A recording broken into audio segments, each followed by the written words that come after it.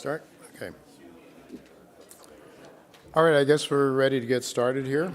Before we do get into my talk, I'd like to just mention that I'm offering a 1-month free subscription to anyone who attends here virtually or in person here.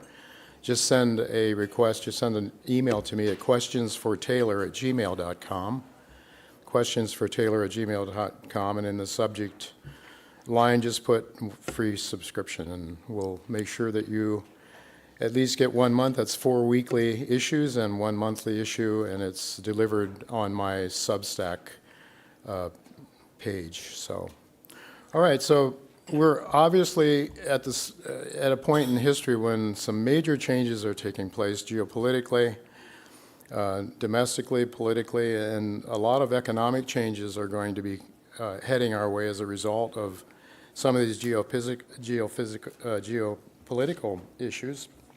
I think that the chart that I have in front of you there shows the gold price, and in my way of thinking, it pretty much tracks the American empire's decline. And that isn't obvious to most people, but clearly when the purchasing power is the inverse of that chart, the dollar's purchasing power,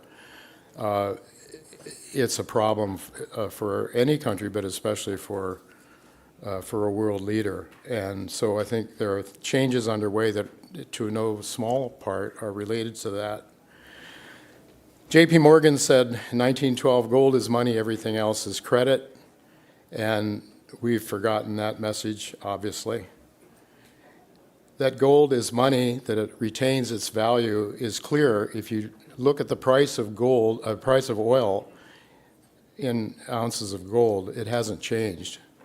This chart goes back to the 1950s. What did change was the definition of a dollar. Of course, that was, during Roosevelt's time, that was changed domestically, but internationally, the dollar was still backed by gold at $35 an ounce. And when the United States decided that it wanted to expand its empire in Vietnam and begin more social programs in America, it had to pay for it, so it started going into debt. It started printing money. And France, especially France, but other European countries said, well, we really don't trust your dollar. We would like real money. We would like gold. So under the Bretton Woods Agreement, they were entitled at $35 to send their greenbacks here in exchange for the real thing, for gold. But Nixon didn't like to see the gold disappearing from the U.S. coffers, and so he slammed the gold window shut, and we went into a floating rate exchange system in 1971. And from that time on, you can see the volatility in the price of oil after we went off the gold standard, after we went off the international gold standard. 1973 then, to make sure that the dollar would retain its value since it didn't have anything backing it any longer, the Nixon administration went off to Saudi Arabia and worked to deal with the Saudis to protect the family and power there. In exchange, we required them to sell all their oil, that OPEC would sell all its oil denominated in gold, and that put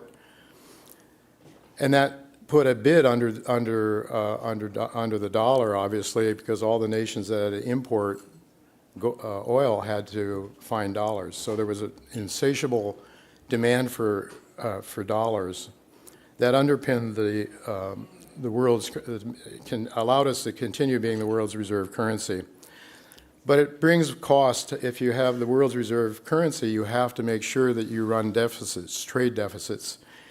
And so we ran this trade from 1971 on. You can see the result, growing chronic trade deficits. That ensured that there was plenty of dollar liquidity sloshing around the globe so that we could have the world's reserve currency, and that so we could also print more dollars so that we could expand our empire, expand our in Vietnam and beyond, and we have to this day continued on with that.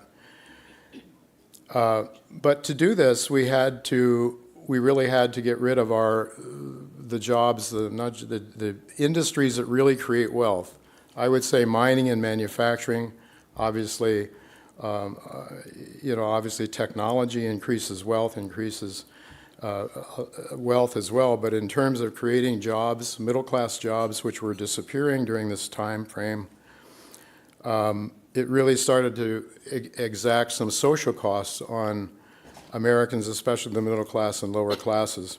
You see here that with productivity gains up until about the time that we went off the gold standard, the workers, the wage earners kept up with the productivity gains.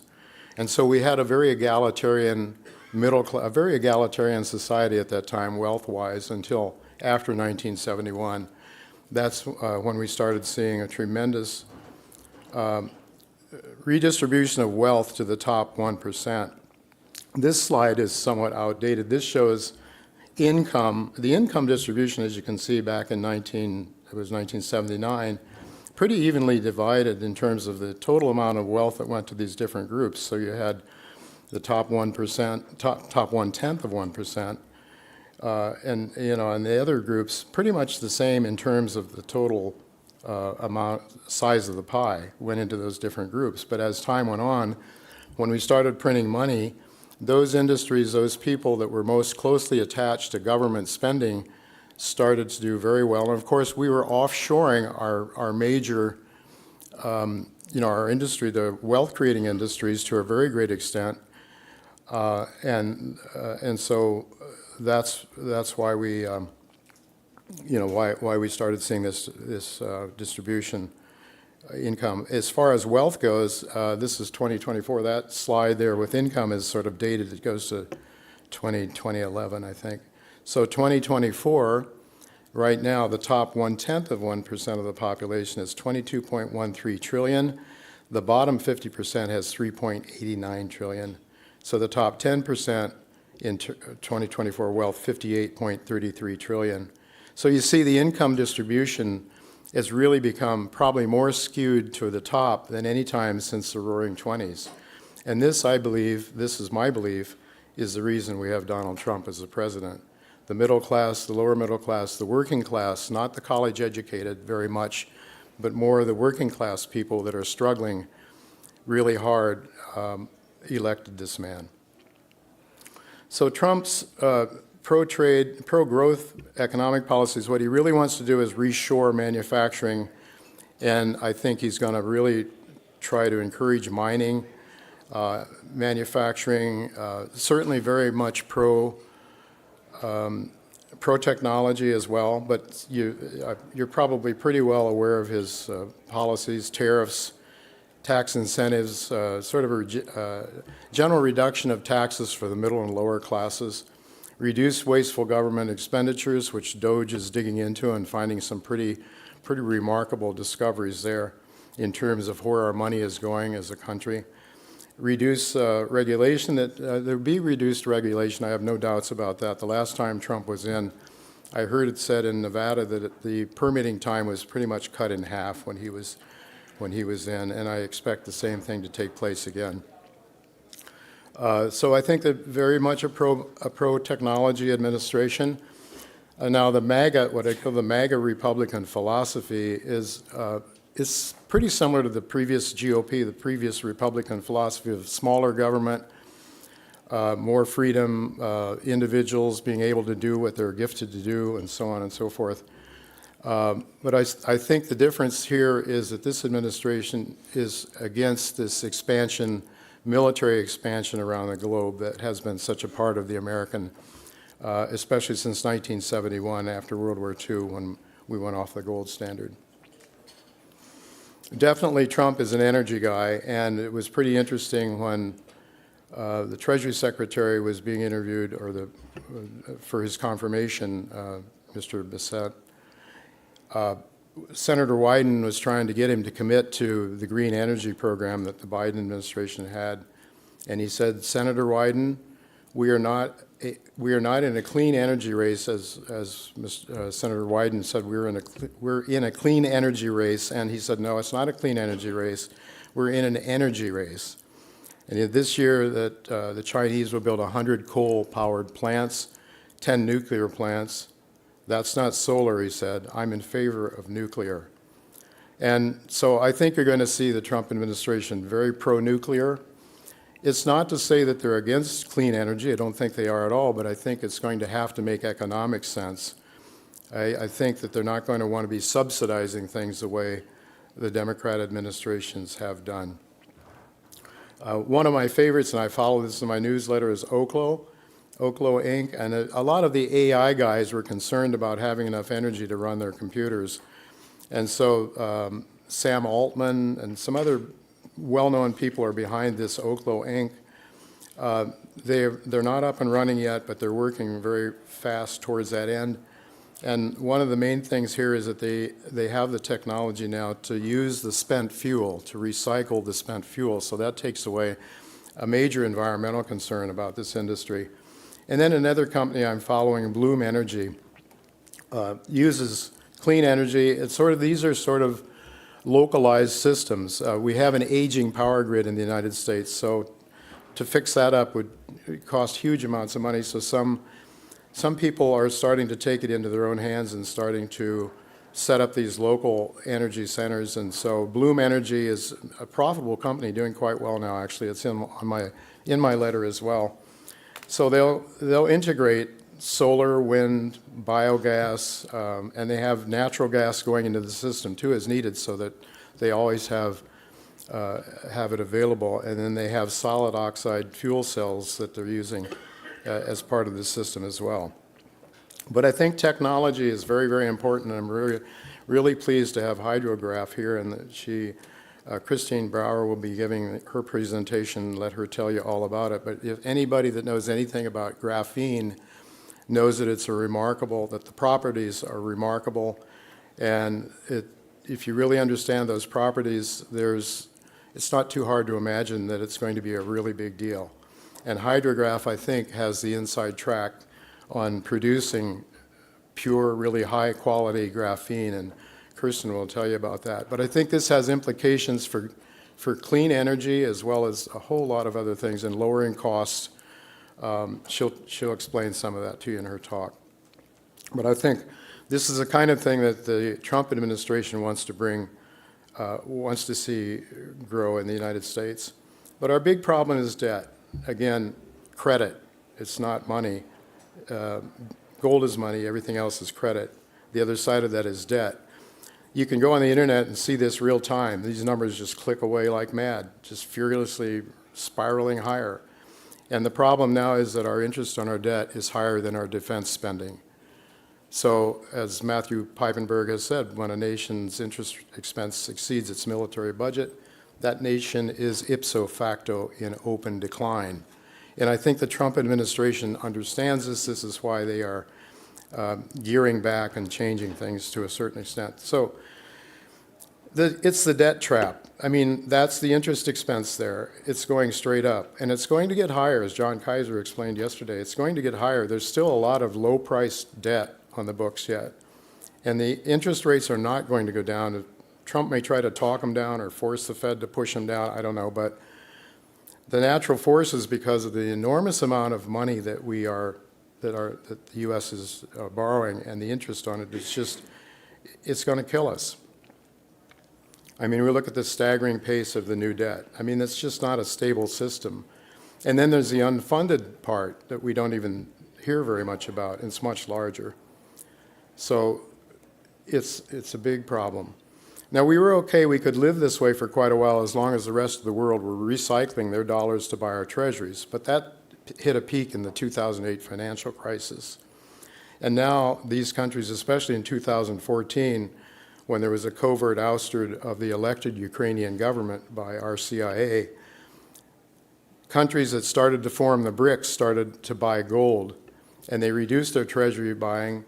And then after we issued sanctions on Russia, all those countries said, we've had enough of the dollar. We're not going to, several of those countries anyway, China for sure. And Russia and other countries said, well, if the United States can do this to us, they might do it to them, they might do it to us. And so that was an inflection point, I think a very important inflection point. So there's this movement towards away from credit to money, to real money. And the BRICS started doing this. They started saying, we think the United States is abusing us, and we're sick of it, and we're going to try to protect our own autonomy, our own nation's interest. And so those were the five, and there's 5 more countries that have joined. There's a bunch more countries that are trying to join. I think that Saudi Arabia is kind of, they, not in yet, but they were wanting to be during the Biden administration, which they didn't get along too well with the Biden administration, which was always more pro-Iran, it seems. So anyway, these people, the BRICS were started, and they are a major competitor now. So they're not holding dollars, they're starting their own trading system. When we shut them out of the international trading system, the international system for moving money around, then they had to do something to protect themselves. So that's the BRICS. Again, I think the Trump administration has a more realistic understanding of what the global forces are than the prior administration. And Marco Rubio, right after he was confirmed to the Senate, did this interview with Megyn Kelly, and basically he was saying that he didn't use the word mercantilist, but that's really what it is. We need to learn to live and to work with people, different power centers around the globe. And mercantilism, of course, was what has always been the thing. Every nation tries to do what it can do in its best interest, and of course, we've been told that that's not a good system, but I think we're going back to it, whether it's good or bad. It is what it is. And one of the issues, of course, I think that's of importance to miners are the critical metals that China has cornered the market on, and various raw materials, and not just in the metals, but probably in the pharmaceuticals and areas like that as well. I think this is really important to keep an eye. A lot of projects, several projects that I'm following, companies have some critical metal, and sometimes it's economically important, sometimes it's not, but it can be important in terms of getting permitting and getting permits, getting things moving faster. Governments would be more supportive if they know there's a critical metal that can be had that way. So as far as the gold miners go, gold mining shares just have not kept up with the gold price to any great extent. Still very much lagging, but we are starting to see some very nice increases in profits for some of the big producers. Barrick Gold recently put out its numbers, and they're looking very good, very, very solid, big, strong cash flows. This is a chart that shows the free cash flows of the GDX companies and showing the discount. And there's, as you can see, a tremendous discount compared to the free cash flows that are coming in from these GDX mining companies. So there's a lot of catch up to do for the gold miners in this. I think it should, unless you don't believe that gold is going to stay where it is, I think it's probably going a lot higher unless you make the case that somehow Trump will get control of the budget and won't have to keep printing money, but I wouldn't bet on that. So we've had this phenomenon of, the ETFs, whenever people put their money into an ETF, they're buying, and those are weighted indexes. They just tend to buy the ones that are expensive. They keep getting more and more expensive. So the Magnificent Seven, such a large percentage of GDP, is 60-some%, equal to 60-some% of GDP, going into the Magnificent Seven. It's been where all the money is going, it seems. And not much of it is going to the mining companies, that's for sure. But I think the party may be coming to an end. I'm sad to say. I really do believe the Trump administration might have some pretty tough years, a couple of tough years ahead of it. I do believe now the Atlanta Fed just put out this yesterday or the day before, is now predicting a recession, a negative growth for this quarter of 1.5%. And they were up over 2% positive until now. Perhaps the layoffs that are coming from the government, if you pay somebody in the government to dig holes and fill them back in, that counts as GDP, right? So if you're laying a bunch of people off in the government, maybe we see a plunge in the GDP, which was probably going to impact the economy negatively. One sure sign that we're getting close to the end of a bull market is when all the little guys are getting in. And I sort of keep track of the insiders, and from what I've seen for quite a while now is that insiders have been major net sellers of their shares. So that suggests that we're probably pretty close to a recession. So, most of the time people figured, well, you could go to T-bonds. When the shares go down, you just go to T-bonds. But that's not working anymore. I do believe that if we go into if we have a bear market in equities, you're going to see the treasuries rally and probably do better for a while. But it's probably not going to last unless you buy the idea that Trump can get a handle on inflation and all the rest of it. I mentioned, I think we're at a major turning point, an inflection point in many ways. If any of you have read The Fourth Turning, you might have thought along these lines as well. This, in 1998, it was written, and they were suggesting that the next fourth turning would come somewhere in the mid-2000s. And I believe that the real big changes started to occur with the 2008 financial crisis, and the election of Obama were major changes for America that have really started a lot of conflicts in the country, and we're going through the resolution of those conflicts right now in a major way, and we're seeing it revealed in the news every day. But one thing I am optimistic about, I'm optimistic that some of our most important people are starting to learn the virtues of capitalism again.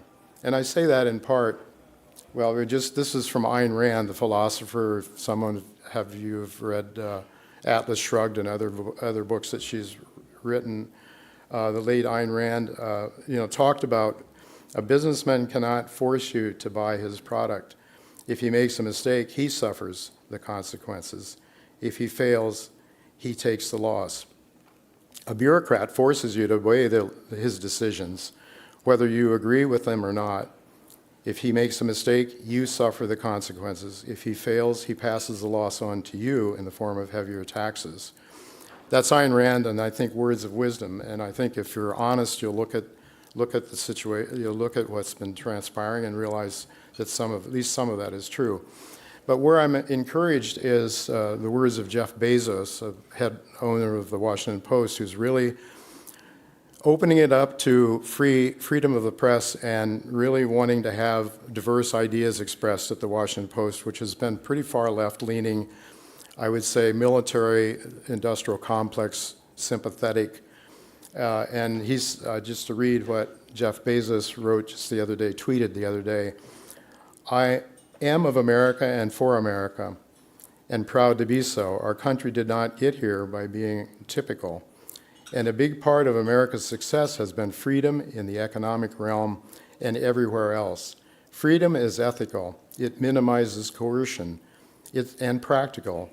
It drives creativity, invention, and prosperity.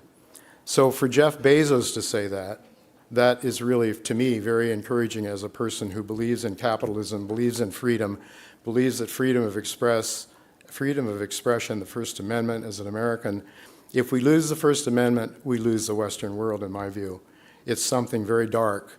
If you can't have doctors, during COVID, we had experiences where some of America's best doctors were not allowed to talk about what they believed to be true about COVID and about the treatment of COVID, including Dr. Malone, who was one of the inventors of mRNA, who was very worried about the repercussions of COVID.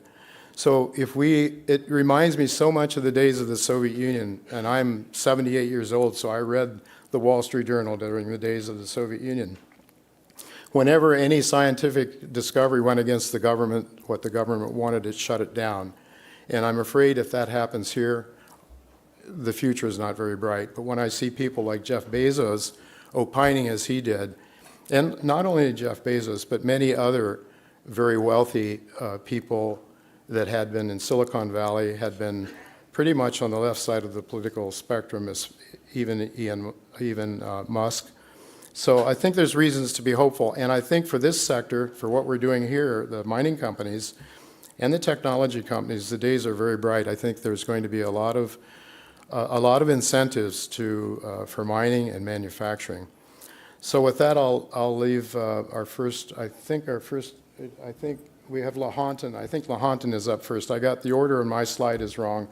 So I'll ask Kimberly Ann to come up and tell you about Lahontan. It's a company that I think it's got a market cap it's an embarrassingly low market cap, but it has value. It has close to 2 million ounces of gold in the ground in Nevada, and these people have been able in the past to advance projects and then find buyers for them, and I think this is one you want to look at. It's a very low price stock, but I think it has lots of upside percentage-wise, so it's all good. Are you just pushing this? Yeah. Good morning.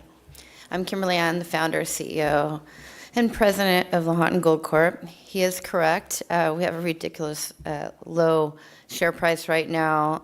It's a very good buy for all of you people that love assets in Nevada. Of course, Nevada is one of the top tier jurisdictions in the world. We've had a lot of success on the ground this past year. We've also had some pretty major hurdles that really didn't play into anybody's business model. One of our largest shareholders back in June, Victoria Gold, had a catastrophe at their mine, and PwC took over the holdings. When that happened, they owned about 25% of our company. It's taken till just this week to move that block out of the PwC's hands into our largest shareholder's hands. That being said, it's finally off our plate, and we can start talking about the fun things that we're doing on the ground. We do have great shareholders. The shareholders that took this block are still our largest shareholders, and they really just want to see us go through the process of building this company. We have a pretty small board right now. We will be looking to bring on some heavy hitters to our board in the near future as we go to building a mine. Myself and Brian Marr, he and I have built 3 mines together, so we're perfectly capable, but it's great to start adding some engineers and people on your team that can help you move the projects forward. So we're in the Walker Lane, the best place I believe to be in the world. Our Santa Fe asset is our flagship asset. It was a past producer that was mined in 1988 to 1994 by Corona Gold. They did a fantastic job. They produced about 400,000 ounces of gold and about 750,000 ounces of silver at the time. Good grade rock in the Walker Lane heap leach operation. There's 4 pits on the property. We just put out our first PEA, I will say, because as we know, we're going to continue to add and improve it with very, very good numbers. Our West Santa Fe asset, we'll be getting everybody to know this asset later this year.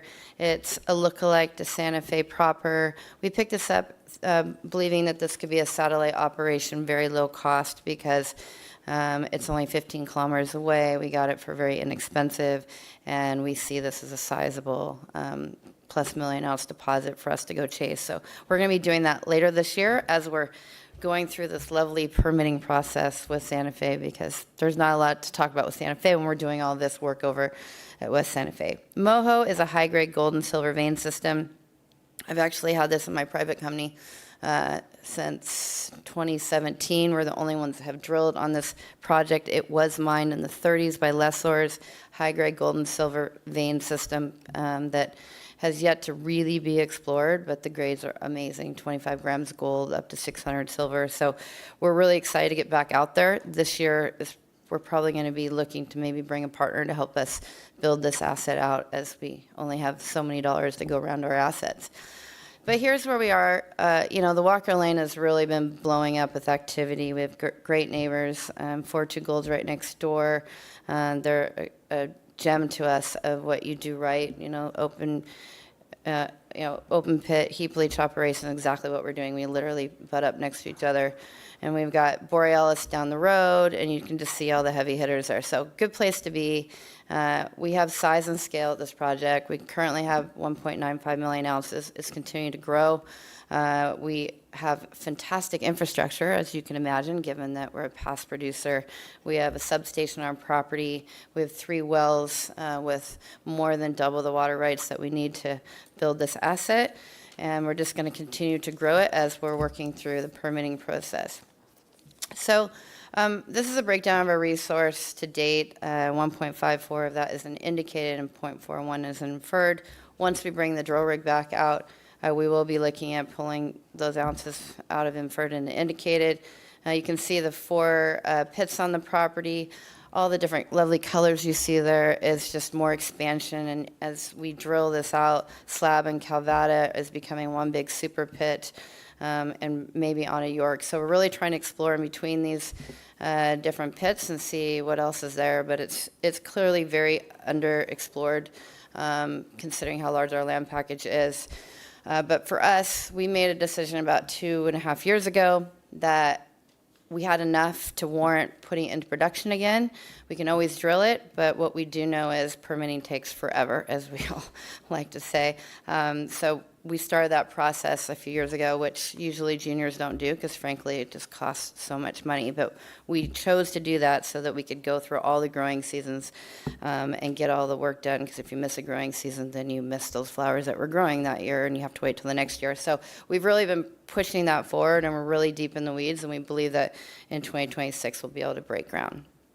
So I think this picture says a lot to the market of what it looks like, the quality of rock. You can see there's 50-degree pit walls. It's been sitting there for over 30 years. We do quarterly monitoring at our project because it is considered a mine under closure.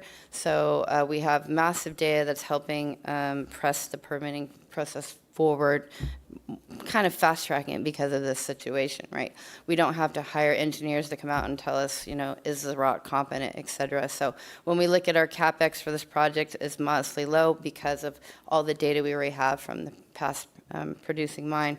So you can see the road access here, the Santa Fe pit in the background, and in front you see the Slab Calvada area. These are really small pits. They were mined at the end of mine life.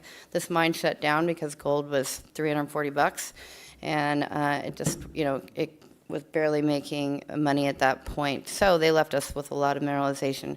But you can see the substation, that little picture there, and then there's also 3 wells right in and around this area. So just a little breakdown, very low strip, project-wide of 1.6. The CapEx right now is $135 million. That's with a 20% contingency.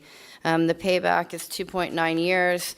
That's with a full year of build-out, so it's really more like 1.8. We're going to continue to work through, how we can get our payback down and grow the assets so we have a longer mine life, and basically all along the way, metallurgical work. Now we have all this information and we can actually build on that. Right now it's an 8-year mine life. We believe it's going to obviously grow from there, 12,500 tons per day. Cash costs are $1,233 right now. I still believe that's high, but we'll be pulling that down. But even at the gold price now, we're still going to be making a fair amount of money off this project. Great IRR, 34.2%. So this is just our starting point. We wanted to get this out to the market because in order for us to get our mine permit, we have to have all this engineering done on the background. How much dust are we kicking up, how much water consumption, et cetera, et cetera. So this PA is more like a PFS on our side of things of the back end so we can get our mine permits. So we did this model at 1950 gold because we have to do the 3-year trailing average. And when I look at this, it's kind of ridiculous looking at what Jay's talking about with where gold is today. But you can see the red line there. This is a side section of our slab pit. And the dotted line below, well, given that we're going to be in production another 1.5 years, it's obvious to see that once we redo this model today, all of that mineralization will come into the pit. So you can see just by us redoing this model, it's going to continue to grow. So our permitting, just a little bit on this, we've been going for 2 permits, plan of operations and our mine plan of operations. We've been doing this in parallel because we can use all the studies, the bugs and bunnies studies we have to do for the plan of operation for our mine plan of operations. So they're all working well together right now. The new administration we do think is going to be positive. We're pretty deep in the weeds of this, so I think time is always not on any of our sides for this type of thing, but we've been getting very positive information from the government. It's just a matter of manpower. When I hear about all these people getting fired in all these lovely government offices, it's like, is there going to be someone to even review your file, let alone push it through? So we're hoping for the best there, but this is a pretty big deal in Nevada that these guys passed a bipartisan bill on, mining first and helping us fast track this. So it's pretty interesting to see what's happening in Nevada specifically. Just quick on West Santa Fe, we just announced a drill program that we're going to be doing this year, 6,500 meters. As I said before, it's a low-cost operation for the future. We paid $1.8 million for this. It's a 7-year option agreement back and loaded, so very low cost up front. We're going to do a round of drilling here because we do believe this is an asset that could be a mine by itself in the near future. It was a past producer by the lessors in the day for silver, so just getting to know our property. We've been walking all over it. There's shafts everywhere, and the grades are fantastic. The rock chip samples are showing 2.6 grams gold, 900 silver, so very interesting, strong system, and we're going to be going out and exploring it. And this is old drilling, 171 drill holes. You can tell they're all old because it's vertical holes back in 84, 85. But, this envelope tells us it's a strong system, and we can use a lot of this data to put into our first resource estimate once we get around to drilling in. Catalyst for this year, we're going to be updating our PA at the end of the year. Look for more information on the permitting. We're going to get a drill rig out to Santa Fe and West Santa Fe together. Thank you.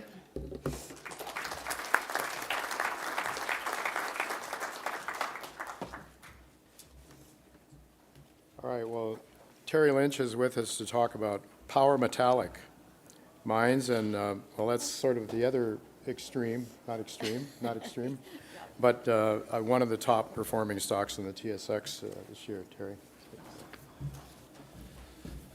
Thanks very much, Jay, for having us here today. Good to see everyone. We'll walk you through the Power Metallic story.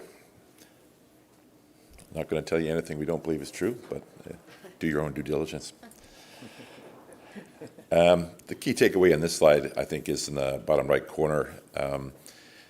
It's fairly untypical, I would say, in Canada to have half a dozen shareholders own 50% of the company.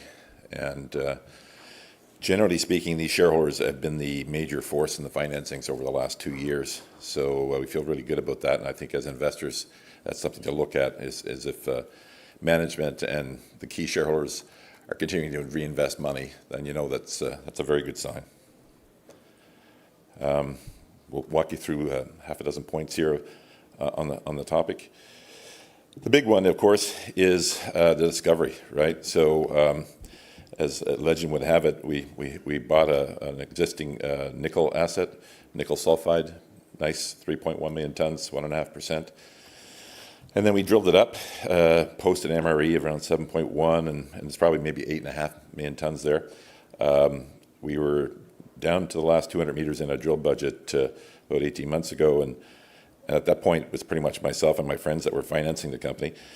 And so the drill team said, "Hey, Terry, the average drill hole was 400 meters. They said, do you want to do the 400-meter hole and write a check?"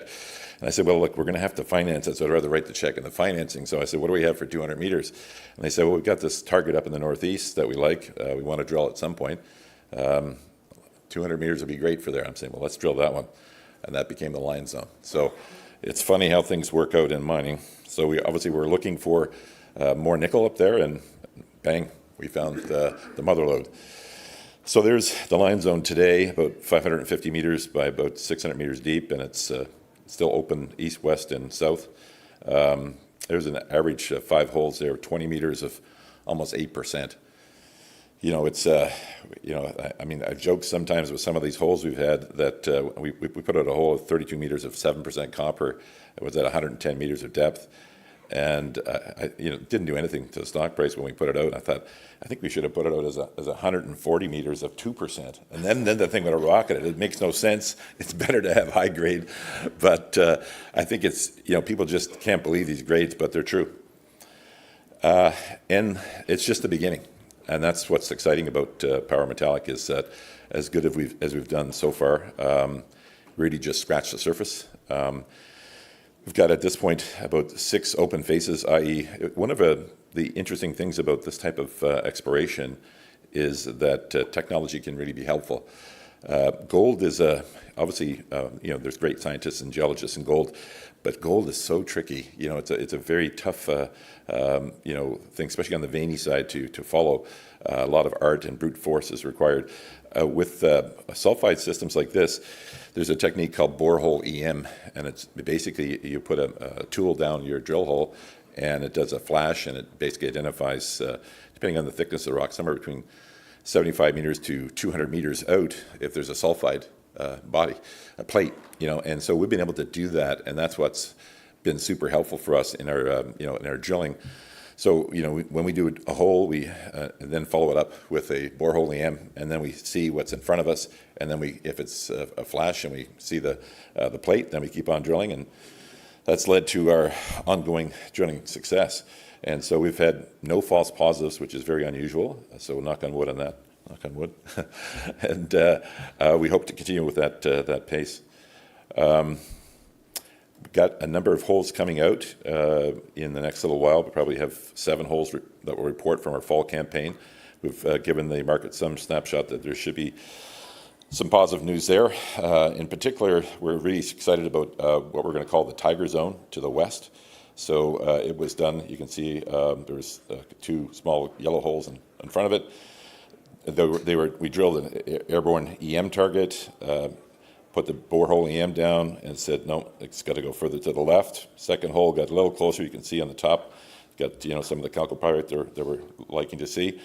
Still wasn't the prize, so it said one more over, and then we hit the prize on hole 94. So we're excited to get those assays out probably in about 2 weeks. So something to look forward to. But 700 meters away, big step out. The interesting thing with these systems is that basically you have an underbelly of nickel sulfide, and then if you almost like at the palm of your hand, if you think of the fingers, each finger is a polymetallic chute. And the secret is to find these chutes because they're super high grade, and you drill those down. That's $500+ rock, and you're drilling down to hopefully underneath there'll be this nickel sulfide beast. It could be a continuation of Nisk Main, where we have the existing 8 million tons, or it could be an entirely new nickel sulfide that we've yet to discover if it's still there. So that's what's exciting. People often ask, did we miss power nickel or power metallic? And obviously you missed the first run, but I think people forget, how world-class studies, world-class mines, how far you'll go. And 30, 50, 100 baggers are not uncommon. They have happened. They will happen again. I believe they'll happen for power metallic. We just raised $40 million, or actually $50 million. And how we did it was basically these 2 slides that we're going to show you. We basically showed the investors, who are the most sophisticated mining investors on the planet, that we're very cheap, relatively speaking. We look at our comparable sort of polymetallic companies and just see what they're trading at. And when you look at the math, we're very cheap. I mean, Foran, which is a great company, traded about $1.6 billion or so, 26 million tons, 2.5%. I think metal in the ground, we could be there by the end of April. So we're 350 million or so. So a long ways for us to go, and I think that's what convinced people that there's at least an easy double or triple in power metallic based on what we've already found. And let's not even talk about what we might find. So that's why we were able to raise the money, and obviously we had some legends join us for a second and third time, Robert Friedland and Rob McEwen. So those guys have been super helpful, obviously with checkbooks, but also just to talk to and get advice on how to go forward with this type of situation. Where we're at in the world, we're in Quebec, arguably the best jurisdiction for critical mineral projects. 3 big reasons. Infrastructure is amazing. We drive off the road right to the site. There's a Hydro-Quebec substation just across the street. We're 8 kilometers outside of the town of Namaska. Regional airport there, accommodations for our guys. So you don't have to build that infrastructure, it's already there. The James Bay Cree, our First Nations partner, they've been unbelievable, fantastic people. Quebec government's done a great job working with the James Bay Cree and with the First Nations overall. And then, of course, the financing we did, I think the stock price, the moving average was around $1.50. We did the pricing at $2.83 on 80% of it, and then $1.45 on the 20%. So you were able to get 1.95 times the price. So that's what you can do in Quebec on the exploration. You can do that also on development. So basically, if this project costs $400 million to build, 200 of that would come from the government as a grant. You don't get anywhere without great scientists, and we've been blessed. So Steve Beresford is sort of our polymetallic guru, arguably maybe the best one on the planet. He's certainly in that conversation. He was chief geo at First Quantum, MMG, and IGO. Trained at Western Mining. Joe Campbell, our VP of X, also trained at Western Mining. So those guys fit together very well, and Adam executes it on the ground. So that we've been blessed with having those guys as our team. Metallurgy is always a concern, and polymetallics, not a concern for us. I mean, obviously it's something we have to validate, but high grades are what save you.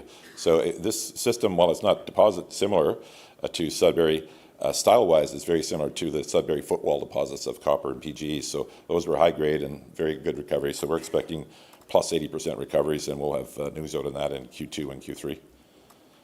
This is a big slide because it speaks to the asymmetric upside in power metallic. And generally speaking, these are all the orthomagmatic deposits in the history of time. You'll see some big ones there: Voisey's Bay, Oktyabrsky, which is in the middle, is Norilsk, the world's greatest mine, Sakatti. So, you know, for every 1 ton of copper sulfide you find in these 25 orthomagmatic deposits, you'll find an average of 5 tons of nickel sulfide. Ranges between 2 to 7. Right now, we're at 1 to 1 at NISC, soon to be 1.5 to 1 copper to nickel. So what does that mean? Well, in addition to finding a lot more copper, I expect we're going to find a lot more nickel underneath this thing. So this is going to make it, you know, a real giant. Generally, that's the core of the presentation. The rest of it is all good stuff, but the nuts and bolts is we got a monster on our hands, and you should look at it. Thank you very much.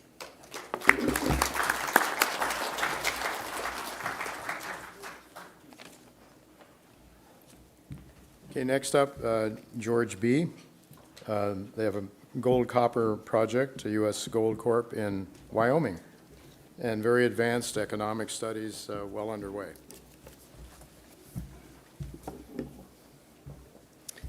Well, thank you, Jay. Thank you for coming along to this presentation. Forward-looking statements. Look, U.S. Gold, we have some great exploration assets. Keystone in Nevada, 20 square miles, 11 miles from the Cortez complex, on trend, and in Idaho as well. Excellent prospects. But what I'm going to spend most of my time, this short time, talking about is our CK Gold project in Wyoming. CK is Copper King, and we call it CK Gold because 60% of our revenue comes from gold. So what a great time to have a permitted copper gold project in the good old US of A. So we have a great team. My background, 40 years in mining, 16 years with Barrick, Goldstrike, did Pierina, Valadero. So we can tap into a lot of talent to actually go and build this mine. Robert Schaefer, explorationist, and so on. We've got adequate group here for financing and taking this forward. So rather a unique situation. We're situated on the NASDAQ, and you can see that at the moment, we've got 12.3 million shares outstanding. That's 12.3, not 223,000, 12.3 million shares outstanding. Our market cap is in the range of 100 to 110 million dollars. And just bear that in mind as we start looking at the net present value. The coverage that we're enjoying at the moment, happy to go over this with you and send you that information. We raised $10.2 million in November of last year, so we're cashed up at the moment. We are now looking, and I'm up here in Toronto at the moment, looking for development capital. So let's look at the highlights. We just updated and published our updated pre-feasibility study in February. Look, when I say pre-feasibility study, we've gone a long way down the road to feasibility. We're just holding back on finalizing that. We should have a feasibility study confirming these numbers sort of mid-year and we can move forward with financing and be breaking ground toward the end of the year. But on the basis of our base case at $2,100 gold and $4.10 copper, you can see our pre-tax NPV at just shy of $460 million, post-tax $356 million, compared to our capitalization at the moment of $100 million. So there's a lot of opportunity there. So what normally holds you back is permitting risk. We've permitted this project. We're ready to go. Typically, in a typical market, you should see a much higher rating, and I think that'll be recognized in due course. But look at where gold is today. We're flirting with $3,000 per ounce. Copper, $4.50. Trump just said copper is a priority for the Trump administration. And gosh, we're in the US of A. So, you know, as you look at the metrics on the $3,000 gold price and $4.50, you know, we're $945 million on a pre-tax basis, $750 million with this project. So a lot of value, a lot of upside. Look, as you look at the project itself, our initial mine plan is around 1.672 gold equivalent ounces in the ground on a 10-year mine plan. Mining that at 20,000 tons per day, that gives you about 110,000 gold equivalent ounces per year for that 10-year period. But it's going to get bigger. You can see the AISC at $937, initial capital, and that's largely to build a concentrator, $277 million. So the challenge ahead is to raise the capital for development. We have off-takers who would gladly finance the whole package. We're looking for the optimum way of financing this project at the moment. So, you know, what makes it where it is, and what makes some of the things that are idiosyncratic about this project? Location, location, location. It's just like real estate. If you're in the right spot, the things work well for you. We're 20 miles to the west of Cheyenne. Cheyenne is in the southeast corner of Wyoming. People can go home at night. We don't need a man camp. We've got power close by. Black Hills Energy is our power provider. They'll give us power at 7.9 cents per kilowatt hour and build the line for us and amortize that over the life of the mine. If you go to Denver, an hour and a half later, you can be on site. So we're surrounded by OEMs. We don't have to build a lot of warehousing for critical spares, well represented in the area. We situated on state and private ground. So what we did was we pivoted towards development in 2020. We did 2 years of baseline information. We prepared our permit application. 2 years later, we have a fully permitted mine ready to go. And that is you know, awesome in the context of North America, where permitting takes so much longer. Wyoming is a resource state. We will pay the state 2.1% NSR royalty on the concentrate we produce. So the mine, dead simple. I believe in the KISS principle. Keep it simple, sweetheart. Open pit mine, 0.9 to 1 strip ratio, waste to ore ratio. So we've got a very low strip ratio, very short hauls. We've got a refinery just down the road, Sinclair Refinery. Diesel is very inexpensive. So we essentially take ore from the pit, put it through a primary crusher, SAG ball mill combination into a flotation section. We produce a concentrate, a copper gold concentrate, with no deleterious penalty elements, no arsenic, mercury to worry about. You know, the concentrates are in very high demand at the moment. Water is a big issue in the western U.S., so we actually do a dry stack tailings. We squeeze the water out and recycle it to be responsible with that precious resource. Stack the tailings and then cap the tailings with some of our waste. And you'll note that there's a couple of waste rock facilities. I'm going to come to that in a moment. But essentially, this is just the engineering drawings of how it looks.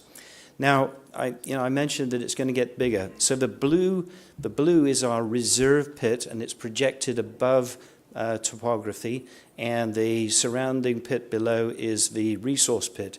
We are drill limited. What we decided to do was put the value proposition for this project up first, and then determine that we could get a permit, de-risk it. No point drilling. We know that we've got additional resources at depth. They're just drill limited, but there was no point burning up treasury drilling until we had a value proposition and we had a permit. We have the value proposition. You've seen it. It's a great project, and we've permitted it. So the de-risking is done. We do anticipate that the current 10-year mine life will extend to 10, 15 years, and there's also, we had Silito on the project, and he believes it to be a porphyry, and they don't happen in isolation. So we've got upside potential.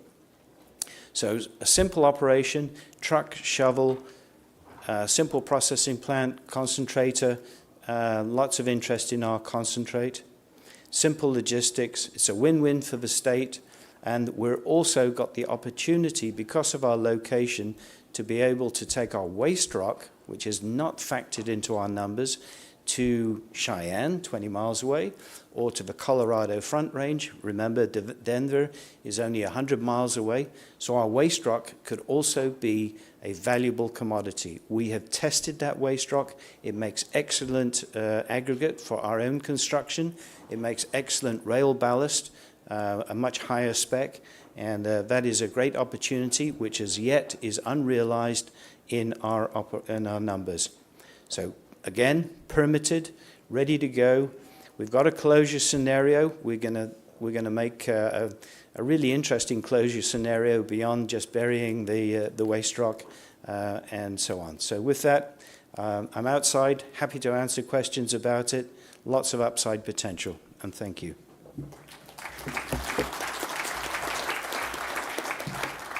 Thank you, George. I should mention that after this session is over, there will be a Q&A session, a room over in this direction, that if you have questions for any of these presenters, come on over and ask them. Okay, so now we're going to Western Alaska. It's a great CRD, carbonate replacement system. That's a discovery that's really high grade.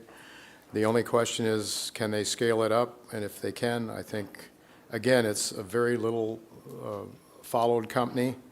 It needs the attention, and that's why I'm really happy to have them here, because I think it's extremely undervalued. So go ahead. Well, thank you very much, Jay. Thanks for being here. And okay, there we go. So I'll go ahead and actually a sample of our drill core is right there on the first slide.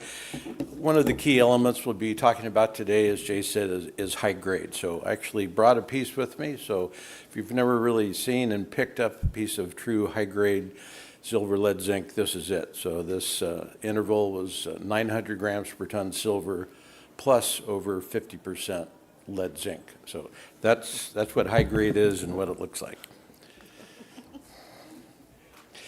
So a couple of highlights I'd like to have you take away from this. We have an entire district, the Illinois Creek District in Western Alaska, originally discovered by Anaconda in the 1980s. I had the good fortune to be the first project geologist to run this for Anaconda. Took many years to reassemble the district, but we did, and here we are today. Right about a year ago, before PDAC of last year, we announced our first initial resource at the Water Pump Creek deposit. That's the high-grade silver, lead, zinc core that I just showed you. The resource is 75 million ounces silver equivalent at a grade of 980 grams per ton silver equivalent for the entire resource. Very importantly, besides zinc, which is a U.S. critical mineral, our sphalerite, the zinc mineral, contains gallium. Gallium, not really a word that people talked about a few years ago, but now it is. It's number one on the U.S. critical minerals list. Key to that is it's one of the key elements for active radar displays, which are required by the U.S. military and all fighter aircraft and missile systems. So that lets you know why gallium's number one. We also are very different from other exploration projects. This is really a brownfields project. At the west end of our carbonate replacement system is the Illinois Creek Oxide Gold Deposit. Went in production, first open pit heap leach gold mine in Alaska in 1997. Had the misfortune of financing with the Rothschilds when gold was $3.50 an ounce. Went in production the next year, gold hit $2.63, and that lasted about 14 months. So timing is everything in mining and a lot of other things also. We are on all of our property and our access route to the Yukon River is all on state of Alaska land. We're not on federal land. Permitting, we get 5-year permits at a time for exploration. And the state of Alaska has given us the entire mine data permit set for the Illinois Creek mine. So that is something that we're continuing to look at, but once we drilled into the high grade at Water Pump Creek, had a choice based on budgeting which one to go after. So we really focused the last 3 years on Water Pump Creek, and the reason is that drill core showed you in the resource, that's about $900 a ton gross metal value. Mining, G&A, and processing would be about $200 per ton, and therefore you have a tremendous margin. We have about 40-kilometer road that we've engineered to the Yukon River. We'll probably thinking about permitting under the new regime in Washington, D.C., and I think this would be a good time to move ahead with that. And we have an excellent team, which we'll talk about in a minute, besides myself. Joe Pekenbrock, who was with Nova Gold for a decade, really the one that brought the Donlin Gold project to its 40 million ounces. Peter McGaw is really the father and the guru of worldwide expert in carbonate replacement deposits.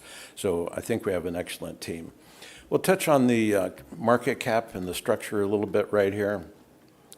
Fairly a good tight share structure, about 64.4 million total issued shares. Of those, only about 42 million, 41.9 are actually free trading. The rest are founder shares. My wife Joan and I founded the company in 2010, so we were private for about 11 years before going public.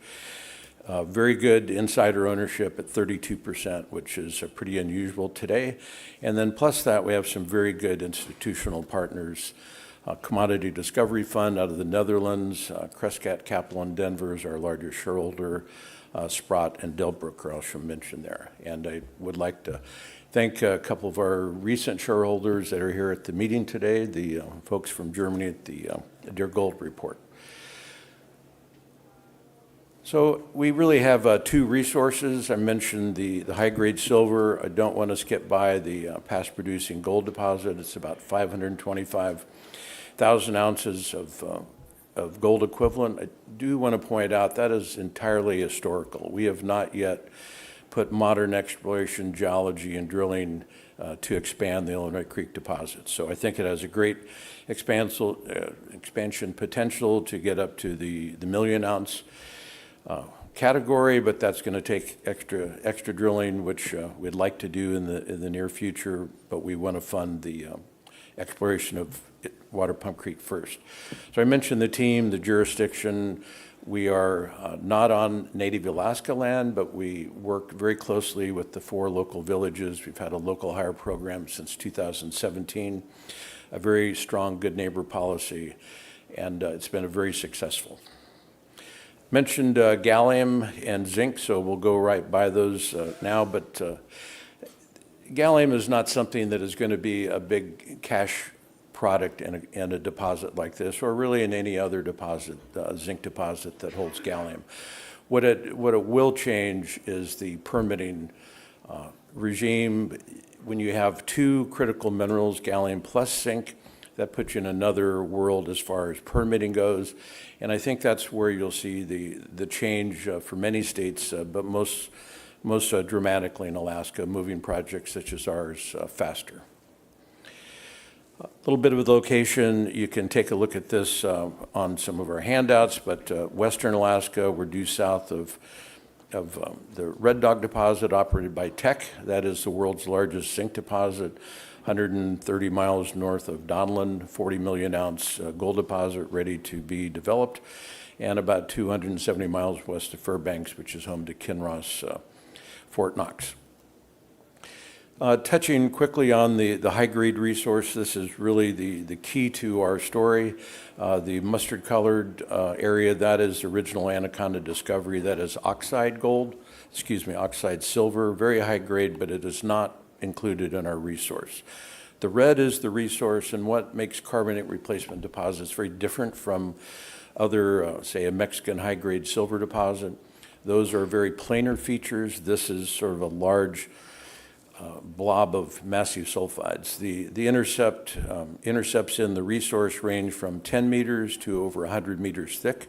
This would be underground mining, a very low capital cost profile. You'd drive a decline to this. It'd be mechanized mining, long hole stope methods, and the room for expansion is really the story going forward in 2015.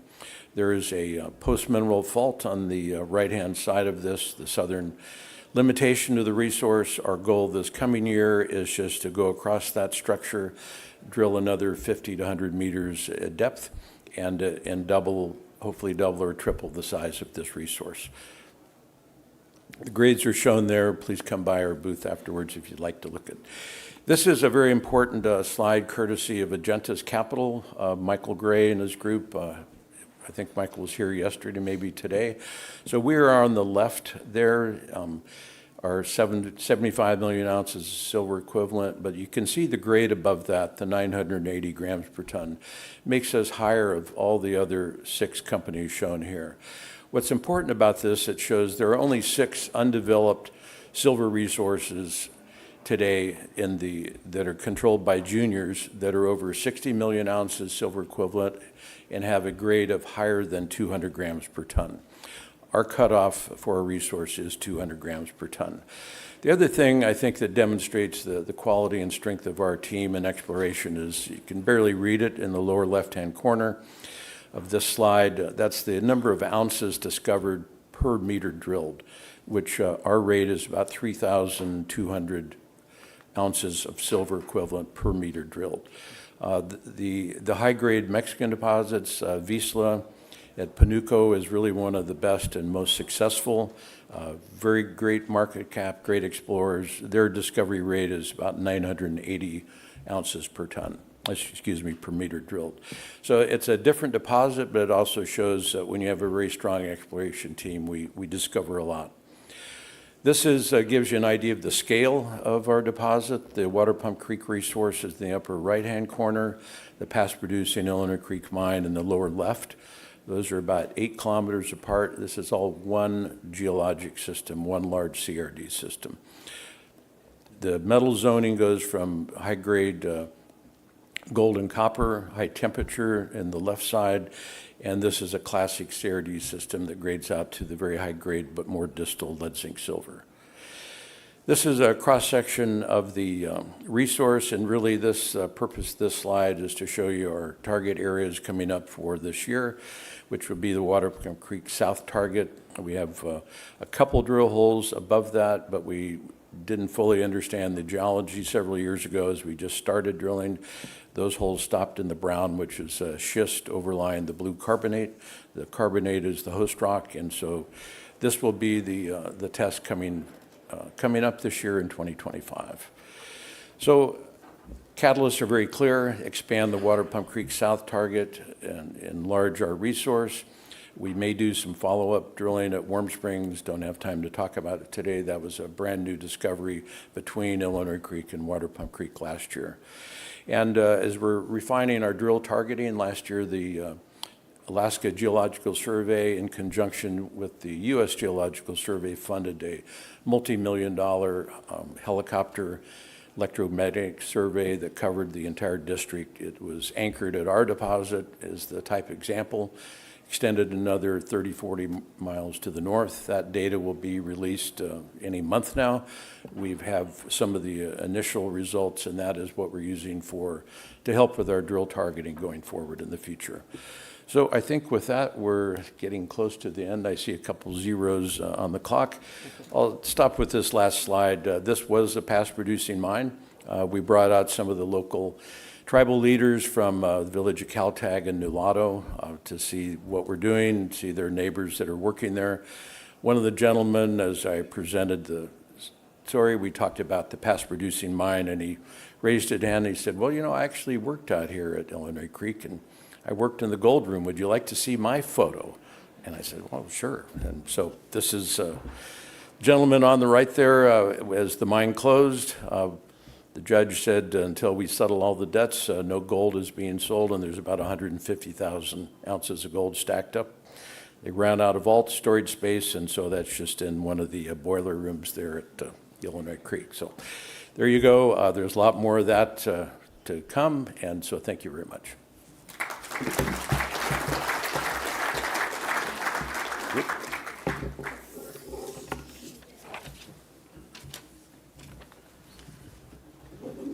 Okay, last but not least, Hydrograph Clean Power. I had a call from a nuclear engineer who was a longtime subscriber, and he said, Jay, you really have to look at this company, this graphene company.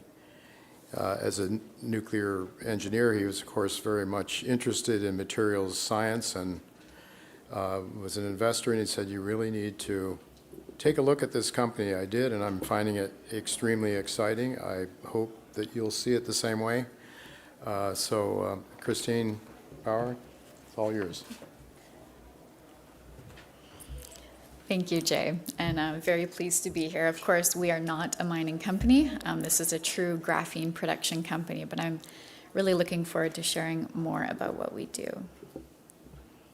So how do I click this? Yeah, it's just the green button on top is the one where you Got it. Yep. Our forward-looking statements. So what does Hydrograph do? We provably produce the highest quality graphene in the industry at the greatest cost efficiency. How do we do that? We have a patented explosion synthesis process. So exactly as it sounds, we blow up hydrocarbon gases, and we do that very, very effectively. That is a CAD rendition of our reactor. Effectively, it is 2 meters by 2 meters. We pump in acetylene, which I'm sure most of you would know is a welding gas. It is very volatile, so you can imagine it's bringing a lot of energy with it. Because of that, we have virtually no energy requirement in our production process. So we pump in, you can see those cylinders, those are carbon steel chambers. We pump acetylene and oxygen into those chambers. We have electrodes at the top and bottom. They fire in synchrony. It destabilizes the molecules, and all of the carbon that was in the acetylene gets crystallized into pure graphene powder. So it's a gas phase reaction. Most of you know acetylene is a highly pure gas. It is just C2H2. There's nothing else that can find its way into the graphene. If anyone is having a technical background, you're wondering where the hydrogen and oxygen is going, that is then exhausted as syngas. That is not a greenhouse gas, that's a commodity gas. At scale, we will arrange an offtake agreement for that. Let's get into the economics, because that's really what makes this story so exciting. So the CapEx requirement on these units is less than $500,000, significantly less than $500,000. We can build these units in a matter of months. We can build them concurrently. We sell 1 ton of graphene for a starting price of about $250,000. That price based on how we functionalize. Functionalization really means adding chemical groups. We can increase the conductivity, potentially increase the surface area, all the way up to just shy of $1 million per ton. We are currently speaking with about 50 customers. I would say between 5 and 7 of those opportunities would have an annual consumption requirement of more than 1,000 metric tons. So you can see the opportunity that we have. Without disclosing our exact production costs, we operate, I would say, to say 60% margin would be very, very conservative. So it's a huge potential for growth. We're extremely excited, about this technology. And again, this is commercial. We have been producing for years. We are currently scaling up production and starting our first large-scale facility in the US. And now at this point, we are growing very rapidly. This is the team. You know myself, Kirsten Brewer, as effectively the first employee of this company, created our first strategies, have really built the team that you see in front of you. I have a master's in material science and engineering. You can see Ranjith Divigalpitya. He spent 3 decades at 3M specializing in graphene-like carbon coatings. He has more than 190 patents under his belt and has strongly contributed to our patent portfolio. Stephen Corkill is our VP Operations. He has designed and built all of our Hyperion reactors. And then notably, the brilliant Dr. Chris Sorensen, who's our VP R&D, he discovered this at Kansas State University. It was, as Jay mentions, a serendipitous really result. He was looking at aerosol gels for aerospace components, really just a scientific study. He was blowing up different hydrocarbon gases. At one moment, he did blow up his lab. And the resulting mixture, he thought, well, this is fluffy, black, like angel food cake. He put it under a scanning electron microscope and realized that in that one reaction, he had made the world's highest purity graphene. So I think with most of the most amazing things in science, he was not trying to make graphene. We are incredibly lucky to have really stumbled upon this technology. And of course, Hydrograph is committed to commercializing his discovery. Graphene, I'm guessing most people in this room know what graphene is. Graphite is effectively billions and billions of layers of graphene. We are, of course, synthetic. We do not use graphite as a feedstock. We use acetylene. But really, graphene is the strongest and most conductive material that has ever been discovered. It is a new material. It was only discovered in 2004. So you can imagine we're still kind of learning how to use it. The best thing about graphene, it's not competitive. It makes everything work better. You can put it in batteries, carbon fiber, internally as drug delivery systems. It can, of course, also be used with metals. I think moving forward, the future is really a mix of different nanomaterials. It might be graphene with other graphenes. It might be graphene that's doped with silver particles. But using graphene can reduce our reliance on rare earth minerals. And I think that moving forward, it's really going to usher in a new age of nanotechnology. If you imagine, the ages of man, they've really been defined by our materials. The Bronze Age all the way up to the age of silicon. I think silicon is a good example because it really fundamentally has changed so many industries. Graphene, quite like silicon, has extreme conductivity, but we also get the mechanical strength. So this is really going to open up a whole new world. And with nanomaterials, you have this ability to layer on functionalities. Normally with legacy materials, if you want to make something stronger, you might be making it more brittle. With nanomaterials, you can just add and add these layers. So it's really going to open up so many new opportunities. This is an important slide to understand. So this is slightly data that was published in 2017, and this is effectively an analysis of 300 companies worldwide claiming to produce graphene. We did not participate in this study. The Journal of Advanced Materials found that there is almost no high-quality graphene in the market as defined by the ISO. And the ISO defines less than 10 layers as graphene, more than 10 layers, that would then be graphite. They found that no company produces over 50% graphene content, with a majority producing less than 10%. Effectively meaning that most companies are producing graphite powder and not graphene. This, of course, does not have these superlative qualities that I mentioned previously. We do not face those challenges. Every single time we turn on our reactor, we make exactly the same type of graphene. Every time we've scaled up the reactor, we've also produced exactly the same type of graphene. So we make identical batches of pristine graphene at scale. We produce 99.8% pure carbon content graphene. It is 100% graphene, but the carbon content of our graphene is 99.8. We have a tiny amount of oxygen, and we find that that actually strongly contributes to our conductivity because, of course, oxygen has 2 electrons, and that is lending that additional electron mobility. And we have been tested as pure by numerous labs and verified by the Graphene Council. So effectively, we have commodity gases. They are freely available. They are also low cost. And then we have our reactor, which you can imagine is really a bomb or a way to contain that explosion. And don't worry, all of our engineers are still alive. But we can produce these really with a modular system. We can add these units and put them online as customer demand grows. So we are not really constricted with a huge CapEx cost upfront. Target industries. So I know that I am short on time, so I'm going to kind of gloss over these, but really we are looking to see revenue for our shareholders as soon as possible. And with that, we are focused on composites and coatings. Composites are very quick to bring to market. They have very, very healthy margins, and you can really add on these functionalities like EMI shielding, anti-fouling coatings, and composites and coatings can really work well together. Lubricants, oil and gas companies often move quite slowly.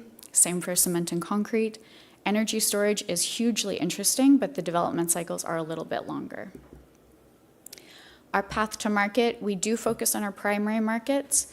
Secondary markets, really everything apart, and that includes far more than lubricants and concrete. We are interested in, but we would need to partner with another company to really commercialize those. All of this work happens at the GEIC, and this is really our R&D center in Manchester, where graphene was discovered in 2004. So this has become the dominant hotspot, really, for customers worldwide when they want to integrate graphene into their product line. It was here that we were connected with not only the US military, top-tier automotive companies, and really so many more. We have also been told, and granted this is anecdotal, that we are the most graphene-like graphene that the GEIC has ever seen, and we strongly outperform our competitors, often by a factor of 3 to 4 times. So we're incredibly lucky to really have this relationship. I'm going to kind of gloss over these just in the interest of time, but we are looking at an opportunity from an automotive company and also from a tactical fiber, and this would be with defense contractors and also chemical companies that we expect to close a contract on by the end of the year. And everything is, of course, patented, which you can view online. All of these slides are available on hydrograph.com. This is effectively our cap table. We are looking to list on NASDAQ by the end of the year, provided that we hit our commercial milestones. And as mentioned, growing quickly, very, very thrilled to have the support of Jay and have a technology, of course, presenting at a mining conference. So thank you, everyone, so much for your time.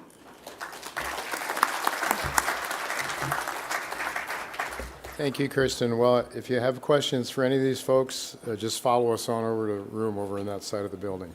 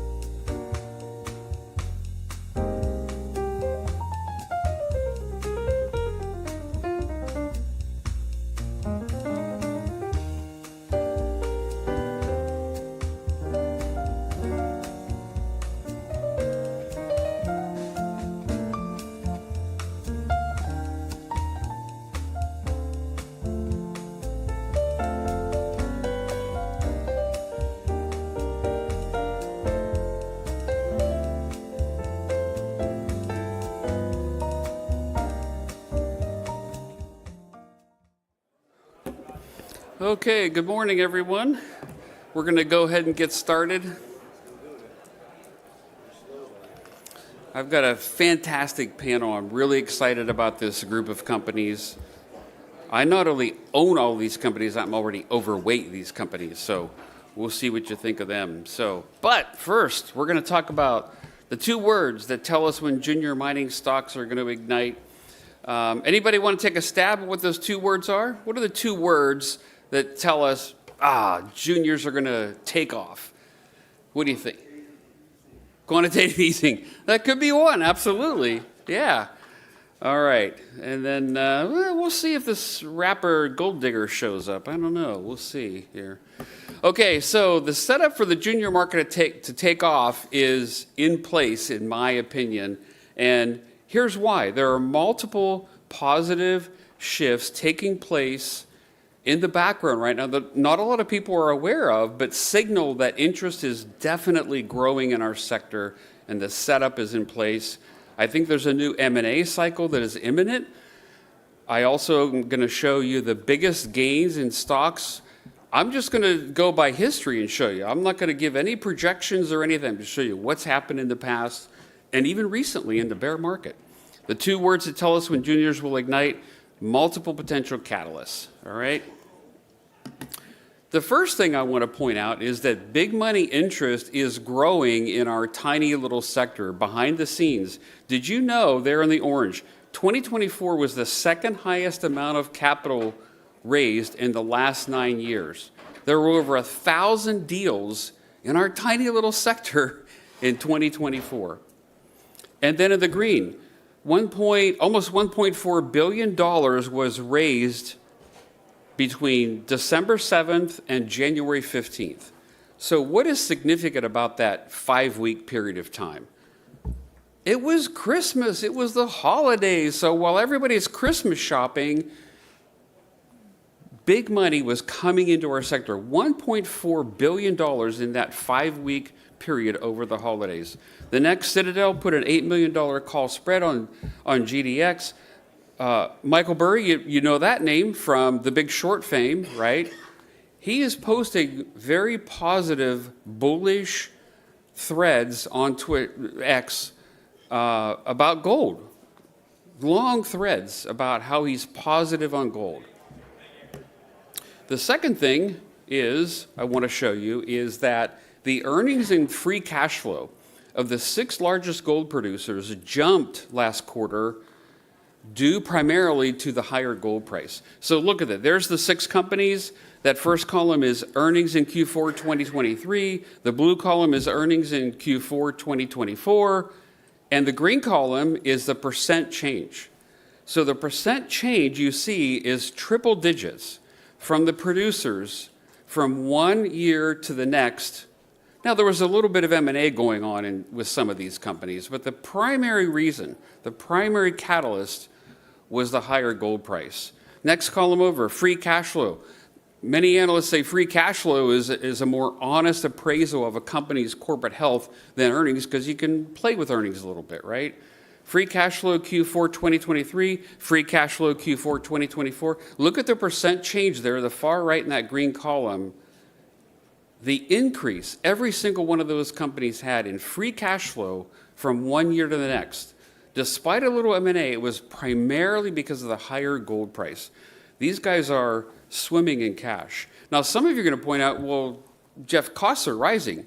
Yes, they are. Costs are rising. You can see from the end of 2018 there to where we are now in the blue bars, $1,451 per ounce all-in sustaining costs is the industry average right now. Costs have gone up over 50% in 5 years. But look at the gold line. The gold price has risen more than costs. Costs are up 50%. The gold price is up 140%. Think about the significance of that. In a high inflationary environment, margins for gold producers are rising more than costs. Margins are increasing. These guys are just printing cash right now. This is one reason I think there's another cycle of M&A that's going to come along. Miners have more cash, and less debt. This is net debt to EBITDA. You can see 25 and 26 there on the far right. They're projecting, as a group, no net debt for these companies. The significance of this is these guys are swimming in cash, they're generating a lot of cash, and they have no debt. This is a perfect setup for an M&A cycle. Many of us wonder, well, why aren't these seniors buying the producers? They could buy 5 of them for what they could buy 1 for 5 years ago. Now they have the cash, now they have low debt, they're ripe to begin an M&A cycle. And there's the 2 words. Ladies and gentlemen, 2 words that tell us when juniors will ignite: sector rotation, in my opinion. Sector rotation is simply financial assets moving from one class to another, investors moving from one to another. And it's not really happened for the juniors yet, because during periods of crisis, when there's geopolitical conflicts and threats of inflation, threats of tariffs, people don't go out and buy junior stocks, they buy gold, okay? So it hasn't really happened yet, but I think it's going to come. Some stocks have been doing well, despite there being no real sector rotation yet, but clearly, most companies are going to do better when there is. In my opinion, sector rotation is likely when one or more of these markets go weak. First of all, here's the NASDAQ. This is the gold to NASDAQ ratio.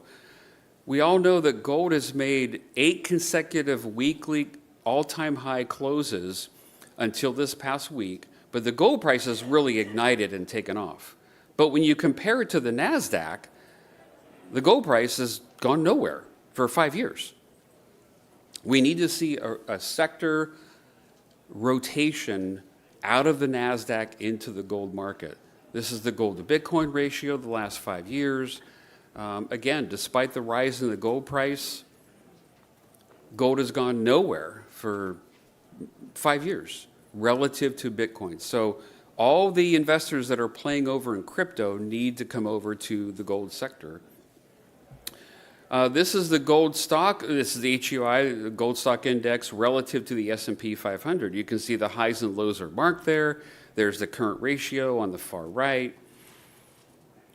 Relative to the S&P 500, gold stocks have gone nowhere. This ratio would have to rise 10 times just to match where it was in 2011. Okay, so a combination of the S&P coming down and gold stocks going up. Okay, this is a fun part here. I want to give you some examples of what has happened in the past with junior mining stocks, the kinds of gains we've seen. This is a great chart from Joe and Brent over at Exploration Insights. At the top there were 141 10-baggers from 2008 to 2011, that very last bull market that we had. 141. So if there's 2,500 mining stocks out there that we could potentially look at, that's roughly 5%. These are companies that went 10x or more. Many of these companies went more than 10x, 141. So we always hear, well, Jeff, only 1 out of 3,000 projects ever becomes a mine. That's true. But many stocks have big gains before they get there, even if they don't get there. Okay, I'm excited to show you this because I bet you haven't seen this before. These are the biggest stock gains each year. The bars show the gains for the stocks, but the green part of the bar is the range of what the top 6 performing junior stocks did in each of those years. So in 2020, the top 6 ranged from a 900% gain to a 1,344% gain. 2021, 562 to over 1,500%. 2022, 191 to, almost 1,200%. 2023, 378% to over 1,700% gain. And last year, 354% to over 3,100% gain. That's what the top 6 did. Now, we as investors are not always going to get the top 6. But I mean, these 5 will be in the top 6 though. Right, yeah, okay, good to know, good to know. But what if you could just get one of those a year? What if you just get one of them? If we screen properly and go after best of best with the best potential, I think we could do that. I saw Berkshire Hathaway's report last quarter. It just came out. They had a whopping $343 billion in cash. So I thought, what does that look like compared to gold companies? These are the top 8 gold producers, and this is not their cash level. This is their market cap. This is not even an apples-to-apples comparison. But Berkshire Hathaway could buy every single share of every one of those 8 companies and still have $143 billion in cash left. Now, Berkshire Hathaway is not going to do that. My point is, consider just how much cash is on the sideline before the sector rotation begins, okay, that could come into our tiny little sector and just blow it up. Okay, what triggers a capital rotation? We could talk about this for an hour. There's many potential things. Here's a few that I think could be it. This is inflation. This is the CPI. The dark bar is the CPI from the 1970s. The gold bar is our current CPI, what it's been doing in the US. Look how similar the pattern is. So do we get another hike? And you can see the gold bar, the gold line just turned up again here the past few months. Do we get another big spike like we did back in the 70s? If we do, look out. What about money printing? There's your quantitative easing, sir. What if they really ramp up the money printing again? This is from Tavi Costa at Crescott Capital, the gold to money supply. Is it about to break out of a 45-year downturn? If it does, wow, look out. There's going to be a lot of money coming into the system. What if China wants to increase its reserves? The blue bars are the gold as a percent of reserves for each of those countries, okay? Look way over to the far right in the red bar, China. China, as a percent of their reserves, what they hold in gold is very small. It's only 2.5% roughly. So what if they want to increase it? What if they want to go to just 10%? To go to 10% of their reserves in gold, they would have to buy twice as much gold as they already own right now on the books. Twice as much. That would still be below what 15 other countries have as a percent of their reserves. That would be explosive. Did you know Beijing just announced that insurance companies can now buy gold? Insurance companies have to be very conservative, right? But the government is now allowing them to up to 1% of their assets in gold. 1% of their assets at $2,800 gold is over 7% of last year's gold production. This is one sector within one country, okay? I don't know that that's going to happen, but it's now allowed. We'll probably see them starting to buy more gold. What if there's a technical breakout, okay? That would bring in a lot of momentum chasers, right? This is the GDXJ, the Junior Miners Index. You can see the all-time high there on the left. You can see the breakout from the golden triangle there, or the green triangle. But I want to read the white insert there. A simple return to the 2010 high of $179 would equate to over a 300% return just in this ETF. And that's just if we match where it went in 2011. So if we're on the cusp of another bull market, and I believe that we are, then we're going to see a lot of investor interest come in. We're going to see a lot of demand. We're going to see a lot of buying. We're going to see a lot of momentum chasers, and they are going to drive up the price. So at some point, I think that happens. So, ladies and gentlemen, sector rotation could be the key. We don't know when. We don't know the catalyst, but I think we should begin to build our positions now. And to help us while we wait for sector rotation, Ladies and gentlemen, I would like to introduce you to nobody. Let me go back one.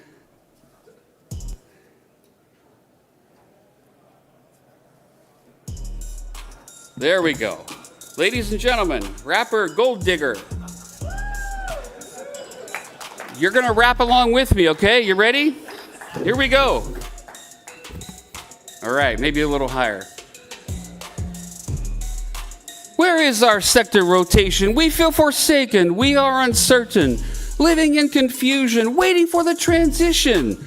Don't be heartbroken. There is a solution, and it is on the horizon. So give me your attention. You don't need no aspirin because I got your medicine. Don't be mistaken. There ain't no deception. Whoops. We will see redemption. So here's my suggestion. Build your position now and wait for sector rotation. Juniors will get attention. They'll get a big injection. We'll see lots of money and a big explosion. Inflation, stagflation, recession, I am unshaken because I got the prescription for monetary salvation. Sector rotation will make me a quadrillion and I will be like Led Zeppelin. I will go on vacation and meet a sexy French woman. Yeah. So join me for the duration. You will see elation. Now give me an ovation and buy a subscription! Ah! Thank you, ladies and gentlemen. Gold Digger out! Yeah!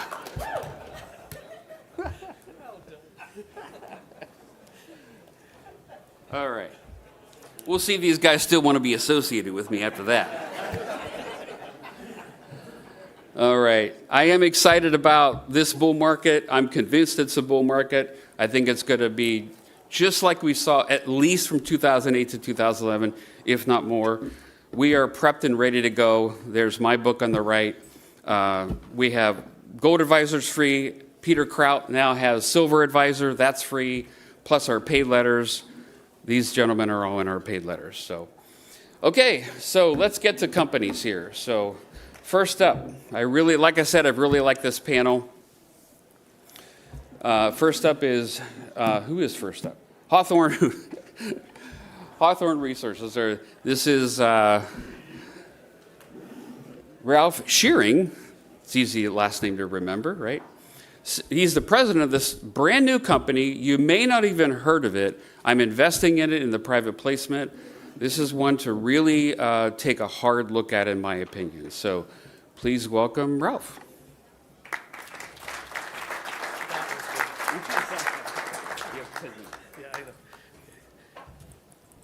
Hello, everybody, and thank you. And I hate rap, but I think I've been converted.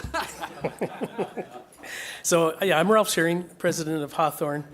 A lot of you probably already know me. I was the founder of Luca Mining and nursed that along through to exploration, pre-production, et cetera. I left the company about a year and a half ago and joined Hawthorne about 4 months ago. So we have a brand new project that we just did a deal on. This is in Nevada, great state to be at, and it has an exploration target that's been outlined as about 25 to 43 million tons of potential ore at those grades, and I'd like to point out the silver grade there. It's a good silver grade, but this has been an underground mine in the past. We're looking at it for both underground, but really we want to focus on the open pit potential of this district and this mine. So this mineralization is open in all directions. It has open pit potential. This company will have 30.7 million shares issued after we close the deal for acquiring the Nevada subsidiary company. A very tight vehicle.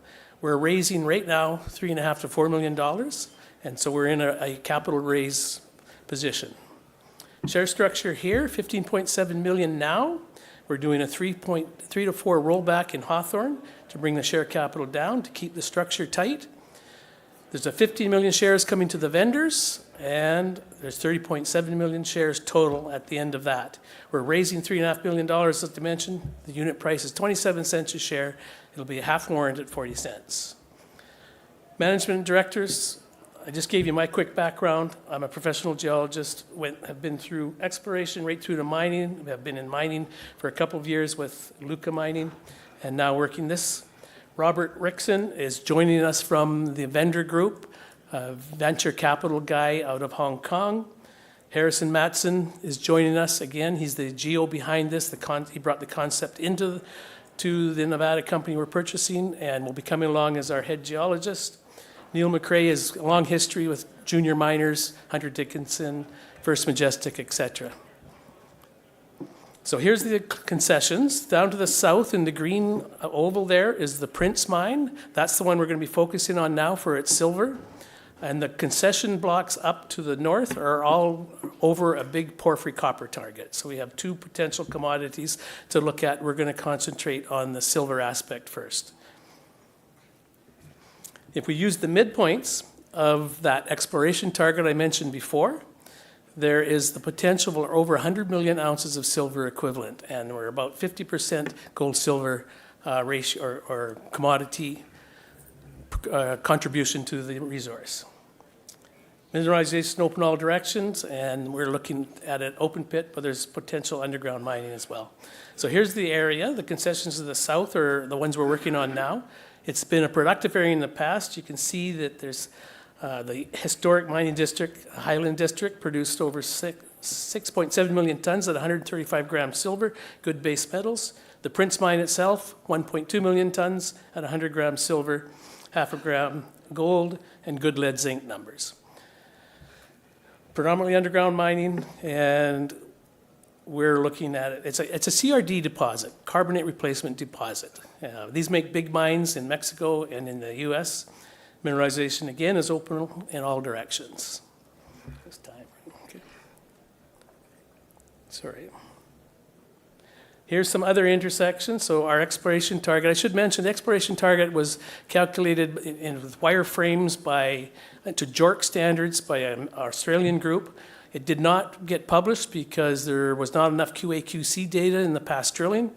Our intent is to go in and infill drill and verify some of the old holes. We might be able to bring all of that old exploration drilling into a new resource calculation. And there's some of the excellent grades that we're seeing, 65 grams over 40 meters, 80 grams silver over 24 meters, 377 grams over 2.4 meters. That would be the underground targets that are available on the project. And scout drilling in another, they call the PO shale, which was not heavily assayed in the past, has given us those types of numbers shown 38 grams silver, 68 grams silver over significant widths, 69 meters, 41 meters, 51 at 71 meters. There's an image of all the drilling. You can see the drill holes. This is the silver highlighted. You can see on the right-hand side here, if I can point that out to you. This here was a spectacular hole. It was over 140 meters of combined width on that, of very good grades of silver and base metals. So, and a lot of these did not assay those zones. So we're very excited to go in, infill drill this, and hopefully we'll bring the majority of those drill holes into our new resource calculation. 4 minutes. And there's the gold assays, so we have good gold in the system as well. There's a long section, so that highlights the hole I just mentioned. This is all near surface, open pitable in our opinion, and down here is where the underground mining occurred in the past.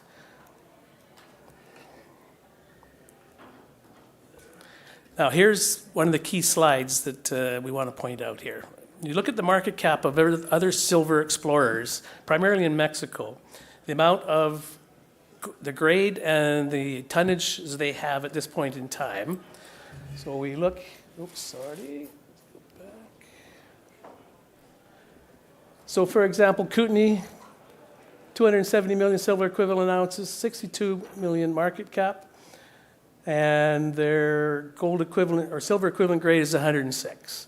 And so on and so forth down the line to, I would say our closest here is this GR Silver, 63 million market cap, 134 grams per ton silver. And our exploration target is at a market cap of 8 million, it's 130 grams per ton. So we have a lot of room to move up to match some of these silver explorers in Mexico once our exploration project comes in and we can get the drilling done and bring in a new resource. So again, we're in Nevada, a premier district in the world. We have exploration potential based on 160 drill holes, I think, that's been drilled on the project so far. And we're going to turn that into a compliant resource over the coming months and maybe into next year. We hope to do it in one drill program. It may take two, but that's our target, to turn that into a compliant resource, NI 43-101, with a very tight structured company. And that the financing is ongoing, so anyone is interested, please come by the booth, and we can give you more detail on the assets and where we're going. The other thing to point out here, which haven't really talked about it, is the porphyry copper potential. That zone of concessions to the north has a porphyry intrusion. It has lots of mineralization. It's only had about 4 drill holes from the previous owners, or the group we're doing the deal with. And other than that, just surface exploration. This is a very good target, and we would hope to attract a major to come in and explore that and find that porphyry. And that's my presentation, and I did it with 2 minutes to spare. Good. Perfect. Thank you. So that private placement is still open. You can talk to Ralph about it if you want. This is a brand-new company that's never had a 43-101 done on it.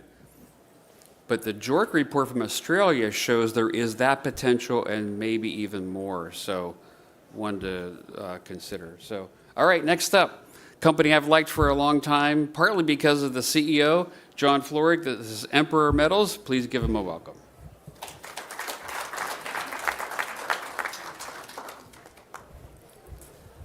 Thanks, Jeff. Thanks for the invite. Happy to see all my friends here again. Let's see here. The green one? Okay. Okay. So we're Emperor Metals. We have 2 assets, basically in Quebec, 2 projects. It's in the southern Abitibi. It's a Tier 1 district. What we're doing in this district is we're using AI to identify overlooked deposits and capitalize on them. So that's what we're going to go through. What are these assets? Here's my disclaimer. The only thing missing in this disclaimer is, Jeff, I'm not a rapper. I got it. Who am I? I'm a geologist, president and CEO of Emperor Metals. I have like 35 years experience in this industry. First 15 years was in exploration. Subsequent 15 years plus was in production. Spent half a decade underground, another half a decade in the open pit. I worked for companies like BHP, Placer Dome, Barrick, Teck. Most recently, I was chief geologist up at Detour Lake Gold. We ended up selling that to Kirkland Lake Gold, so I worked for them for a bit, and then Anigo Eagle, because they acquired that asset for the generational mine that it would become. So there was a pretty good story there. Our rock star, we're a metals group company, John Williamson. He's involved with a lot of successful companies, like 20.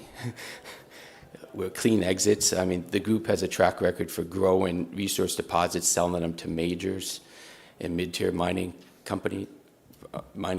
So it's a really good group to be in. He's basically the chairman of the board of the company.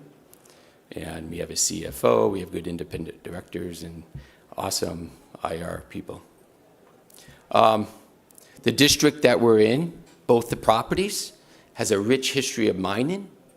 It's a top Tier 1 mining district in Quebec, and it has infrastructure all around. So that's part of the story, and we'll get into that. So here's where the 2 properties are.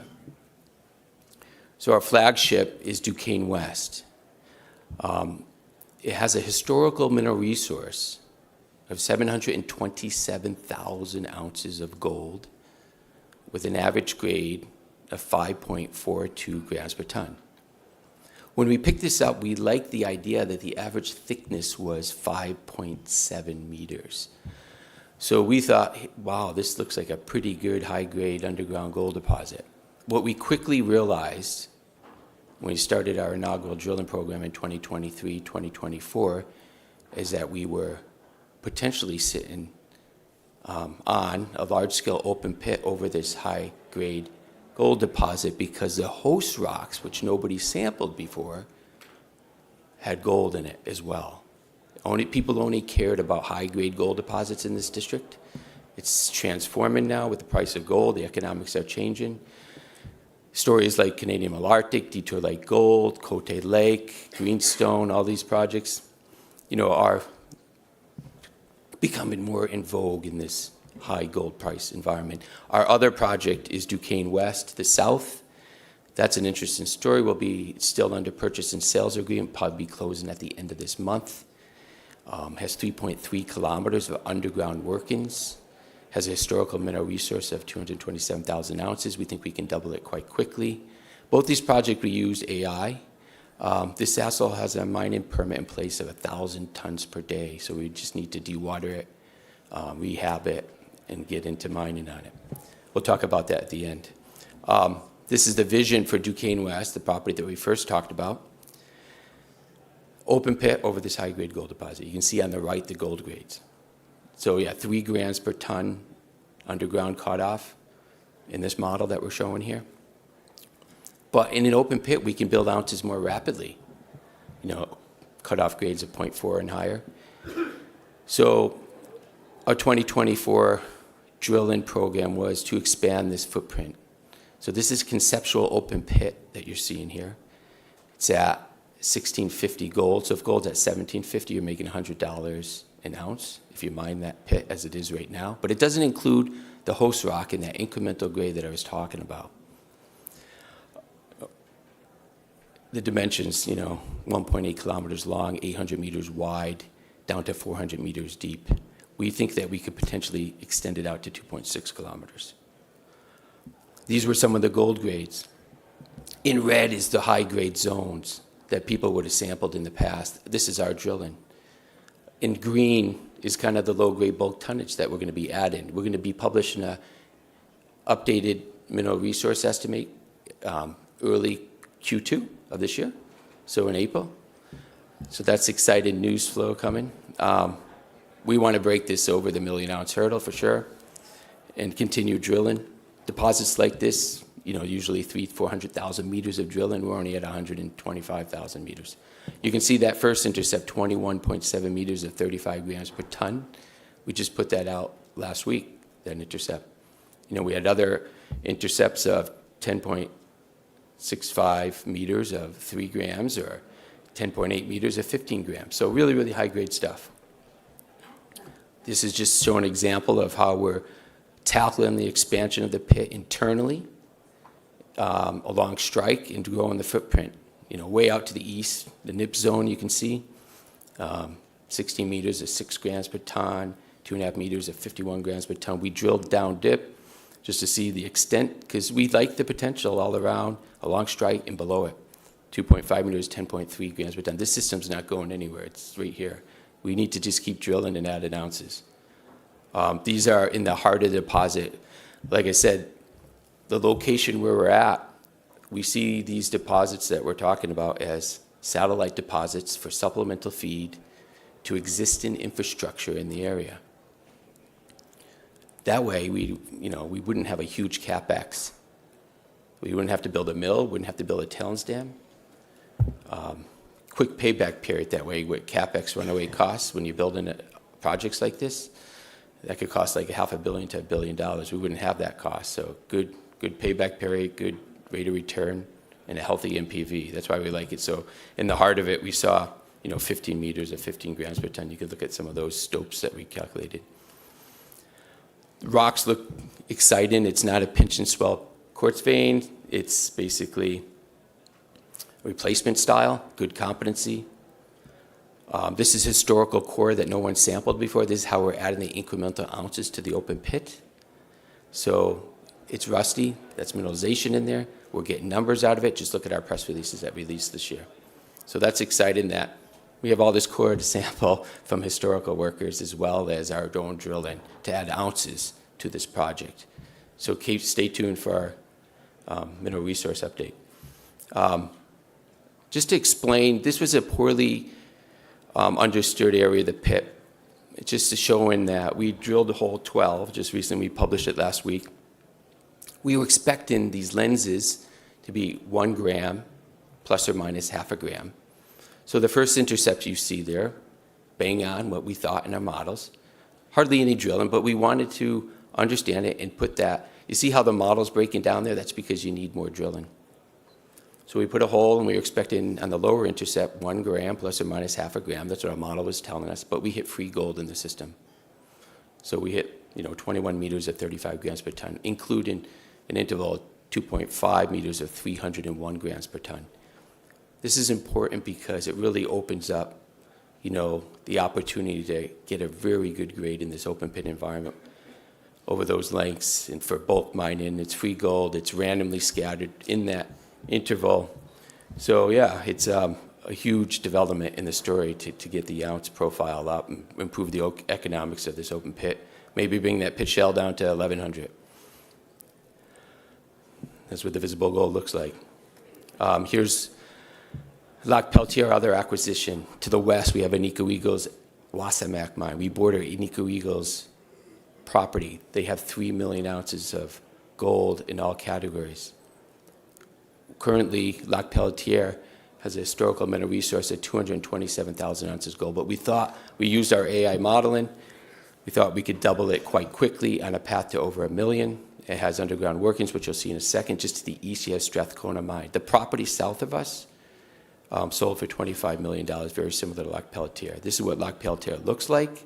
Underground mine, has 1,000 tons per day mining permit that we're going to acquire, and we'll be a near-term cash flow producer. Great exploration potential, below 300 meters, 3 million ounces to the west. That's our plan, our share structure. Rob McEwen is a major shareholder in us. He has a company in the district, and he basically likes what we're doing with AI. He loves innovation. He sees what we're acquiring. We have the same strategic vision, and we align perfectly with our thoughts for the district. We're like a $14 million market cap company, and our analogs are running between 50 and $300 million market cap. So we're excited to get a 5X quickly. And if you want any more information, please stop by the booth. We'll probably be opening a financing soon. So if you want to get in, if you're an accredited investor, it's a great time to get in. We're at like 15 cents today. So I'll see you soon. Perfect. That was great, John. Thank you. My respect for this next gentleman just continues to grow. I'm very happy that he's come here. Would you please, and the stock, by the way, is in a sweet spot. So if you don't own this stock, now's a pretty good time. So please welcome CEO Peter Ackerley of Erdene Resource Development.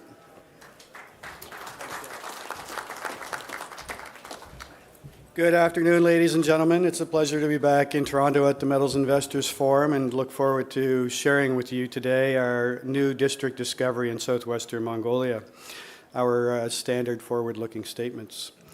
We're first movers in one of the world's richest gold and copper belts, the Central Asian Orogenic Belt.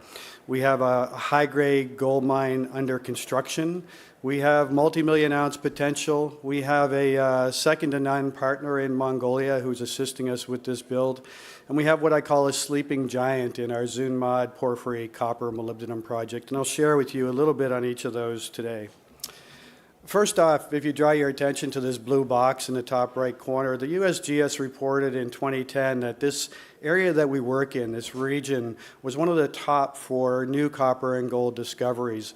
But because of its location, it was remote, infrastructurally challenged, it was not seeing a lot of discoveries. Well, at the time they issued this report, we'd already been working this area for about 6 years. We had launched a year prior to that one of the largest ever regional exploration programs in the Trans-Altai terrain. And what you see today is the dividends that are being paid for that work that we started almost 20 years ago. What's happened since that time is you've had the infrastructure changed. You know, they pointed out the fact that it was challenged infrastructurally. Well, now you've seen that encroachment of infrastructure come up to the border. You're seeing multiple large mines being built, blacktop highways, railways, power transmission, all now exponentially growing in this region, which is supporting the mining industry. We've located this area we call the Hundy Minerals District, about 200 kilometers northwest of a border crossing along the Chinese border. And we've identified 3 deposits to date with limited exploration, all of those deposits exposed at surface in an area that no modern geologists have walked across before we entered the picture. So very exciting from a new discovery perspective. You'll see a white line crossing through the middle of that image. That's one of the planned railways.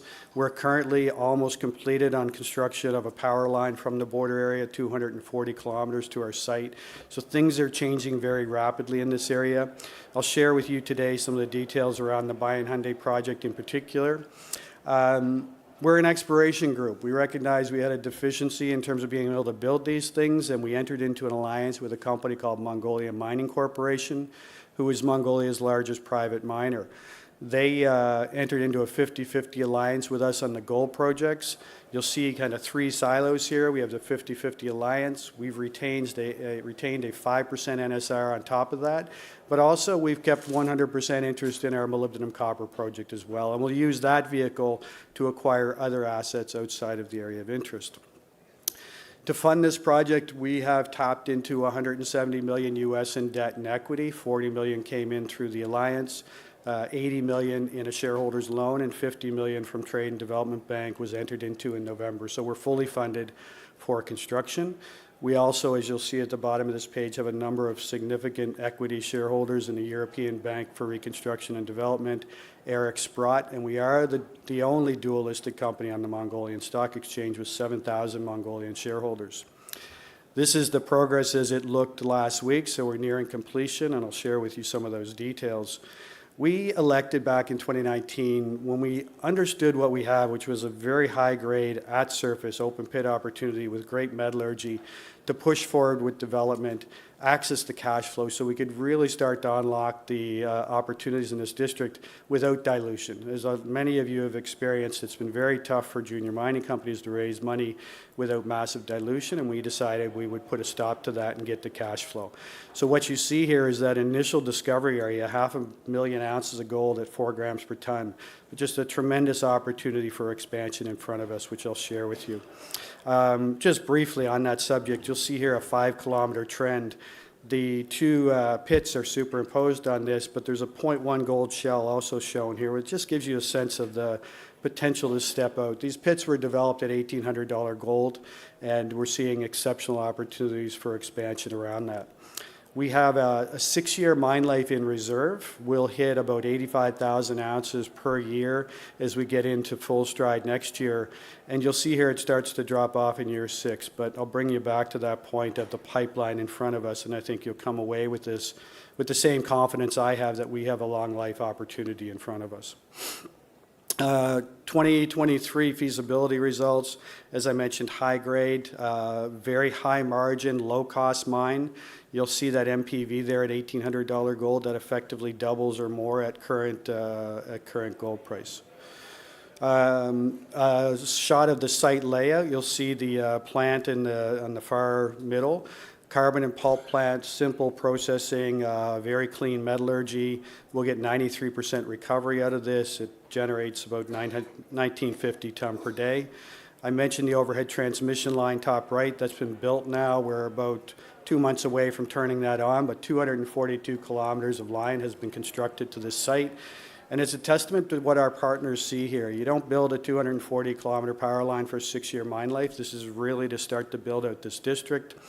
We're the first in Mongolia on an integrated dry waste facility, so conserving 80% of our water. And quite a shallow pit. Maximum depth there is 150 meters, but open in most directions. Just a few shots of progress. I'd point out bottom right, we've built a 350-person permanent camp facility 5 kilometers north of the site. This is a relatively remote location, as mentioned. We have the best contractors in the country. MCSP is our manager on site, have done a lot of the work for Rio Tinto at Oyu Tolgoi, power transmission company, and all of our equipment is now on site and installed that has come from global suppliers of mining equipment. We are now in the final stages of construction. We expect to enter into commissioning throughout Q2. We'll get first ore through that plant in early Q3 and hit commercial towards the end of Q3.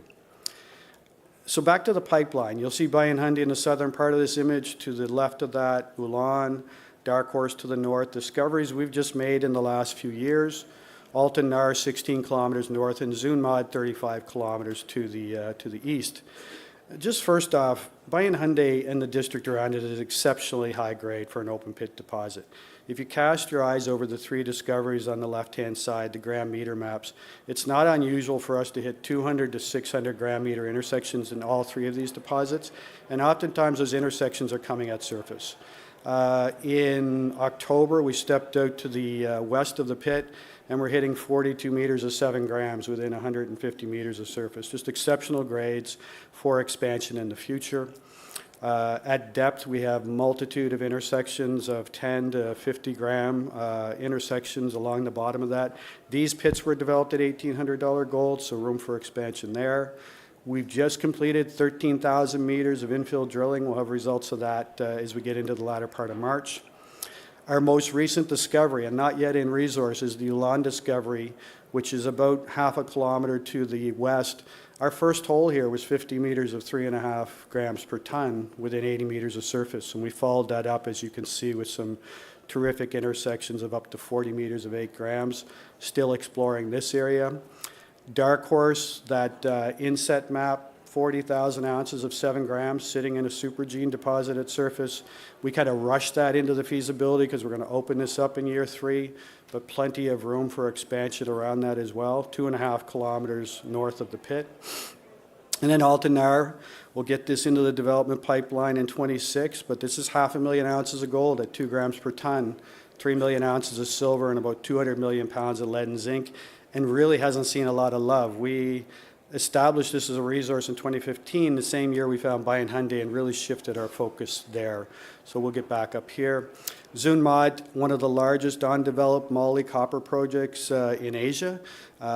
China is the largest consumer of molybdenum and has gone into deficit in the last few years, so they're starting to import.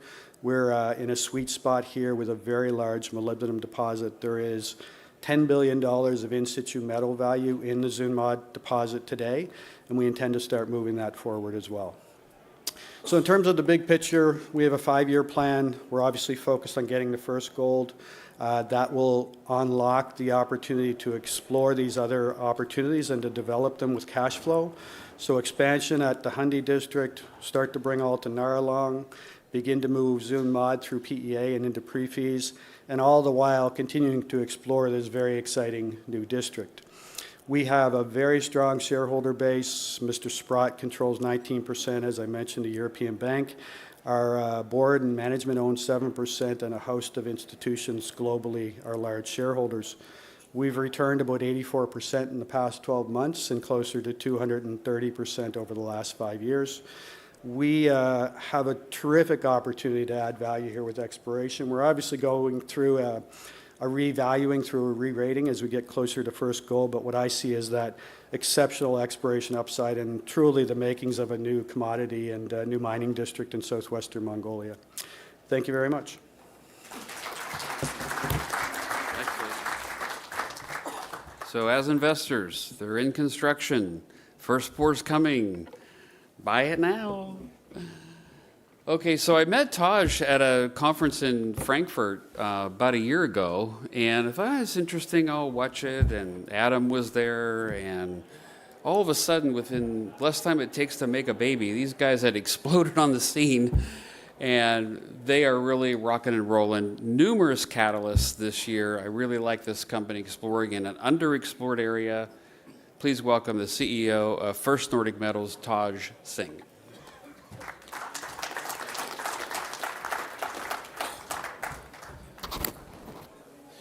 Good morning, everyone, and Jeff, thanks for having us here. It's a short presentation, only 10 minutes, so I'm going to go high level and keep it quick. And again, we'll be around if you want to follow up. So first, Nordic Metals, focused on Sweden and Finland. We'll really focus this talk on our Swedish assets. First general message here is we're really fortunate and we like to be where we are. A big part of it is geologically. This is a very underexplored part of the world. These greenstone belts that are here are akin to what you'd see in other parts of the world, but they really have not had a lot of exploration done on them. They're probably about 75, 80 years behind what you see, for example, in the Abitibi. Foreign investment, they were not open, these countries, the Nordics, to foreign investment to the late 90s. So it's a great, great opportunity, and we have a dominant land position here on two major greenstone belts. We're focused on the Gold Line Belt in northern Sweden, and the three different projects there are shown there, and I'll talk about them in a sec. And then we have an entire greenstone belt in Finland called the Oijärvi Belt. And again, I won't talk about that as much here because we're focused on Sweden, but we can follow up later on that. Sweden and Finland have a long history of mining, thousands of years, number one, number two producer. Great place to be in terms of a Tier 1 safe jurisdiction, great tax rates, unbelievably low exploration costs, operating costs, etc. So it's a great place to be in. Two major belts in northern Sweden. One is running kind of north-south. That's the Gold Line Belt. That's where our focus is. And then a really productive belt, the Skellefteå VMS Belt, which has been explored extensively, primarily by Boliden. About 30, 40 kind of discoveries, historic active mines on this belt. Gold Line Belt is quite a bit less explored than the Skellefteå VMS Belt. Great infrastructure around, by the way, power lines everywhere. 3 cents a kilowatt hour for power. I don't know where you can find that anywhere in the world. It's a great place to work. We own the entire belt, the Gold Line Belt, about 100 kilometers of strike. Right in the middle is the Barsele project. It's a 2.4 million ounce in all categories gold deposit. That's a joint venture with us and Agnico, and I'll talk about that. But all of the around the Storjuktan project and Paubacken project to the north and south of Barsele, those are 100% owned by us. There are several mines also on the belt, on the Gold Line Belt. You've got Dragon mining there. You've got Sweden's newest mine called Fäbodtårn, which is also there. So it's an active place, and things are starting to get going. Looking at the Abitibi Belt in comparison, I noted it, but you've got 15 companies over a 100-kilometer kind of trend. We are the sole owner of 100 kilometers of greenstone belt. Puts us in a great position, and again, because it's underexplored, we're hoping a camp can build here. Central processing facility with 3-4 deposits feeding one central processing facility. That's the general vision for us. Capital structure, 150 million market cap. Institutional, about 40%. Insiders, 18. Retail at 30, and Agnico at 11.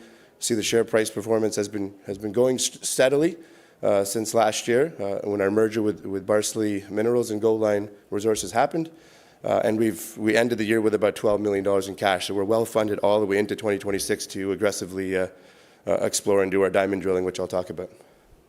Barsele project, here's a plan map. It's a big land package. I'll focus on the resource area that's shown in the red there. There's 3 main zones. This is a 55 Agnico, 45 us JV. We're fully carried. When they put out a pre-feasibility study, the mechanics of it are that when they put a pre-feasibility out, we go to 70-30 and we start being pro rata. That is likely not going to be the situation. We are in talks right now with Agnico to become the operators of this project. Agnico's been here since 2015, done about 500 holes, 165,000 meters, and almost $60 million has been spent. Long section here, it's big deposit, 3.5 kilometers of strike, 3 zones, as I noted before, average resource depth about 550 meters. And we've hit it actually 925 meters. So the rock unit actually continues to 2 kilometers. So we have very strong belief here that this will continue to a kilometer and beyond. And when you do that, that kind of 2.4 million ounce resource, looks toward almost doubling if you can get to a kilometer of depth, which these greenstone belt deposits are known for. A couple of typical cross sections. I think the main thing to note here, guys, is very amenable to this low-cost bulk underground mining. Underground zones here, 200-300 meters wide. So you're talking about 20-meter, 40-meter stopes pretty easily. Underground grade is about 3 gram per ton, 2.5 to 3 gram per ton. You can see on this slide some other operations and projects their underground grades and how we stack up. We stack up very well. And most of the economics, guys, is in the underground. There's a couple starter pits. About 1.4 gram per ton is the average open pit grade, but most of the economics is in the underground. Metallurgy, mid-90s, that can be optimized, so simple, clean metallurgy. And I have talked about the resource upside at depth. So that's one part of the story. Now we're talking about our 100% owned projects and why we believe there's another Barsele here, another 2 Barseleys. So our target number 1, we're currently drilling 10,000 meters here, 4-kilometer long structural corridor. In the Nordics here, in addition to the geochem and geophysics works you do, prior to diamond drilling, you do base of till drilling, short percussion holes drilled into the bedrock because bedrock is covered by glacial till, and it's a very good correlation you can get between the base of till drilling and diamond drilling. It really helps bring the cost down for diamond drilling. This is a target that's bigger currently than Barsele. We had a discovery hole of 22.5 meters of 2.4 gram per tons. This has not even seen 10 holes total. We are now starting a very extensive program here, 10,000 meters, and we hope we can work towards a maiden resource on this project for later this year. Moving 5 kilometers north of that, so we're about 25 kilometers or so south of Barsele, we've got 2 other targets called Brokahan and Harpsund, 5.5 kilometer geochemical anomaly, extensive sampling's been done, base of till drilling was recently done, we're awaiting results, and then this would now move on to diamond drilling after Ida. And again, that's bigger footprint again than Barsele. Target 4, north of Barsele now, 5.5 kilometer intense geochemical anomaly. Again, exact same signatures we're seeing at Barsele. This has been base of till drilled as well, a couple hundred holes across the main grid. And then this would move on to base of till drilling later this year as well. So you're talking about 4 targets that we're going to spend about 25 to 30,000 meters of drilling this year, one of the biggest in Europe in terms of exploration programs done by a junior. And then we actually have found new targets, and we hopefully will continue to find more. A few weeks ago, on the Storjuktan project claims, we found 4 more targets that were identified. Each is about 1.5 kilometers to 2 kilometers. You guessed it, we'll base of till drill these this year and then move them on to diamond drilling in 2026. So 8 targets already. I hope I'm going to have 5, 6 more after we do an extensive sampling program. We've only kind of covered, in terms of sampling, 50% of our entire project package. So I hope to have more targets, and that's kind of our idea here, to continue to build new targets, drill test them, and hopefully we really put together a series of multiple deposits in a camp. Just covering off the management and board here, guys. It's a very strong team, technically focused, capital markets driven. I myself was president, CEO, and founder of Discovery Silver. Grew that from IPO to all the way to 800 million market cap. Was there for 6 years. Was also part of the founding team and lead independent director of GT Gold, which we sold to Newmont for $450 million. And prior to that, I spent time working at a gold producer in Mexico, Timmins Gold, which was acquired by Argonaut. Spent also a decade at Inco and Vale, and I was an analyst at Macquarie, so been in the sector my entire life. Adam Segelski, Ben Gelber, and John Aaron are all part of the founding teams of Caden Resources and Keegan Resources. So Caden was sold to Agnico for a little over $210 million, and Keegan Resources morphed into Asanko Gold and now is a Galiano Gold, 6 million ounce greenstone belt deposit in Ghana. Board is also very strong and really well-rounded. Toby Pierce is geologist, CEO at TAG Oil, but he was actually one of the original founders of Goldline. Henrik Lundin, Swedish national. Great to have him on. He's a new addition, and an engineer as well. And obviously, we're really growing our brand and our investor awareness in Sweden, and it's going to be great to have him there. Mark Legault, storied veteran with Agnico, 35 years, ended up leaving as a senior VP there. Technical, obviously, is going to be important, and having a relationship with Agnico and having him there is great as well. Gary Cope was the founder of Barsele Minerals, the predecessor company to First Nordic, and he also had great success before selling Orco Silver to Coeur. And Jeff Couch was also added last year. He was head of mining banking at BMO Capital Markets in London, another European kind of contact for us and our ability to grow our network there.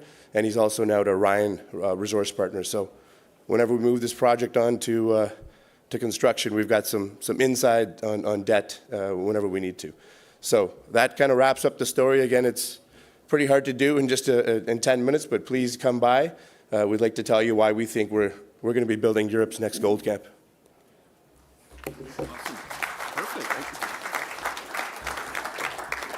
Lots of catalysts there this year. I've been trying to buy the stock, but it's been running up, but it's pulling back now, so pretty good entry point. So, okay, how many of you, before MIF, heard of Astra Exploration?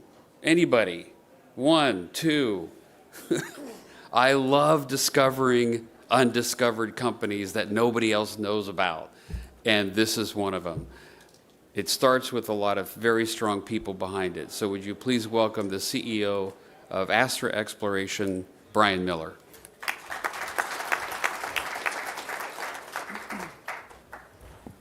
Well, thank you, Jeff. I appreciate the opportunity to be on the panel, and thank you to Metal Investors for hosting this.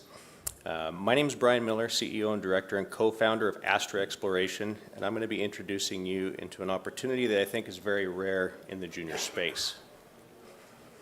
Start out with people. I don't have the time to go through all the bios in detail. I would encourage you to look at them, see what they've done in their career, the discoveries they've made, the things they've put into production. They've created a lot of value for their shareholders. We're aiming to do that again with this company. Looking at deposit types that we've previously explored and discovered, put into productions in the area in which we're doing that. Down at the management level, we've got local presence in the companies in which we operate. In the countries in which we operate, Chile and Argentina. I'll call out Diego Guido here quickly because he is our head of exploration. He's based in Buenos Aires. He is a foremost expert in epithermal systems, primarily in the Deseado Massif region, which we'll be talking about. The personnel component doesn't end there. You'll notice in some of our major shareholders, we've got some very big names backing us. Michael Gentile's been a shareholder since we did our first public offering. He's been a repeat investor. He is our largest shareholder, as well as Peter Moroni, former CEO and chair of Yamana Gold. Yamana did a lot of operation and mining for these types of deposits in this area. Mason Resources, Mason Resources Group, Simon Marcotte, Peter Damouni, Fahad Al-Tamimi, and Victor Cantori are major shareholders, as well as Agentis Capital, Michael Gray, and Scott Speeds Group. Management owns 15%. We've bought every one of our shares. We've participated in every financing that we've offered. We're very well aligned with our shareholders. Collectively, those groups that I talk about there own over 70% of this company, so it's very closely held with a small public float. 84 million shares out, 110 million fully diluted, a market cap of about 14 million, and currently cash on hand of about $1.5 million. That gets us through this drill program that we're looking to start next month, or later this month now, I'll tell you about. 3 projects in the portfolio, 2 in northern Chile, 1 in southern Argentina. The one I'm going to talk about today for the sake of time is the one in Argentina, where we will be commencing the drill program fully funded later in March. The province is Santa Cruz, historically one of the most mining-friendly provinces in Argentina. The region here we're talking about is the Deseado Massif, perhaps the most endowed region in the world for epithermal gold and silver. It's host to several past-producing mines, as well as many currently operating mines, including major mines like Cerro Negro to the north and Cerro Vanguardia to the east. The region leads Argentina in gold and silver production, and there's a new political shift in Argentina. There's a new investment regime. We're seeing a lot of investment in the country, favorable atmosphere for business in general, but particularly mining. Going to zoom right in on the claim groups here. It's a good-sized land package, 5,600 hectares. It's a big rectangular shape. The existing resource and known mineralization is very centralized in this claim group. So you have multiple kilometers in any direction to step out for expansion. There's several regional targets of veins and veinlets that have been mapped at surface with high grade that have never been explored. The previous drilling was all shallow, about 160 to 170 meters depth. The opportunity that we see here is the discovery of these high-grade feeder zones, or the plumbing of the system, if you will. We signed an option agreement. We can earn a 90% interest over a 6-year period on very favorable deal terms. The thing that gets most people's attention about this right away are the grades. They really are spectacular. We have some widths that are typical of what you see in low sulfidation system, that 1 to 5 meters thickness, but you have 20 grams of gold, 50 grams of gold, 250 grams of gold, and multiple kilos of silver on top of that. We even have some intervals that are impressively wide, 20 meters at 10 gram gold and 800 grams silver. When we started with this, our thought was that the main opportunity is at depth here. And we think that's still the case, but what's been developing as we continue to reconstruct the geological model is we're seeing this thing open up in all directions.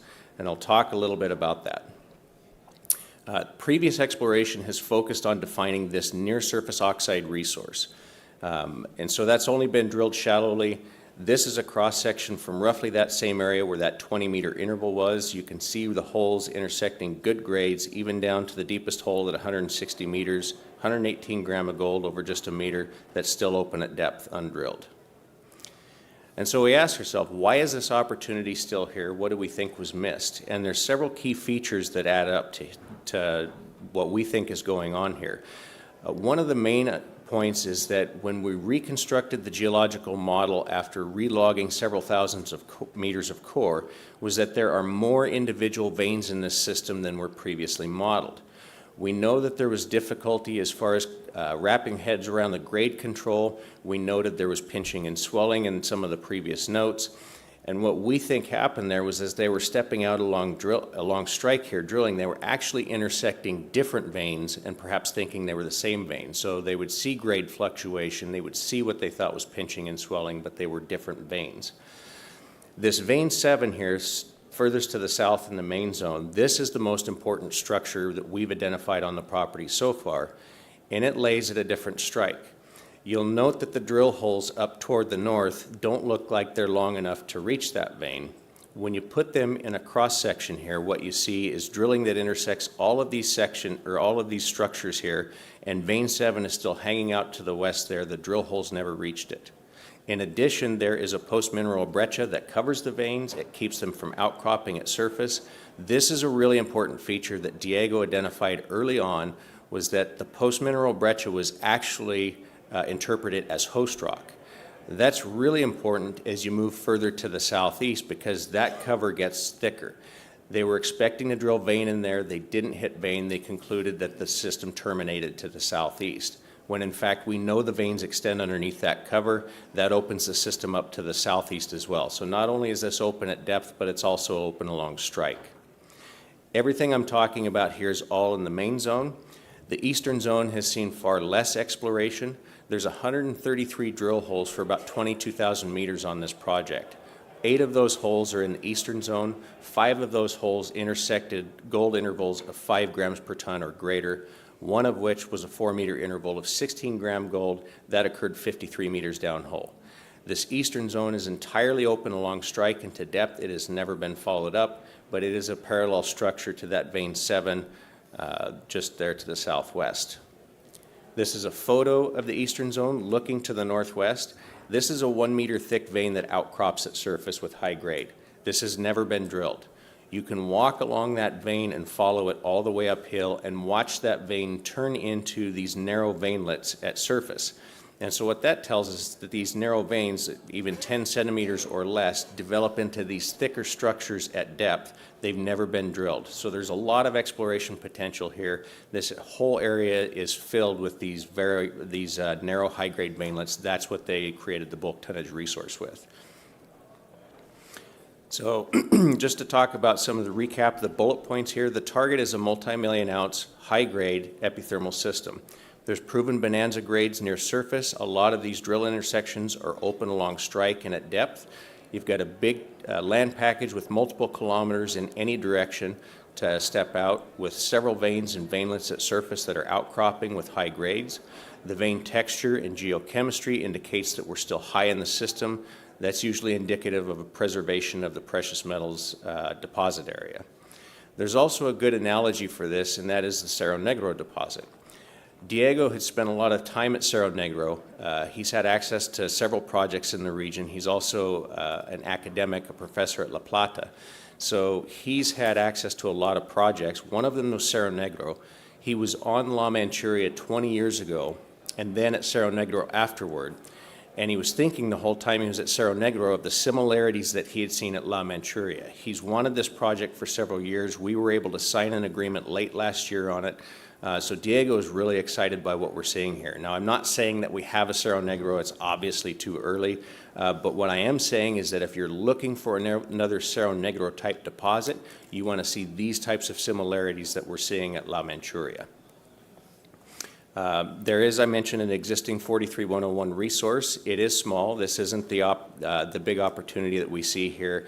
The opportunity that we see, again, is these high-grade feeder zones, a classic parallel high-grade epithermal system. So that wraps it up. That's La Manchuria. We're over in the booth next door in the room in the back. If you have questions, please come by. I'd be more than happy to give you the details about why we're so excited about this upcoming drill program. Thank you. Is Diego here? Okay. Diego, the lead geologist there, will be here this afternoon. So, hey, pretty good panel, huh? You got to like these companies. Okay, we're going to have the Q&A now. And over here to the right, they're actually serving a lunch right outside that room, which might have a shorter line. The restrooms are over there, too. So come over for the Q&A and ask these gentlemen any question you want. Thanks, everybody.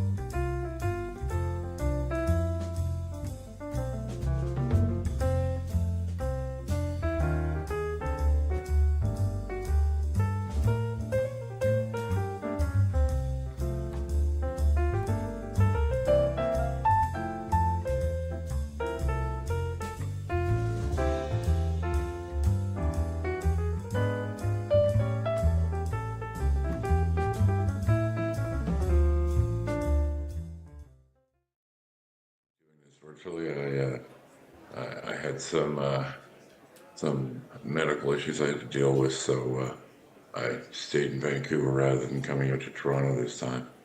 But I'm there in spirit. Welcome to the afternoon session, day 2, the Toronto Metal Investors Forum. Hopefully you've had a good show so far. Stick around because there's lots more good stuff to come.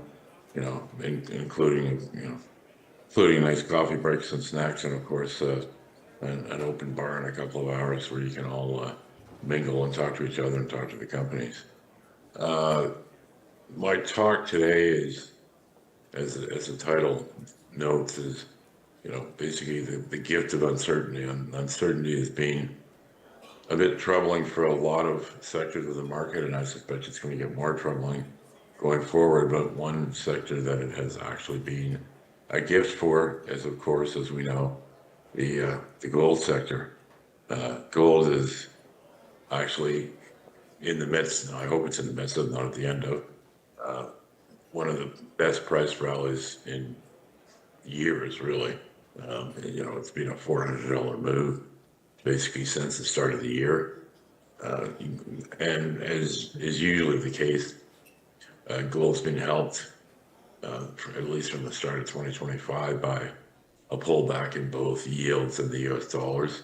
They both declined some since the start of the year, although I don't think they declined enough to account for a $400 move. As most of us know, central banks continue to be buyers, fairly heavy by historic standards, and that's also obviously helping.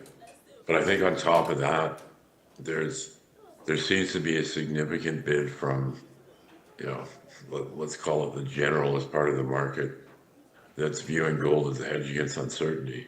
I find that interesting because that hasn't usually been the case for generalists. Certainly, gold bugs, if you will, have always viewed gold as a hedge against uncertainty, stupidity, mistakes by governments, whatever.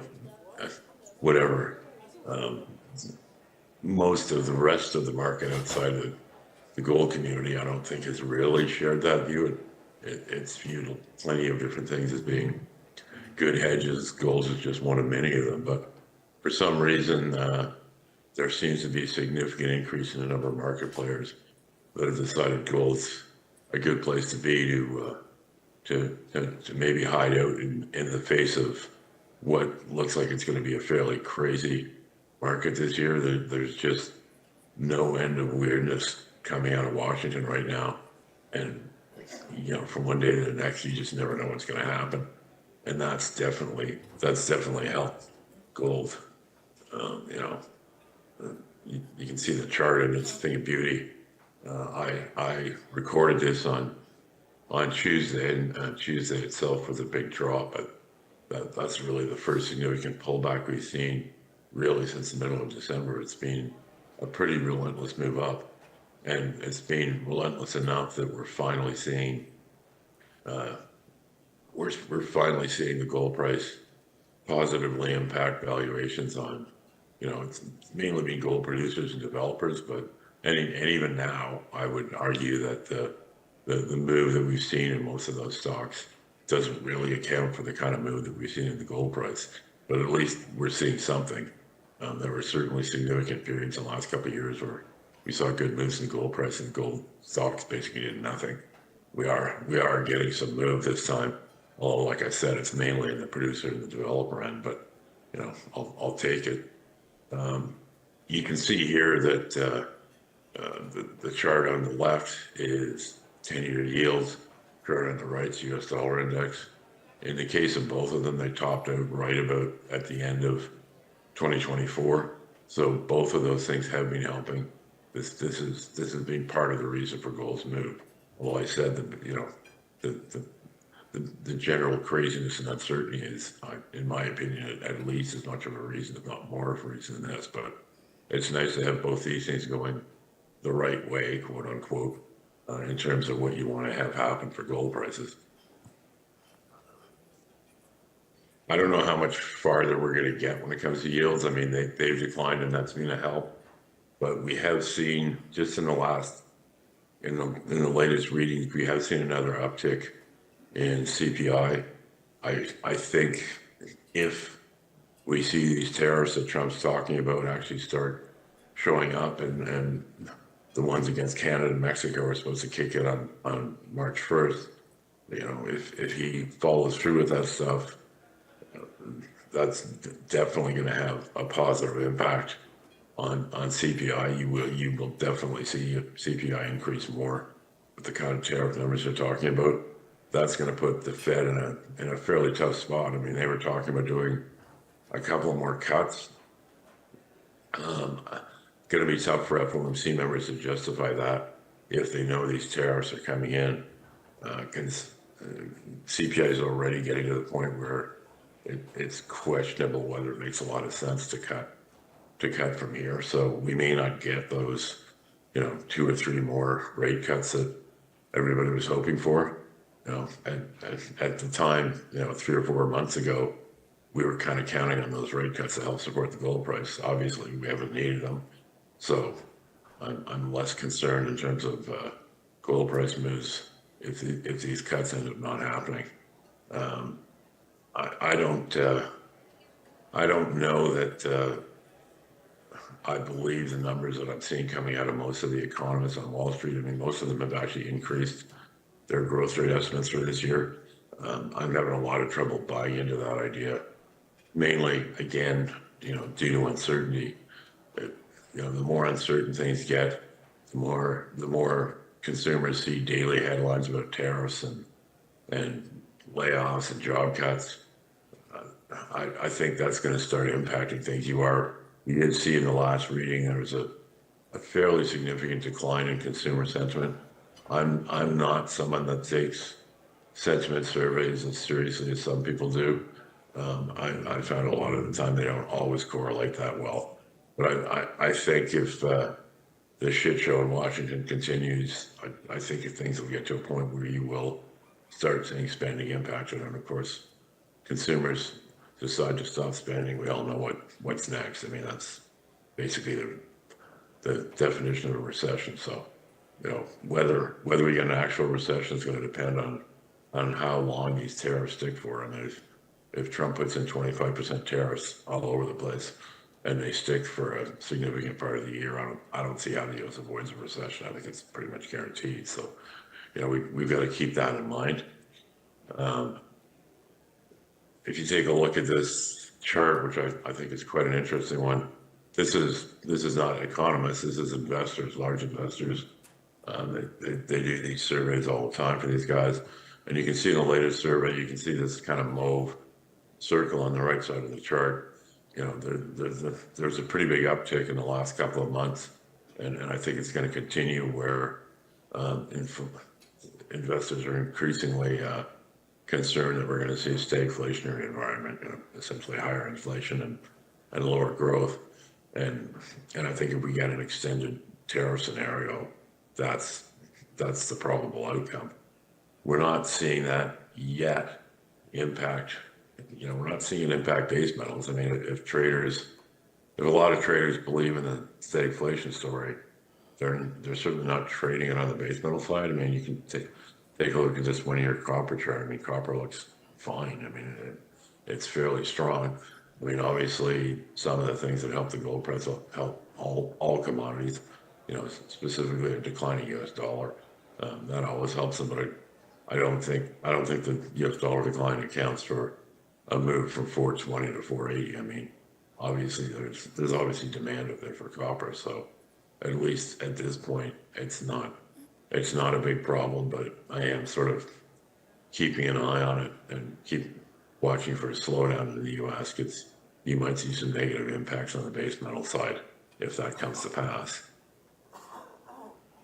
So, I mean, just to sum it up, I mean, I'm gonna be short and sweet here. I mean, you know, we're finally seeing some positive movement in gold equities. I mean, take a $400 move, but I guess if that's what it takes, that's what it takes. And even now, like I said, you know, I don't think the price moves that we've seen in the producers really account for the move we've seen in the gold price. There's still, in theory, there's plenty of room for those stocks to move higher still. I mean, they should be putting up just crazy good numbers through this year with gold prices at $2,900. Base metals are trading fine, like I said, but I am going to keep, you know, a closer eye on that because I am concerned that we're going to see a slowdown in the U.S. if this tariff stuff doesn't go away. And right now, it doesn't look like it's going to. And I have no idea what kind of numbers they're looking at when it comes to job cuts across the board. I mean, they've been announcing layoffs almost daily. And, you know, obviously, if they do enough layoffs, that's going to be enough to send basically employment into a negative trend. And again, that's, you know, you get into that situation, your odds of a recession go through the roof. So far, you know, growth stories and turnaround stories in the gold space have done quite well. I mean, obviously with gold at all-time highs, you know, people are looking for stocks that are going to be increasing production. There's one of those presenting today. I think new discoveries will also get traction. Certainly, the last few have. There's enough positive sentiment, although it's certainly not. You know, I wouldn't call it a crazy bull market. It's not lifting all boats. It's still selective, but the sentiment's strong enough that somebody makes a decent discovery, they're definitely getting market attention for it. They're getting priced for it, and you know, I've hopefully got a couple of those presenting here with me too. You know, this gold price move is so strange in that, to my mind at least, such a large segment of it is based on this, you know, buying because of uncertainty. I have no idea what my price target would be for this because it's just such a weird situation. But, you know, we are starting to see more generalist money come in. I think that'll continue, and that it will particularly continue if uncertainty gets bad enough that it starts slowing things down generally in the economy. You know, if gold's still trading around $3,000 and gold companies are generating crazy margins, we should see more. We should see finally more generalist money coming into the space. So I think all in all, you know, we've got everything in place to have a pretty good year. I'm keeping an eye on the U.S. economy just in case Washington manages to make things so crazy that it generates its own slowdown. But aside from that, you can't complain with gold about $2,900. I think we're gonna have a pretty good spring. Q1 tends to be good for these stocks, and you know, based on right now, obviously Q1's been great so far, and I think it's probably going to continue to be pretty good. So I think we're going to have some fun here. Okay, from my yammering, I'm gonna move on to the companies that are presenting with me. The first company that's presenting is Pan Global Resources. You know, Pan Global has been a favorite of mine for a long time. Great project, great management team, great technical crew. I think Pan Global is probably you probably get the best window for potential gains in the stock that it's had for, I think, at least a couple of years. And there's two reasons for that. One is they are starting to drill test 5 different targets at the Escacena project. Escacena is where they already made the Romero discovery, the Romana discovery rather. But, you know, these are VMS deposits. They do tend to occur in clusters. It's the Iberian Pyrite Belt, so there's plenty of different deposits along the belt. They've got a large number of targets in Escacena that have never been tested before. 5 of them are going to get drill tested during this drill phase. I think given the prospectivity of the ground, the fact we know that, you know, there's a discovery at Romana, there's discoveries all around the property. I think odds of them making a second discovery in one of these 5 targets is actually quite good. The other reason I'm expecting good things from them is they are drilling at their other project right now. And that project it's a funny one. I mean, it's got extremely high grades. Breccia Pipe, it was mined by a state company that stopped mining decades ago and did, you know, essentially nothing with the property for decades and decades. It's never been drilled before. They finally put it out to tender. Pan Global won the tender on it.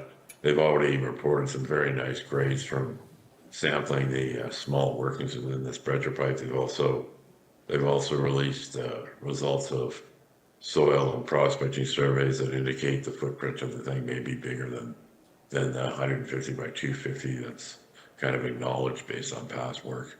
But even within that 150 by 250, there's room for significant value there because the grades are so high. I mean, you get the kind of grades you get on this project, you don't need to have billions and billions of tons. I mean, a few million tons can be quite valuable in this scenario. So, and again, they're drilling there. So between the drilling on these two projects, news flow is going to be really strong. And I think potential for discovery and just plain really good drill intercepts is what we're going to be seeing here for the next couple of months. I think the timing is great for Pan Global. And I will let Tim Moody, the CEO, take it away and explain why, I'm right. Thanks, Eric. I think you've given most of the talk for me already, but I'll take it. All right, well, thanks. This is quite an interesting picture to start with. I describe this is what good looks like when it comes to a new mining area. We've got big mines on the horizon, infrastructure on the horizon. This is looking over one of our targets that we should have a drill rig turning on next week. This is about 1 kilometre away from our first discovery called La Romana. Okay, so as the title says, we're focused on exploration and discovery of copper deposits. We have 2 projects that we're focused on at the moment. Our flagship Escacena project in the Iberian Pirate Belt. This is probably the best place to be exploring for VMS deposits in the world. There are simply more of these giant VMS deposits in this district than any other equivalent VMS district elsewhere. It's got big mines, it's an established mining area, great permitting, very supportive administrative system, etc. Our other project, which Eric mentioned, called Carmenes up in northern Spain, another overlooked historic mining area. Already we're turning up some really interesting results on that one. So with following a very successful financing near the end of last year, we were 3 times oversubscribed. We've launched a pretty aggressive drill program this year, 7,000 metres to start off with, a multi-target program. In the Escacena project, we're really focused on a couple of things. One is the drilling the western extension to help delineate the La Romana deposit ahead of publishing a maiden resource. And secondly, to start drilling some of the many targets we have in this really highly prospective package of land. So it's a pretty exciting period for us. The other project, we said we'd start to do the first systematic exploration in the area. We've done that. We've put some of the results out, and we're already seeing some really great numbers coming out of there. And we've got a drill rig on site on one of the targets already. So starting with our Escacena project, described as sort of a low-risk project in some respects because we already have a discovery. We've drilled over 180 drill holes already. If we were to publish a resource today, it would mostly fall in the measured and indicated category, but it's still growing and we're still drilling it, it's still open. As I say, in a great mining-friendly location. We've got advanced metallurgy, etc., which help de-risk the project, etc., and so on. The story goes on. Location, again, excellent. We're about 30 minutes drive from the city of Seville. Within about a 50-kilometre radius, there are 5 big operating mines with major operators, etc. Closest to us is Grupo Mexico. They're 600 metres from our property boundary. They're looking to start a new mine where there were 2 large open-pit copper mines previously. First Quantum's Las Cruces mine is less than 20 kilometres away from us. Freeport has a smelter about 70 kilometres away from us. All of this is connected by first-class road infrastructure and power. Right, potential to make multiple discoveries. All of the big major mines in this area are made up of not single ore bodies but several ore bodies. So we think the chances here for us finding more discoveries is really high. Why? Because we just look at this geophysics map on the left. It's a gravity anomaly map. The first target we tested was in the south at Laramana, and those first holes were discovery holes. We've made a second discovery up in the north called Kenyatta Honda. We've only got 16 drill holes into that. It's a much deeper target. We could spend our whole budget just drilling that one, but instead we've opted to go and drill some of the other many targets we have in the area. So I think most of these targets are as yet untested, and that's what we're trying to hit this year with the drill rig. A differentiator for us. Our discovery is from surface and it's open at depth. This chart compares the depth of to mineralisation for some of the producing mines in red and some of the more advanced projects in blue. So there are 4 big underground operating mines. They're mining between 400 metres and 1.2 kilometres deep, exploring down to 1.5 kilometres and more in some places. And all of the other new advanced development projects are also looking like they're going to be underground. So we're in a great situation, open pittable potentially, and it's cheaper to drill and going to be cheaper to mine. So looking at our Laramana discovery, as I say, over 180 drill holes already. It's showing copper mineralisation extending over 1.5 kilometres of strike. Most of it has only been drilled to less than 200 metres, and you can see it's open at depth. This is a copper equivalent block model. It's, if anything, the grade is increasing towards the west, and that's where we're drilling right now. We have a drill rig on there turning, looking to see how much further this deposit might continue. But it's clearly open at depth as well, and this thing will grow.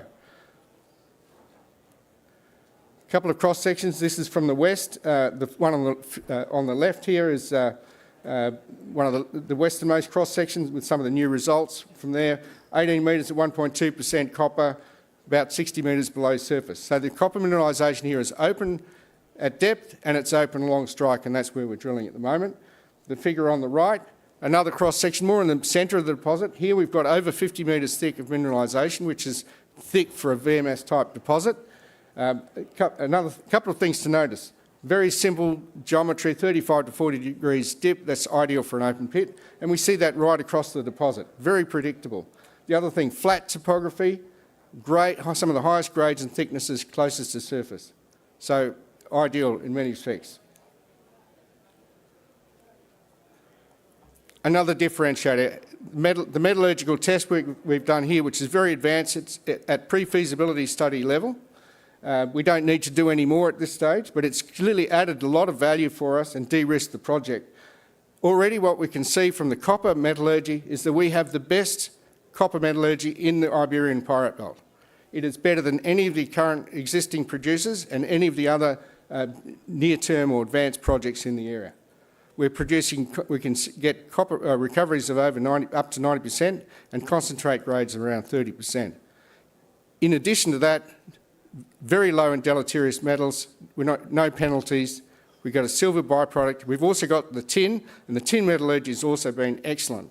It shows we can separate the tin, produce a high premium quality concentrate with concentrate grades and recoveries of over 60%. So the upside, this is just showing again some of the targets we're hoping to drill this year, highlighted in these blue boxes. I'll just draw your attention to this one here. Very prominent big gravity anomaly. We only got access to that middle of last year. We should have a drill rig hopefully turning on this one next year. It's never been drilled. All these are undrilled, never been touched before. It's covered by post-mineral sediments. What does that target look like? Bravo. Flat, no rocks sticking out of the ground. We've got this big gravity anomaly coincident with some lead, zinc and silver soil geochemistry at surface.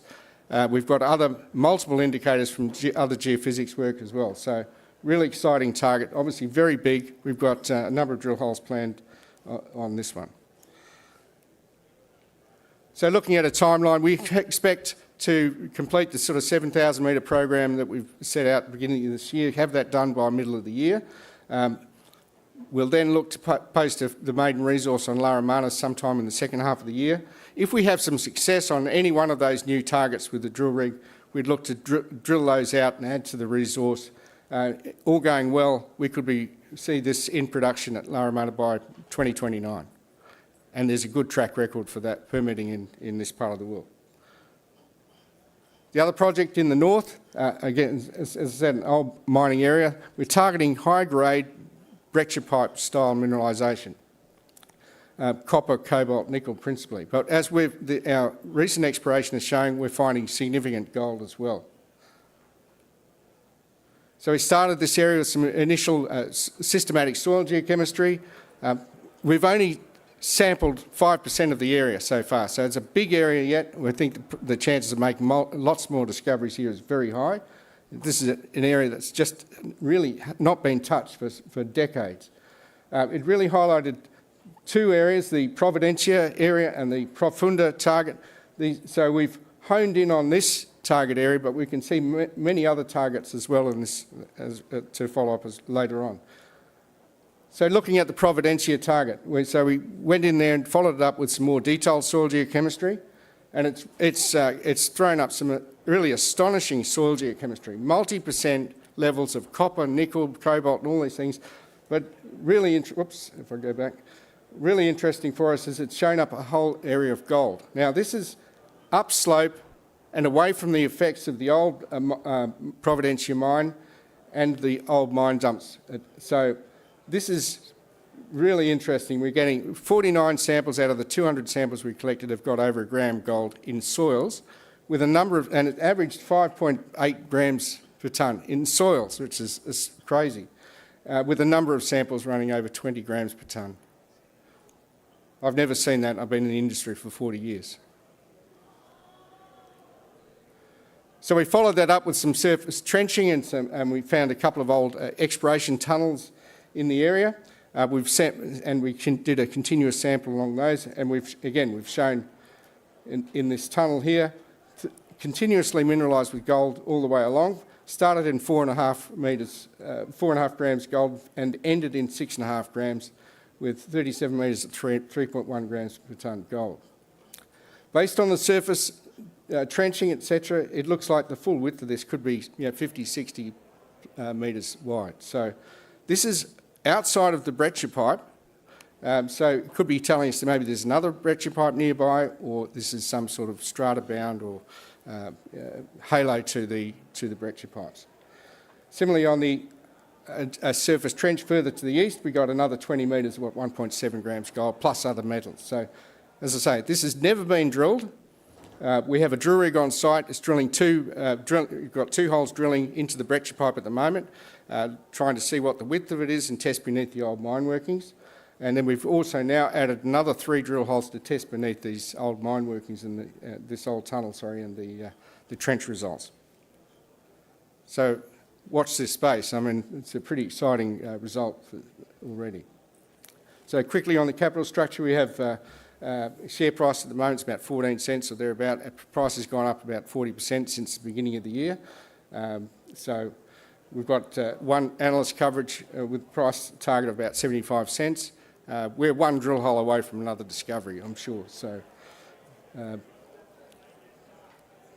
lots of news to come. Clearly with all the drill rigs turning and lots of new exploration results. The first resource to come out later this year. So yeah, come and see us at our booth. So thanks very much.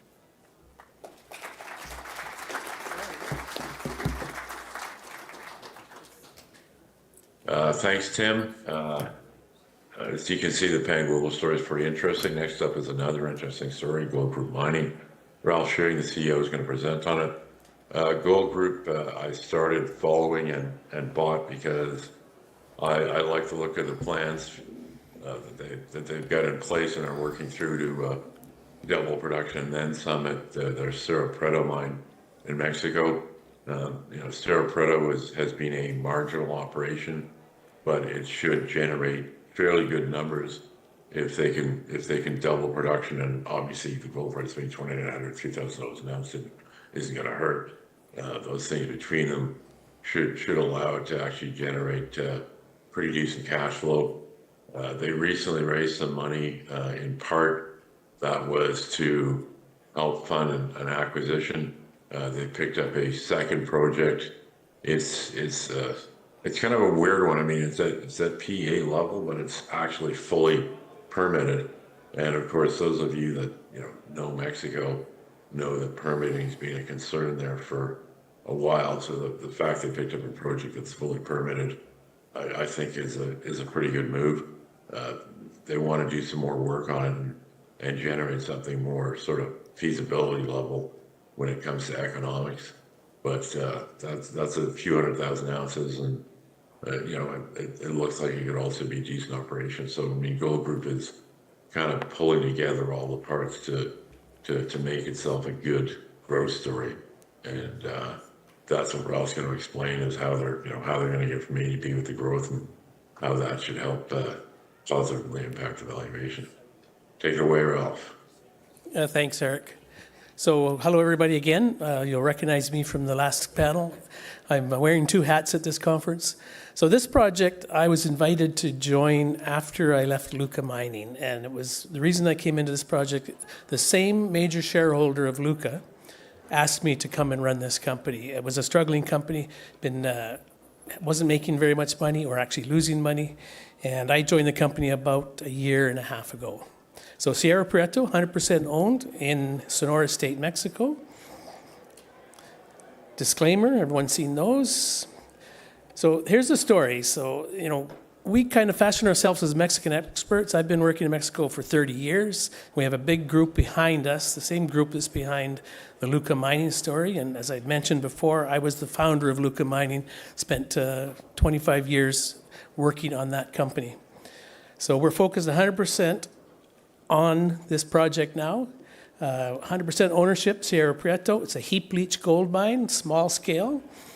We have a growth plan to double our output. It was very clear that this project was not going to make any money at 2,400 tons per day, so we had to double it. And to do that, we were just basically installing a second crushing circuit. And then we have brownfield exploration on the project as well. So we're mining now, where zones contiguous have to be drilled and will be brought into the mine plan. It's produced, 133,000 ounces in its history, and we're producing now at about 12,000 ounces annually, and we're going to double that up to 24,000 ounces. So there's a picture, crushing section, the mine in the background with a blast, and we're pushed back into a high-grade area on there. In the overview, 100% ownership, situated close to infrastructure, was road accessible. We are on the grid for power. Mentioned that before. Our growth plan is to get this project up to 30,000 ounces annually, and that would be for a 5 or 6 year, because we want to bring releaching of the heap leach that's there now. I'll explain that in a minute.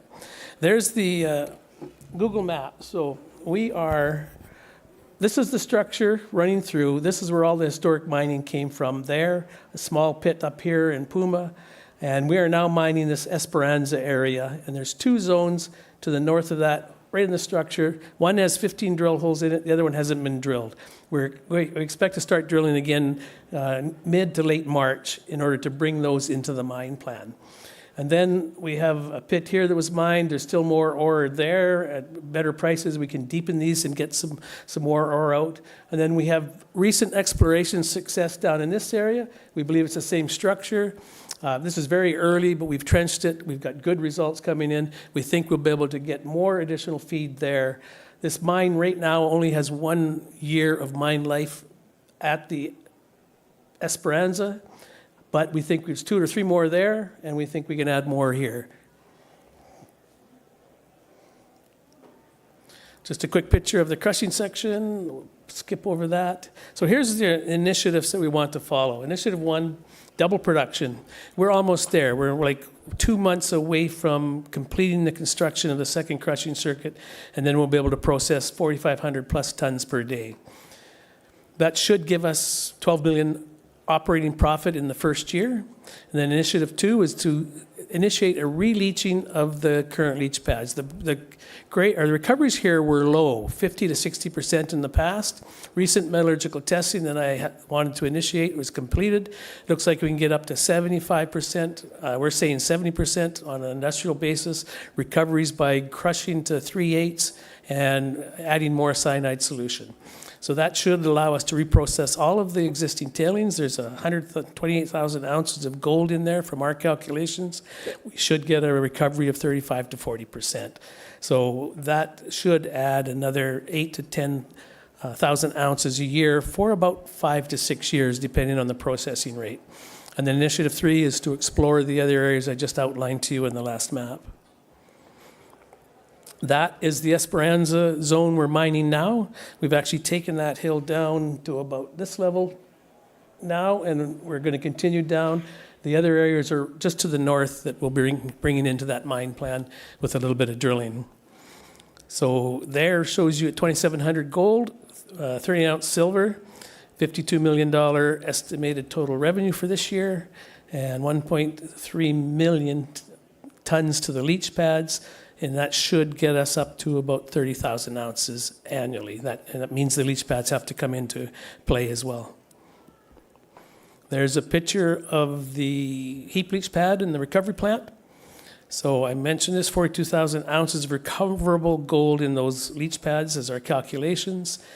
Estimated revenue, 112 million. Operating profit, 57 million for a 5.6-year mine life. Now, this is our internal calculations. We actually have it all being looked at by an engineering group now. We're expecting one more month that we should have that engineering report that outlines the path, the cost, and the economics of that re-leaching project.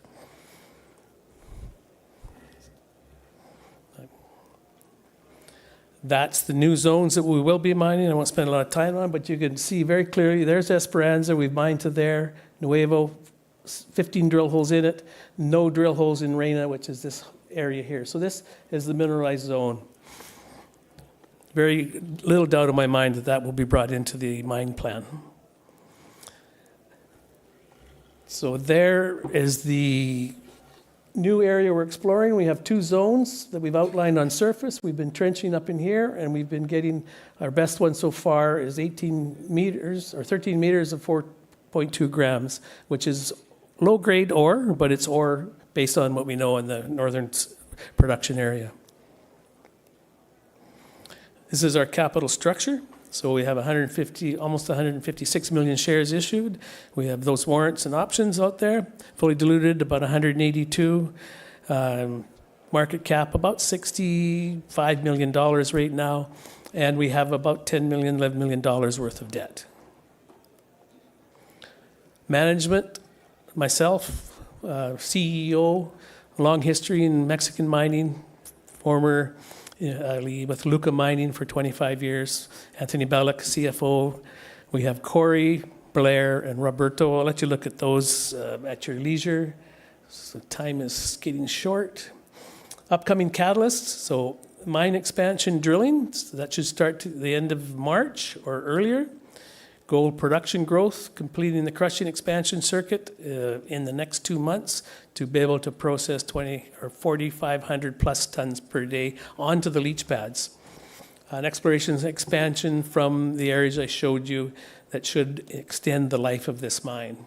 We're looking at strategic acquisitions. We have the Pinos project that Eric was referring to. It's a bit of a complicated situation, but we will have that in the company probably within the next month. And that's fully permitted PEA level, small gold mine. It would be somewhere around 500 tons a day of high-grade gold and silver. We have this outlier here. We have a legal suit under NAFTA for being litigated pro bono by a group out of the United States and Canada. So there's a potential $60 million win for us. Again, it's a kind of a complicated thing to explain, but I can explain to you at the booth. So there is that potential upside there. And because it's been a pro bono thing, the legal group has a very high degree of confidence of success. So here, again, is the opportunity. Currently producing around 11,500 ounces of gold, aiming to increase to plus 30,000 ounces. Seasoned professional team leading this group, and complete the Pinos acquisition very shortly. And then we're going to leverage our expertise in Mexico to bring in additional projects as the company grows. So that's my presentation. Thank you. 1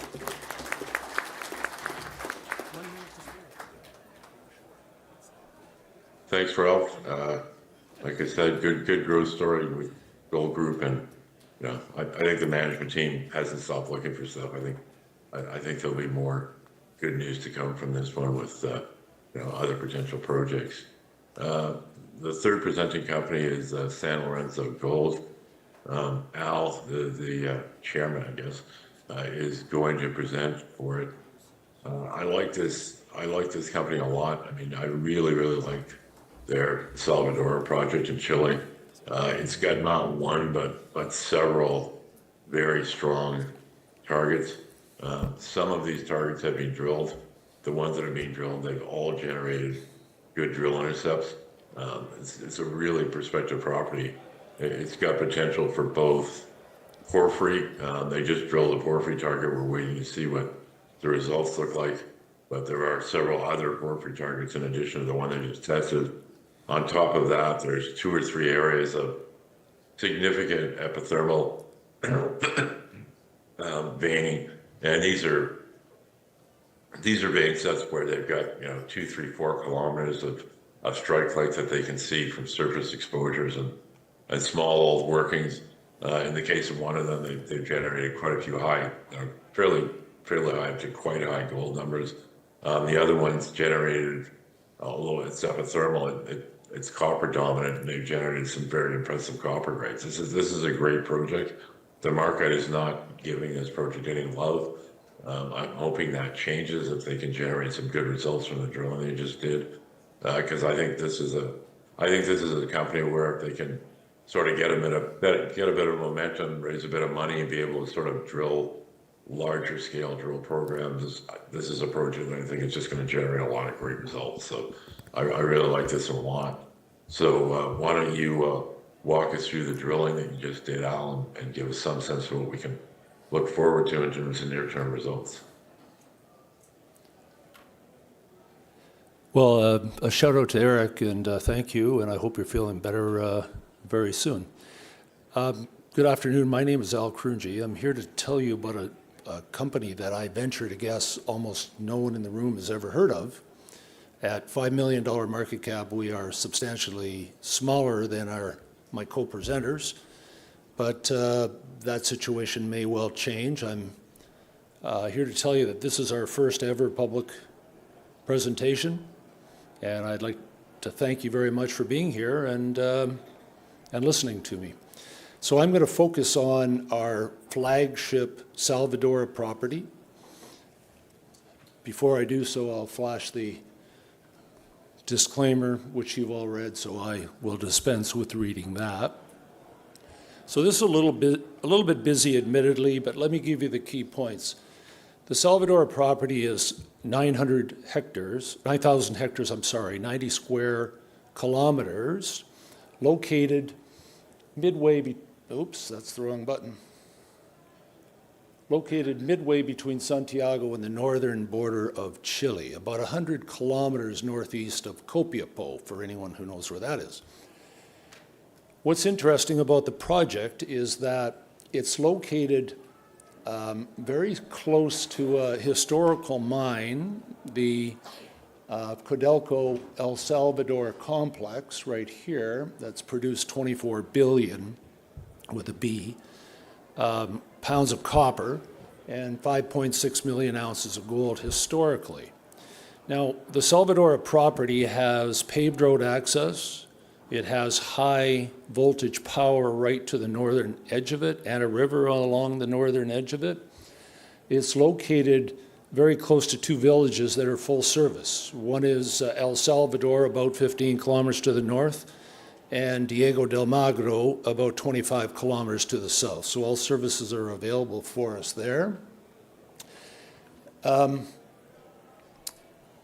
More significant than its location so close, 15 kilometers, I'm talking now about the Codelco El Salvador mine and the Porteria smelter, which is the geological setting. It's located in a similar setting to the Codelco mine in a adjacent Cordera collapse feature. And it contains 5 different target areas that we have identified, 4 of which we have already drilled. And now I'll get to the good part and tell you about our drilling and what we've done. So we're going to start with Arco de Oro number 1 here, which is a swarming epithermal vein system high in gold.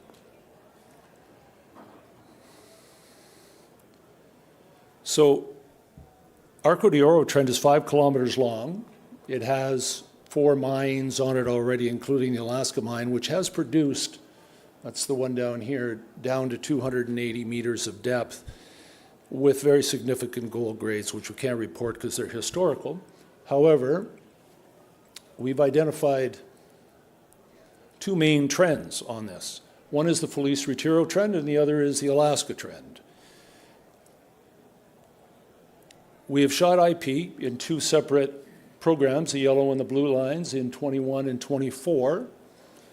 And, oops, I'm sorry.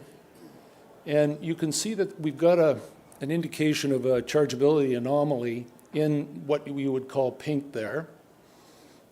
So our first job was to drill shallow holes.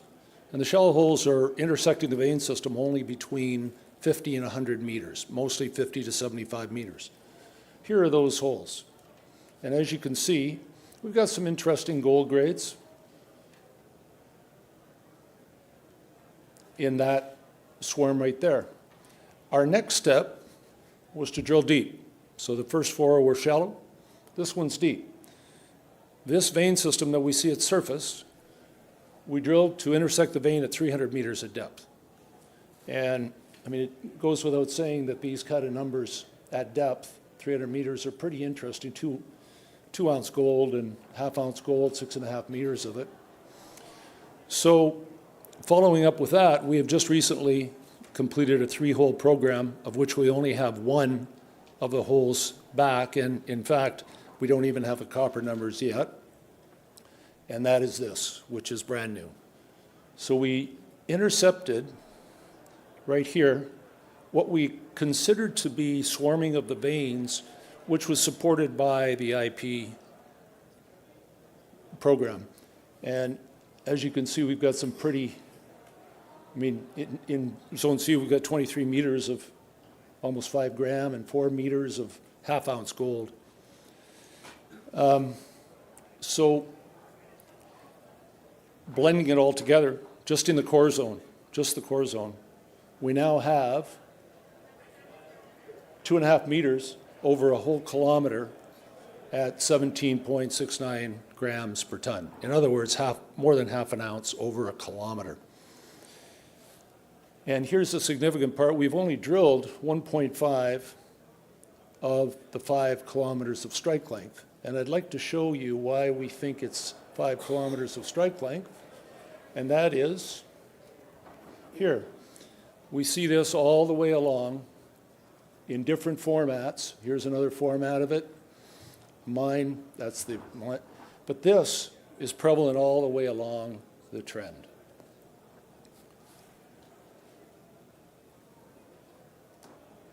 So now we'll move on to Cerro Blanco. Cerro Blanco is brand new. We've been wanting to drill that for 5 years. And we just finished an access road into it that allowed us to go and drill here. Why do we want to go there? Because we can see altered rock in the valley floor on the northern boundary for 1.2 kilometers along here. Here's that high voltage power line and the river. And so here's what it looks like. It has a leach cap, not unlike a lot of the megaporphyry deposits in Chile. This property, by the way, is located in the megaporphyry belt of Chile. And you can see our surface sampling, IP, and it's a very interesting target. So we drilled 3 holes into it. You can see where they are, 1, 2, and 3. And I'm pleased to give you the results of only 1 of the holes, which we just got yesterday. And there it is. And I think most people would say better lucky than good, but in our first hole here, in a brand new exploration target, We were lucky enough to get 153 meters over a gram, 92 and 3.8 of 12.75. But interestingly, we've got 0.51 copper here. This is a brand new thing for us. It's a pore-free system. Obviously, we're very pleased. Moving on, we'll go to Tres Amigos, which is the number 3, and this is a copper swarming epithermal system as well. As you can see, it's about 2.5 kilometers of strike from where this mining and this adit are located. And we identify this trend again from surface artisanal workings. Subsequently, we drilled nearby those mines, and this is what we got. I'd like to bring your attention to, for instance, this, 34 meters of 1.5% copper, 6 meters of 5.7% copper. This is a very interesting trend and has a lot of room to go. Last, I'm going to talk about Caballo Morto, which is yet another another pore-free target. And we drilled 5 holes into that. The first hole we drilled in 2022, that really nobody knows about, is right there. And there's our first hole, 112 meters, 1.44 grams per ton gold in pore-free setting. We have a lot of room to go. We're just starting. So our exploration objectives for 2025 are to continue to do IP on Arco de Oro. That was the first one I showed you, where we need to go northwest, where everything is becoming more obvious, but we don't have control further north than what we've drilled.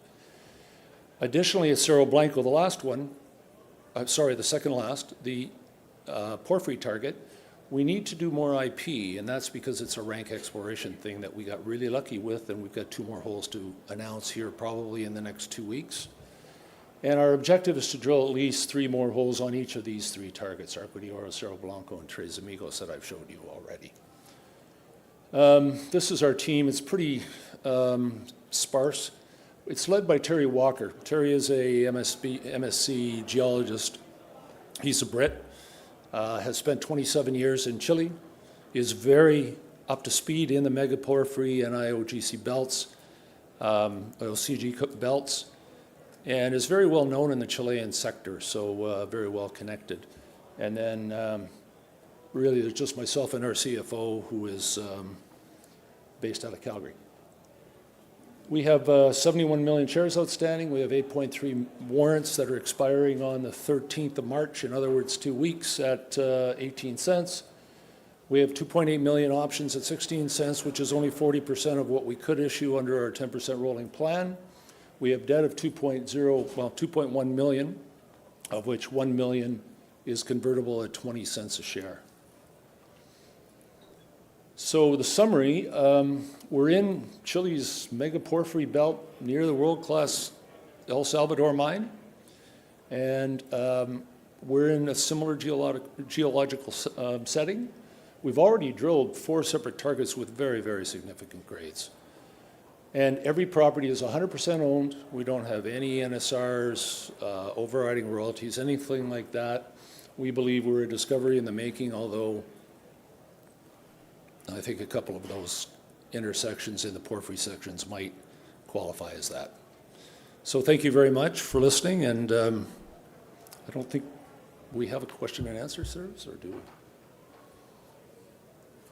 No? Thanks, Al. Okay, thank you. Thanks to all the presenting companies, and of course, thanks to you and the audience for being here and listening to their stories and my blather. I just want to make a note that if you look on the agenda, it will show a Q&A in the Parkgate room. That won't be happening because the Q, in this case me, isn't here. So if you want to do follow-up questions, I suggest you grab a coffee and just go and visit the companies in their booths. And that's obviously something you can do with all the presenting companies here. That's one of the keys to Metal Investors Forum is the management teams are all here, so if you want to know more, you know what to do. I mean, just go and find these guys out in the company booth area and ask them questions. So we'll have a coffee break now, and then we'll be back at it with the next presenting clock. Thanks very much, everybody.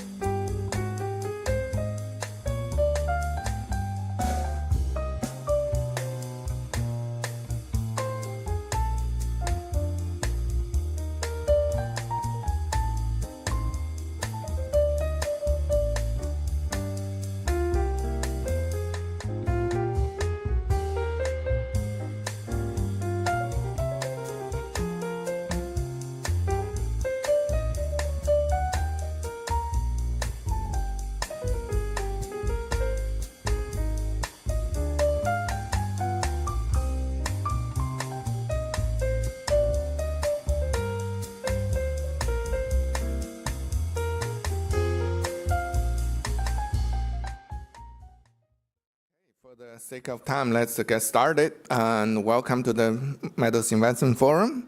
My name is Chen Lin. I write the newsletter What's Transpiring, What's Selling. And I also have 4 companies here that I'm shareholder of every of them. And today's investment topic is where to invest in 2025. This is actually, everything is changing. So I didn't have a chance to put another slide here because everybody saw that on Friday, Zelensky would sign the deal and then gave up all the mineral rights from Ukraine to the United States. It didn't happen. So I couldn't find another slide, so I just keep it. And people know he will have to come back one day and then give up all his mineral rights. We know that. So, but actually, the stock market rallied on Friday in the hope that Zelensky or Trump will focus on Ukraine. Zelensky, maybe they'll let it go from Canada, right, for the next Tuesday, Canada and Mexico tariff. Finger crossed. So that was the hope. That's why the market rallied on Friday. This disclaimer, and this is for entertainment, education purposes only, so you can feel free to read this. So myself, I run my family money. As I said, I'm shareholder of all these companies. I'm proud to introduce them to you. And I'm not just a gold bucket. I invest in many different sectors, including energy, biotech. I did very well, actually. I picked #1 stock in the United States 2023 and did pretty well 2024. This is 2023, me and the CEO.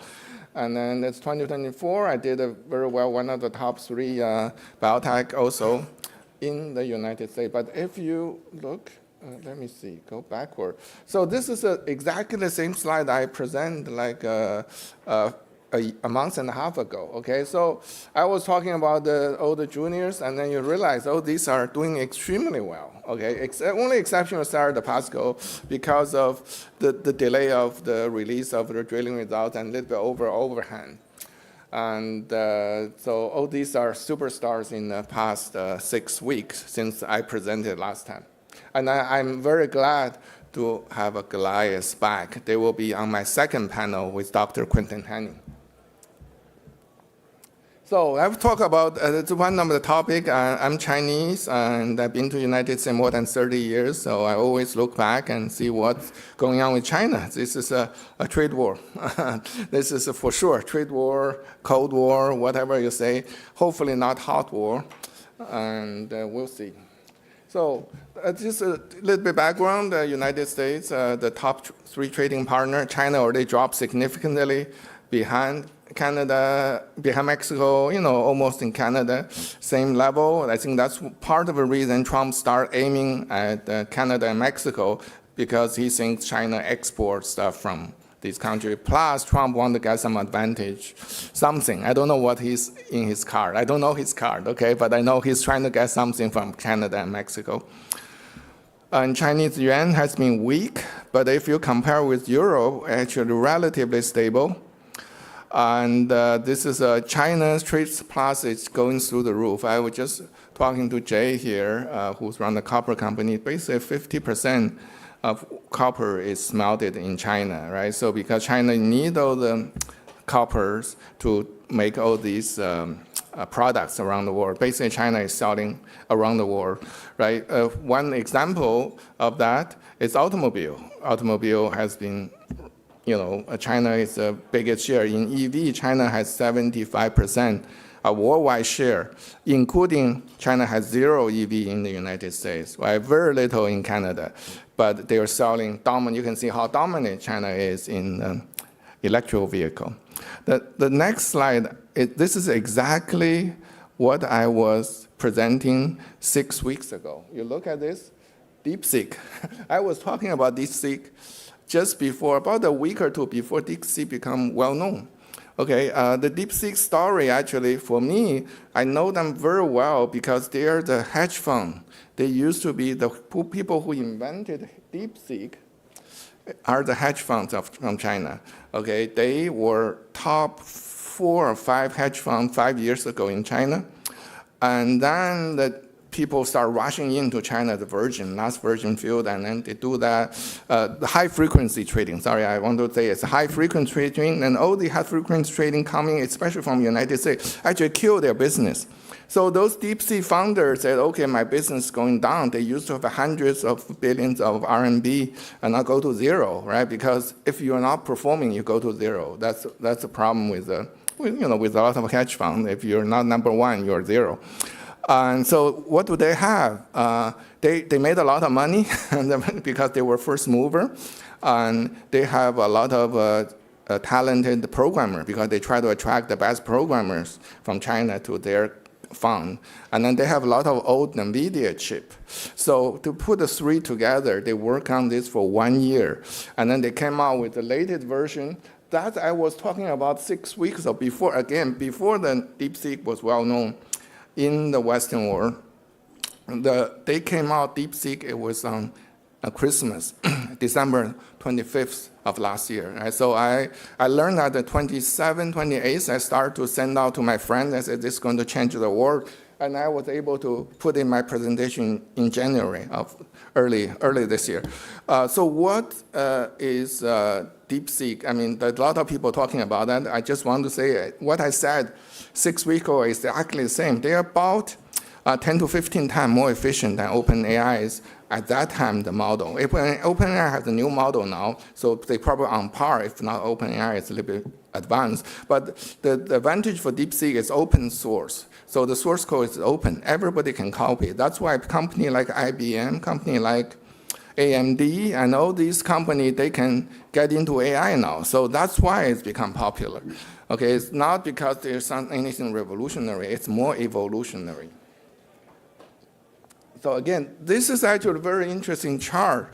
If you look at it carefully, especially in the bottom. The green one is the household. If you look at it, the green one is household loan. Okay, so you see that China household loan has been going up almost every year. Until COVID hit, it go negative if you look at it. It's a huge deleveraging. People basically pay back all their loans. And then they go up a little bit, boom. Last year, negative again. So what happened in China is more like a deleveraging. People, not because people poor, it's just people afraid of spending money. Okay, they are hoarding the cash. That's why there's a lot of cash on the Chinese regular citizens' balance sheet. And that's why I predicted 2 years ago, I saw the gold will have a run because I see the gold premium of China goes up. And I see so much cash on the Chinese citizen balance sheet. I think this will push gold price up. And I was right. That was 2 years ago, okay? So what I see is there was some incredible buying, people waiting in line a couple of weeks ago when gold about to hit 3,000. It failed. It's okay. I was talking to a lot of people here. Don't worry. It's a normal correction. It's allow people to buy gold cheaper. Right? We are at the bull market, and the people there's a lot of capitals here. And also China allowed the insurance company to buy gold. So there's a lot of capital will go into gold. That is another central bank. So the problem actually in China, if you see, is the local government. Right? Local government, the debt is humongous. That's the problem. The local government is almost bankrupt. The consumer has pretty healthy balance sheet. The central government is a relatively healthy balance sheet. And then the local government actually more responsible for the deflation force because they are very pushing for the export, pushing for the production, but then they're out of money. Anyway, so this is basically, I'm just talking about the relationship. You have to think in Xi's mind, when in Chinese president's mind, he think China is winning. Okay, that's, you like it or not, that's what he thinks. Because what he doesn't look at the people deflation, all these people's problem. Actually, once I heard there's a rumor, he told his lieutenants that deflation, is that a good thing? Why not? And buy things cheaper. So he's very out of touch with ordinary, but he cared about technology. China is winning in almost every technology. That's a fair statement, except for AI, right? So China basically already prepared for the Trump, China-U.S. trade war. And then they happen in November, December, January. It systematically tighten the screw, right? So what will happen for us, for the investor? So what's going to happen? I think the inflation probably will pick up, okay? And U.S. dollar, Trump wants U.S. dollar to go down. The dollar may go up initially, but long term will go down because of the debt. A lot of people were talking about the debt issue. The Fed may slow cutting rate, okay? And I think gold and silver, there's so much gold and silver moving from London to here. It still happen. The Bank of England, right, they have to deliver gold, by contract deliver gold in 2 weeks. They cannot do, right? There's not enough gold seems coming to the United States. So all these are valid. And then all the critical metals are really, really going to happen, right? You think about the Xi, what can he fight back? There's very limited options. One he can do is those metals, right? The critical metals, really critical. It's getting to Trump's head. That's why I put it there. Trump wants the rare earths from Ukraine. It's very important for United States and for the military. And also the gallium, germanium, right? Those metals, as well as another revenue China can do is to sell U.S. government bond. But China already below $1 trillion now. How much selling can they do, right? So that's a question about that. So there are very limited options for China to fight back. One of is the critical metal, which is very good for our metal industry. Another is China buy more gold, which they are doing anyway. So I presented this idea in last Metals Investment Forum. I think it's very hard to get those paper anymore. So most of the paper, the Chinese sovereign debt is junk. I can tell you 99.999% is junk because our late president, Jimmy Carter, signed the deal with Deng in the 70s. That's canceled all the solvency debt. So everything on the market, they tell you could worth anything, it's junk. So except for this, I have this actually show the real paper I have in the last MIF. So this is a guarantee by railroad, okay? So maybe there's a chance because Trump won, they're trying to collect this. And then COVID hit, Trump doesn't want to piss off China because of he need a PPE from China, right? So it's guaranteed by the Qing dynasty and then by the Taiwan government. But if you go to Taiwan, they recognize those bonds, but they say, we don't own the railroad anymore. It's in China, it's still operating. So that's one of the ideas. As I present, I think very hard to find this paper after I present this idea last time. But there's other ways to do it because you buy it from like a souvenir paper and then it can worth 100 times or 1,000 times if Trump really collects this, right? Good risk reward. So that's another thing that looking at the major trend of the human history, right? Every country going to spend more than 2% in defense, in the army. This is, I don't have the Ukraine drone data, so I put it Russia drone data. You can see the drone just taking off. Ukraine, reportedly this year going to be 4 million drones going to fly. So what happened, even there's a peace or no peace, every country going to build their drone, going their robot, going to build an unmanned ship. There is a completely new paradigm, and they're going to spend a lot of money on that. So that will lead to demand for all the metals, okay? Critical metals, non-critical metals, just like copper, because it's used for electricity, right? It's conductor. So, and then copper, in terms of copper, I have this report from China, the TCRC. It's already go negative. If you see that, it's negative. So basically means all the smelter who don't have long-term contract is going to go bankrupt because it's negative. Right? So that means the copper supply is going to go down because the smelter will go stop smelting copper. That's with potential copper tariff. It create a very interesting situation for copper. So that's my general thing because I feel commodity has been down for so long, so hard, It just went up a little bit recently. So we have a long way to go up. Okay, so people are telling me, oh, okay, we may have some slowdown economy, so I shouldn't own copper, I shouldn't own zinc, I shouldn't own base metal. I disagree. Okay, I disagree. I think we are in a new era that's just for the military spending, they're going to use a lot of base metal. And for a commodity, we have a super cycle ahead of us. It's a different chart, you look. And then U.S. coppers, right? This is a copper, this is a U.S. market. For sake of time, I was talking about the overvaluation of NASDAQ. Okay, so that was the last time it did happen, right? Last time I made a call, that was exactly my slide about 6 weeks ago. I said short Tesla. Tesla is about $400 at that time. You know what happened? Right now, Tesla is below $300. So that was my pick. It seems works pretty well, and since I play like what I hope. So this is the most recent data. It just came out. I just put this on.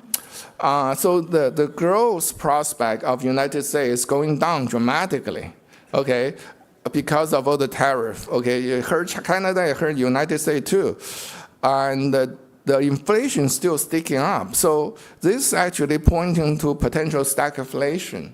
So that means that there are also other newsletter was talking. They predict United States will get into recession even this quarter. It's probably same for Canada and Mexico if those tariffs get into place.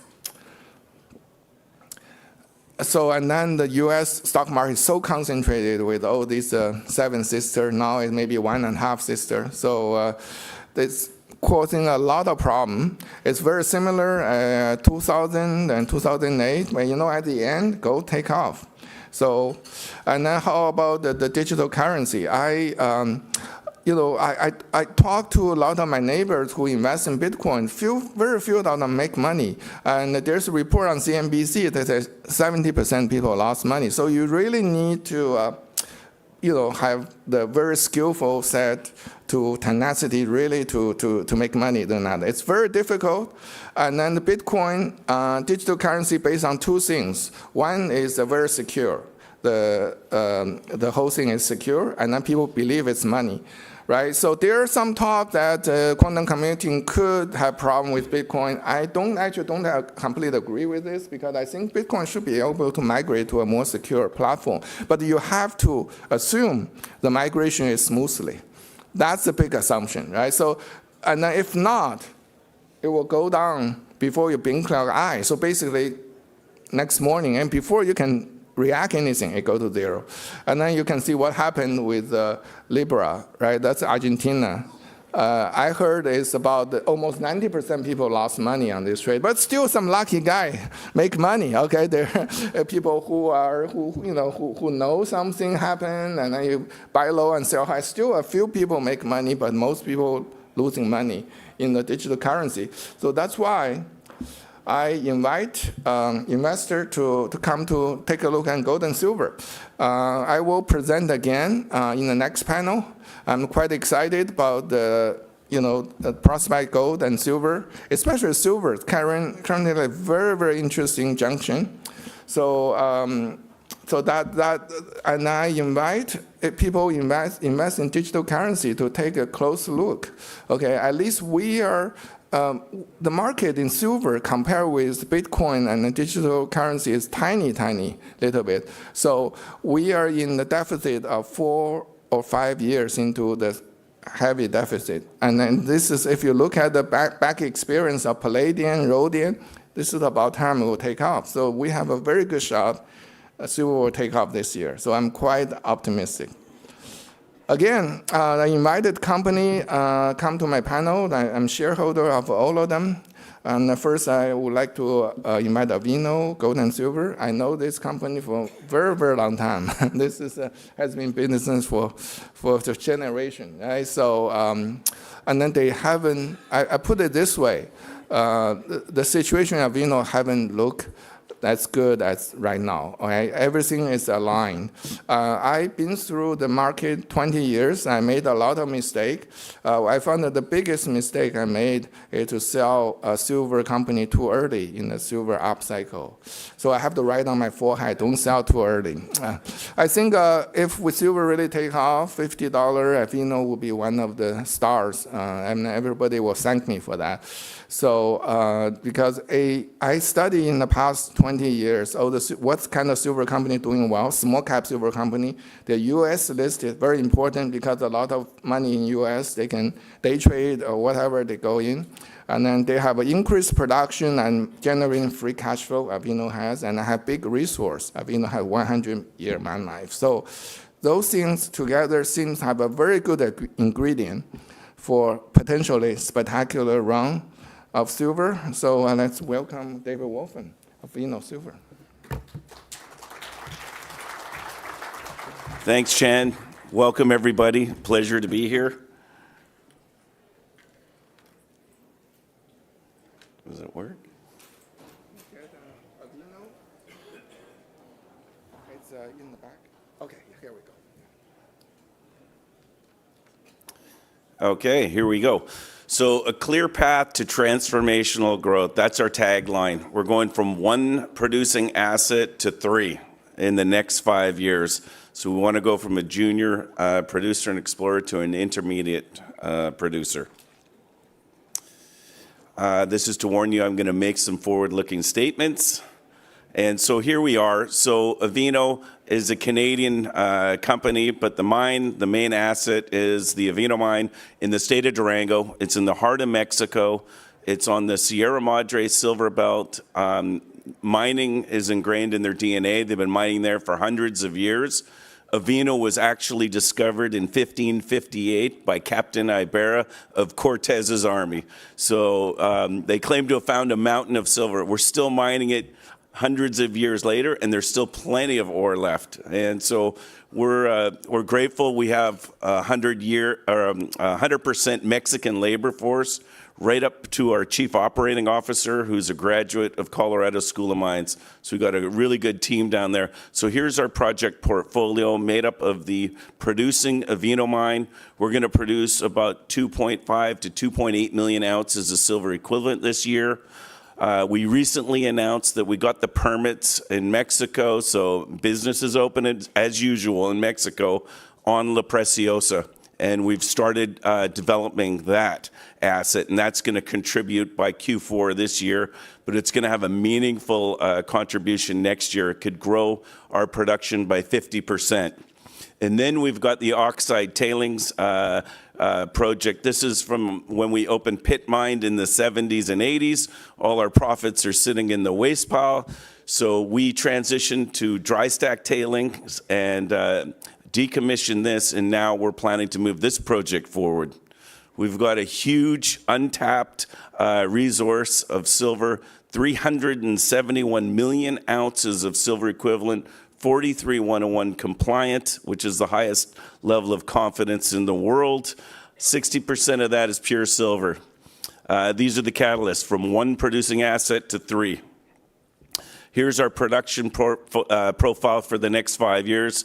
You can see here in the dark blue, that's from Avino, and then the lighter blue, the contribution will be from La Preciosa, and then in year 2028 up here, you'll see the oxide tailings. We want to get up between 8 and 10 million ounces a year.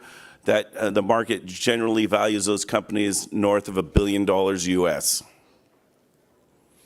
Here's our production by metal. So this year, 49% of our revenue will be generated from silver. Not too many producers in the world can say that. So we are a primary silver producer. 19% of that will be made up of gold and 31% copper.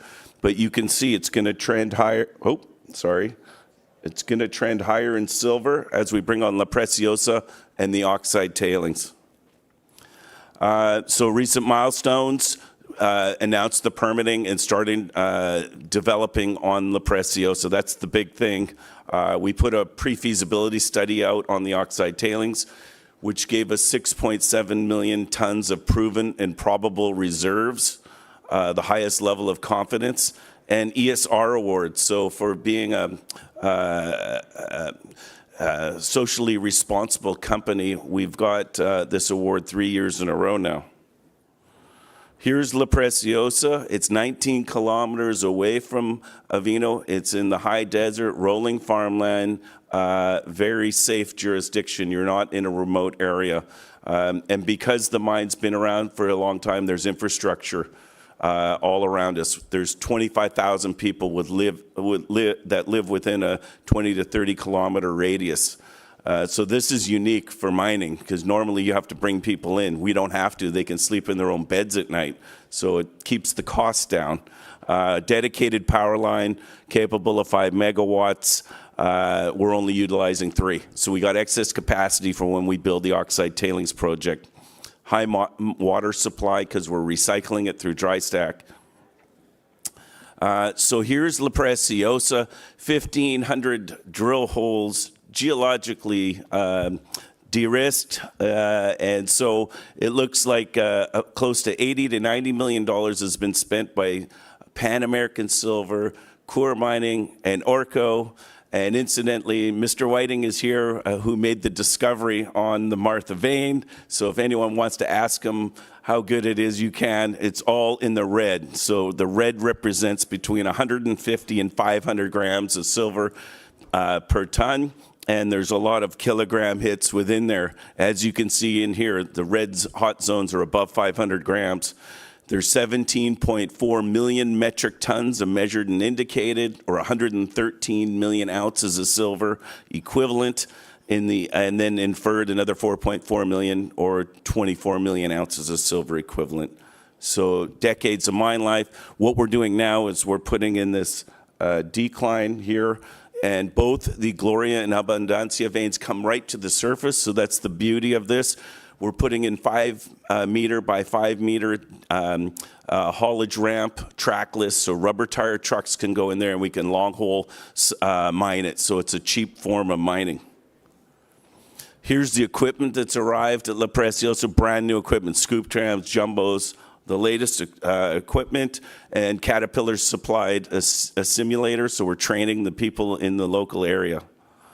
Here's our global resources, so 53.1 million metric tons of measured and indicated, or 277 million ounces of silver equivalent, and then another 23.8 million metric tons of inferred. So we process between 700 and 750,000 tons on an annual basis. This represents 100 years of mine life.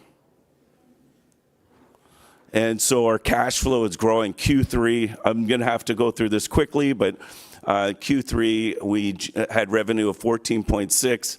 But what I want to draw your attention to, is the cash on hand at the end of the quarter was 7.8 million. The cash on hand at the end of the year was 26 million. So we're generating huge cash flow in Q4. And our Q4 results are coming out in 11 days. And so here's what we're proud of. Our all-in sustaining, our cash cost per ounce, $15.35. All-in sustaining, $21.61. Q4 is going to drive these numbers down even further. Cost per ton, $55.68.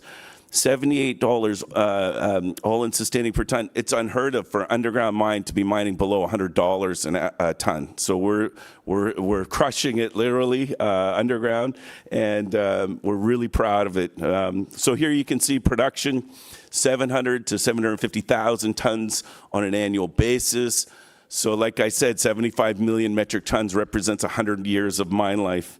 Cash flow positive, 26 million in the bank. And what we're spending this year is on our capital growth is between 13 and 18 million US, sustaining capital, growth capital, and exploration. Chen, I have to apologize, your name should be on here. It will be on the next presentation. These are all the research analysts following us. And so our market cap is 282 million Canadian, 200 million US. recently trading around $2 Canadian. We're down, actually, we corrected the last few days. We're around $1.70, so a good time to enter. We've got a liquid market. We trade between 1.5 million and 2.5 million shares a day on the New York Stock Exchange. I'm currently the largest shareholder of the company, so I put my money where my mouth is. We have 141 million shares outstanding and 152 million fully diluted, no warrants. So to wrap things up, we're a primary silver producer and explorer.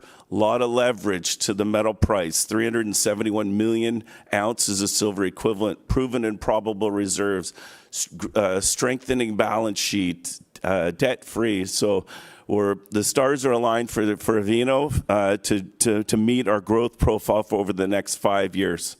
And I'm going to end it there. Thank you very much. Okay, thank you, David. It's a great presentation.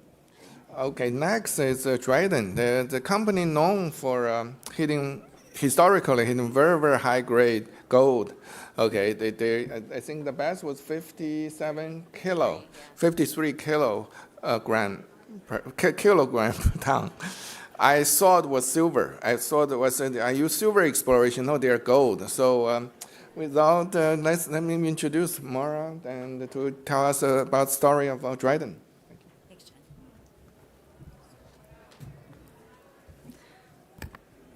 Thanks, everybody. I'm a geologist, so I will, of course, make forward-looking statements. I can't help myself, so bear with me there.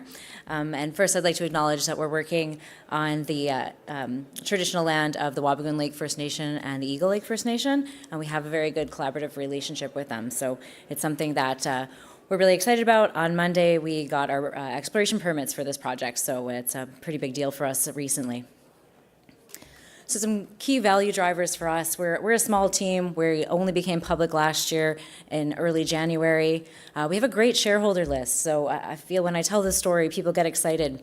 We're the opposite of the last story. We're early stage. So we're exploring for gold. We're sitting in a shadow of a head frame, but from the turn of the century. It was mined here in the early 1900s, pick and shovel kind of thing, and we're kind of going back to that to expand it.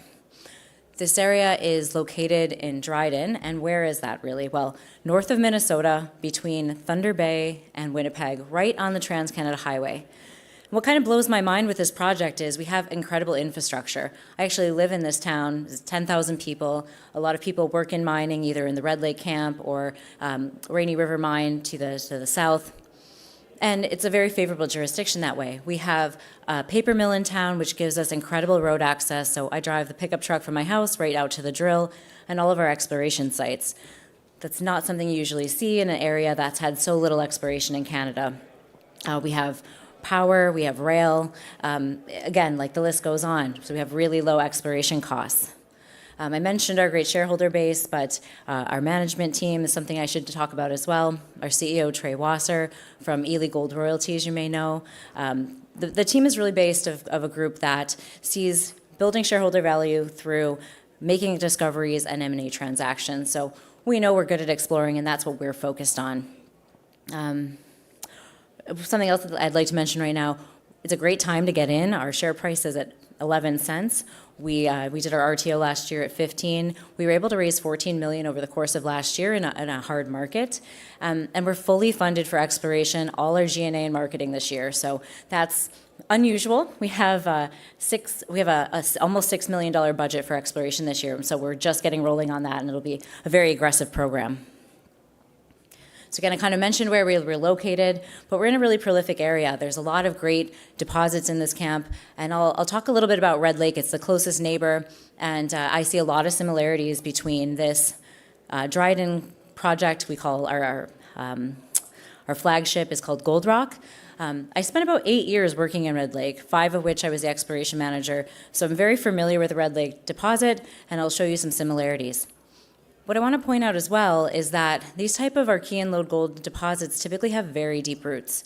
So when this was mined at the turn of the century, it was only mined to 140 meters. That's when they hit water. And this property was always piecemeal ownership. There were 8 different mines in a very small footprint of about 1.5 kilometers.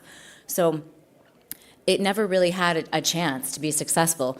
What we've done is put together a property package that is 70,000 hectares.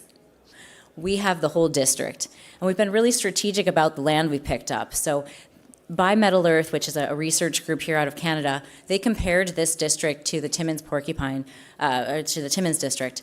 The dotted line that goes up from the top northwest corner to the southwest, that's the Manitou-Denoric Deformation Zone. That was compared to the Porcupine Duster Fault in Timmins. So we love that comparison, and we very much staked everything that you can or picked up the properties along that structure. We feel you need to be within a few kilometers to really have high-grade gold. There is some exploration that was done historically here, so it gives us a base to work with.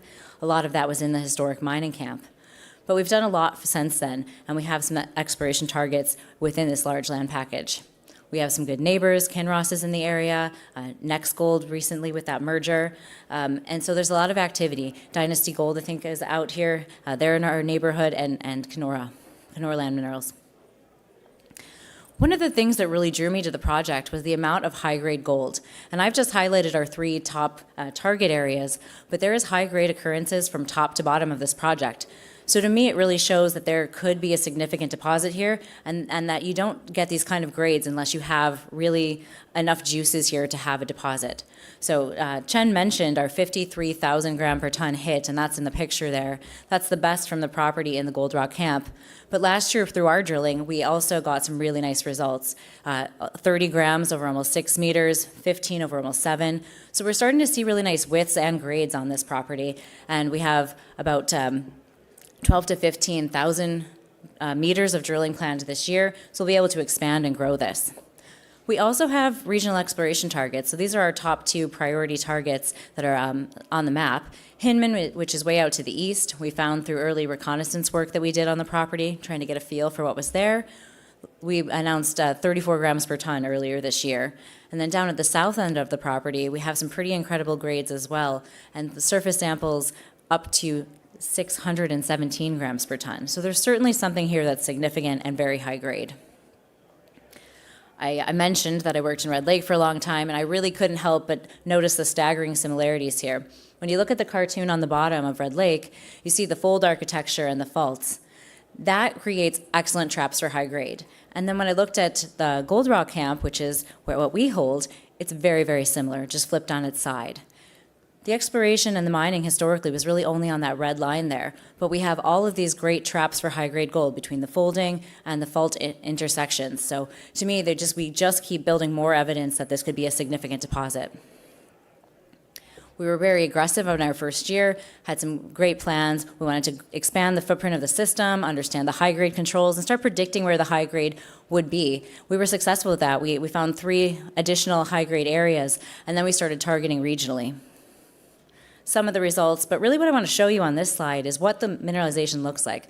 We'll be at the core shack at PDAC on Tuesday and Wednesday, and we have some of the core there. A lot of people ask me, is this a vein, very narrow? Can it really be mined? Well, yes, actually, we have a shear zone hosted gold system here, which is quite wide, and you can go see that at the core shack, but those are some of the pictures. It has free gold disseminated throughout, so more consistent, and really that's what we'll be targeting during 2025. This is following up on that area, so this is our Elora target. Like I said early in the presentation, we just got our exploration permit, so now we can step off what we call patented land, where we can drill and explore without a permit, and now we can test this entire trend. So we've permitted about 2 more kilometers to the northeast, which allows us to start testing regionally. And one of our main goals for the year is to test this at depth. So these kind of systems really have deep roots. We're going to target about half a kilometer depth. This has only been drilled very shallowly. About 100 meters is the average depth, and the deepest holes we've drilled to date, we just completed before coming here. We're going to get back to it when we get home, but they're at 300 meters, so a lot more to grow this. And something I want to mention, the historic mine there at the northeast top portion, that was a Laurentian mine. 14 gram average grade. So we know we have something high grade here, and we certainly are excited to follow it up. This year will really be all about growth at Gold Rock, but we're also going to look at some of the regional targets because they look very favorable as well. We have 70,000 hectares, so we don't want to forget about it. We really want to grow this. In December, we had a strategic placement from Centerra Gold. they feel as well that this is a district play. We have some other majors and mid-tiers certainly looking over our shoulder that we've signed CAs with, so they're watching and they also believe, which is nice. I mentioned the permits. I won't touch on that too long, but we'll have permits for all of our target areas, which is very exciting.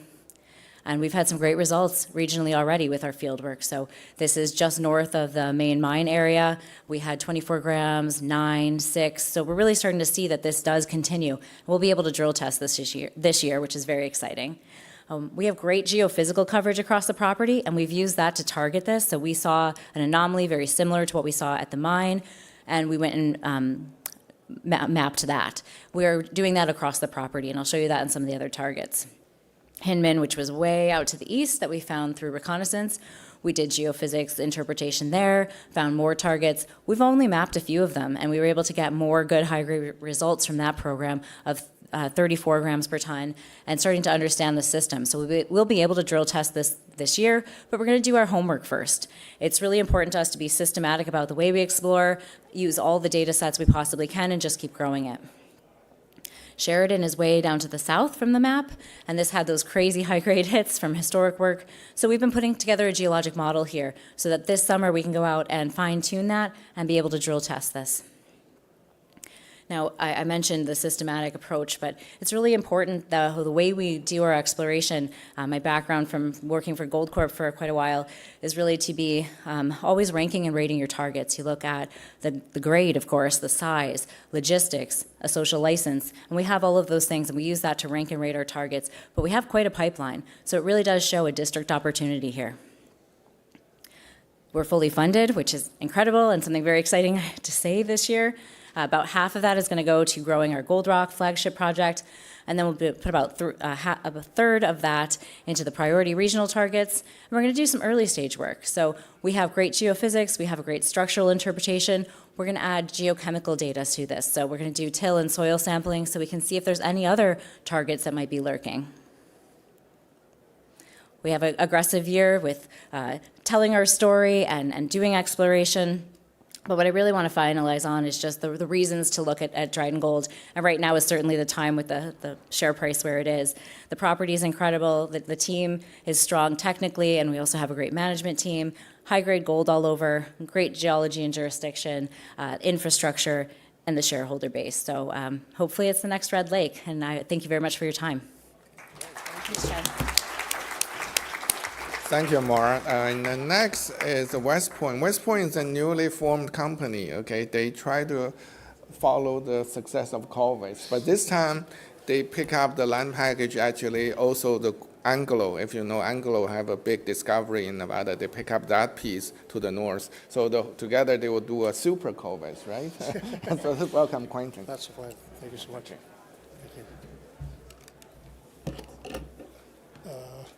Thank you, everyone, for spending your Saturday with us at the conference and listening to the West Point Gold story. I'd like to introduce you to our forward-looking statements, and if you wanted to look at those in detail, please take a look at those on our website. Now, what's exciting about this story, among anything, is that we're looking at a district of the Walker Lane, which is in the southern part of Nevada and just noses over into the northwest part of Arizona. The Gold Chain project is our flagship project. And that project, as Chen so generously mentioned, is a great analogy to my previous company called Corvus Gold. Interestingly enough, Gold Chain is actually 90 miles to the southeast of Las Vegas, and Corvus Gold, which is now the Anglo Gold project on the map there, North Bullfrog, is 90 miles to the northwest of Las Vegas. So it's nice to have such a polar opposite. But what's great about the Walker Lane is it's an area that's actually not seen a lot of exploration work. And the only big discoveries that have been made there is Round Mountain, which is, as we all know from Kinross, has been mined for a lot of years.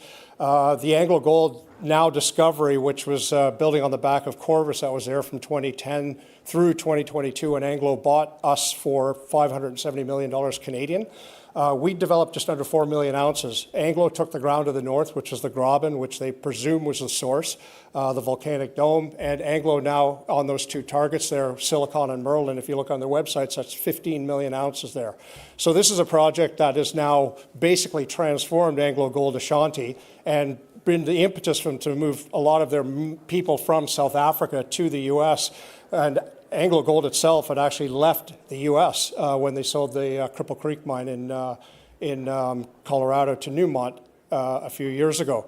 So this is an area I spent a lot of time on. It's an area I know quite well. And what's interesting for me is that, my background isn't technical, but the site geologist for Corvus, who actually was the only Corvus employee that was hired by Anglo and retained, actually has been on our project and actually has said this, you've got yourselves an analogy here. So he's actually consulting to us. If we take a look at the land package here, as you can see, we're right next to the town of Bullhead City. So we've got a highway going right past the project. We've got historic mining, which is incredible. And we know historic mining from 1905 to 1920 was roughly mining in the range of about 15 grams or half an ounce. So this is a pretty robust area with a great footprint from historical mining. What's great about this district as well is it's just over the state line into Arizona, and we can see that the Moss mine there, which has been recently acquired by Mako, will demonstrate to you that a mine can be permitted in Arizona, just to give you an idea that we're dealing with a BLM office in the area, in the Oatman district there, that's actually really supportive of mining. So we've got all the infrastructure you could possibly want. You're actually not too far from Lake Mead, and you've got all the labor, the power, and a lot of work going on in the district.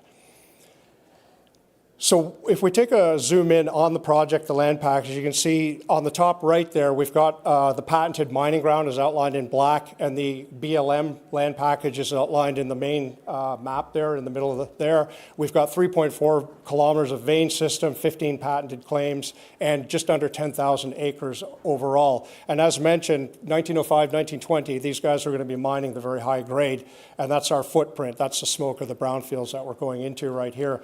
Now, on this land package, it's never been put together before we were able to assemble this project. And we've been able to identify that there's 6 different targets on here with 1 million ounces, and 3 of those have multi-million ounce opportunity. However, where the work is that we're doing this year is primarily on the Tyro vein, which is actually, there's a historic mine there from 1905 to 1920, but there's also some mining that was done in the 1980s on a heap leach at 2 grams. So looking at the Tyro, we were able to raise some money middle of the year last year. We raised $6 million at 25 cents. The orange dots right there are the RC drilling that was done prior to this company being founded and being, I guess, rebranded in December, as Chen just mentioned. And the green holes of the core, the green circles of the core that was drilled. So you can see some pretty robust grade there. That hole 30 right in the center of it, 89 meters of a gram, 0.8. Within that, you got 36 meters of 2. This is all from surface, 50 meters of 0.53. That hole 34, the further northernmost hole we drilled in core, 42 meters of 2.5. And that lovely hole there, hole 28, you've got 85 meters of 6 grams right down the south end. So you're dealing with a full kilometer-long strike. It's about 50 meters wide, which we're now extending that, and roughly 200 meters deep from surface. So the model we've got from the historical work and the work we've been doing, we're dealing with about 15 million tons to 31 million tons at 1.5 grams to 2.5 grams. Oxide, historical. So we know this is going to be a pretty robust first pass at this, and this is our first target. And the reason we're putting so much emphasis into this is to drive the valuation so we can get after some of those other targets. And where it's gotten interesting for us is that we've been dealing with this model for so long that has been essentially, we've got a footwall on the left side, which is the northwest, and you've got a hanging wall on the south side. We've actually presumed that 50 meters in the middle of it, that's actually where your mineralization is. And so you can see on that hole 34 on the left, you've got mineralization from surface right through to the footwall, and they actually hit an undocumented stope. They were drilling with the core, and wood chips started coming up, and they actually were hitting 15 grams in the wall of that before they hit the 9 feet of open space of that stope.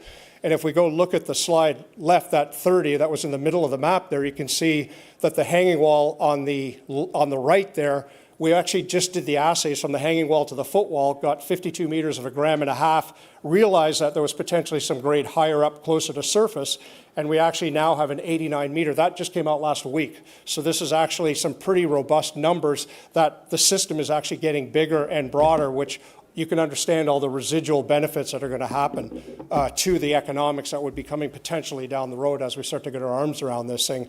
So this is the foundation for the model we're looking at right now.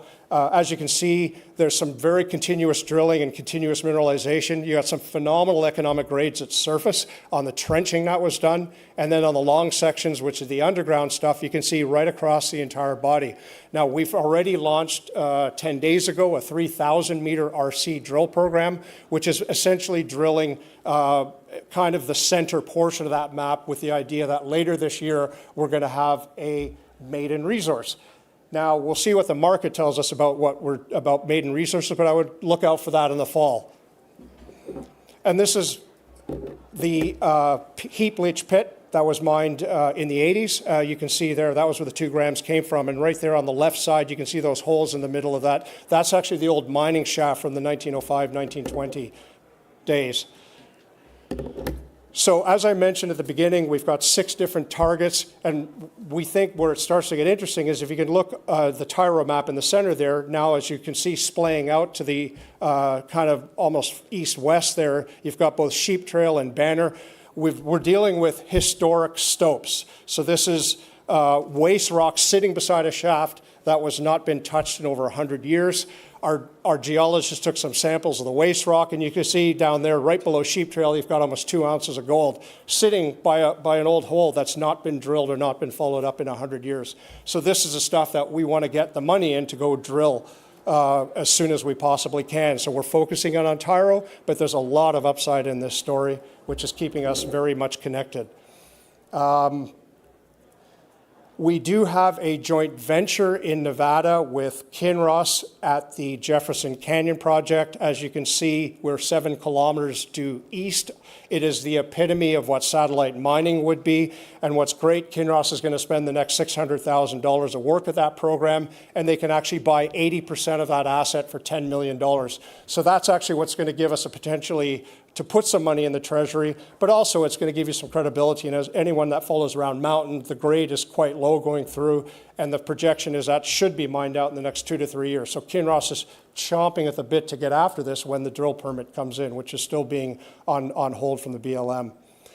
Taking a look at the share structure, those black dots on the chart there, that was the financing in 4 tranches. The first one was the merger of the 2 companies that ended up as West Point Gold. 2, 3, and 4 were 25-cent financing of the $6.1 million. This is mostly a lot of my network from Corvus Gold that are shareholders of this deal. These guys know the area. They want a business build with us. And that's what's putting us into the next step. As you can see from the share structure, we've actually, the liquidity and the volume has really picked up since those drill results started to come out in the middle of January. That I was just talking about, and the warrants are essentially where the next round of money is coming in. And as you can see with the share price that closed yesterday at 45 cents, we're right at those warrant price. So we're going to be driving the marketing to try to bring in as much of that money as we can, because we really want to keep at least one drill turning on the RC 24/7. Thank you for your time.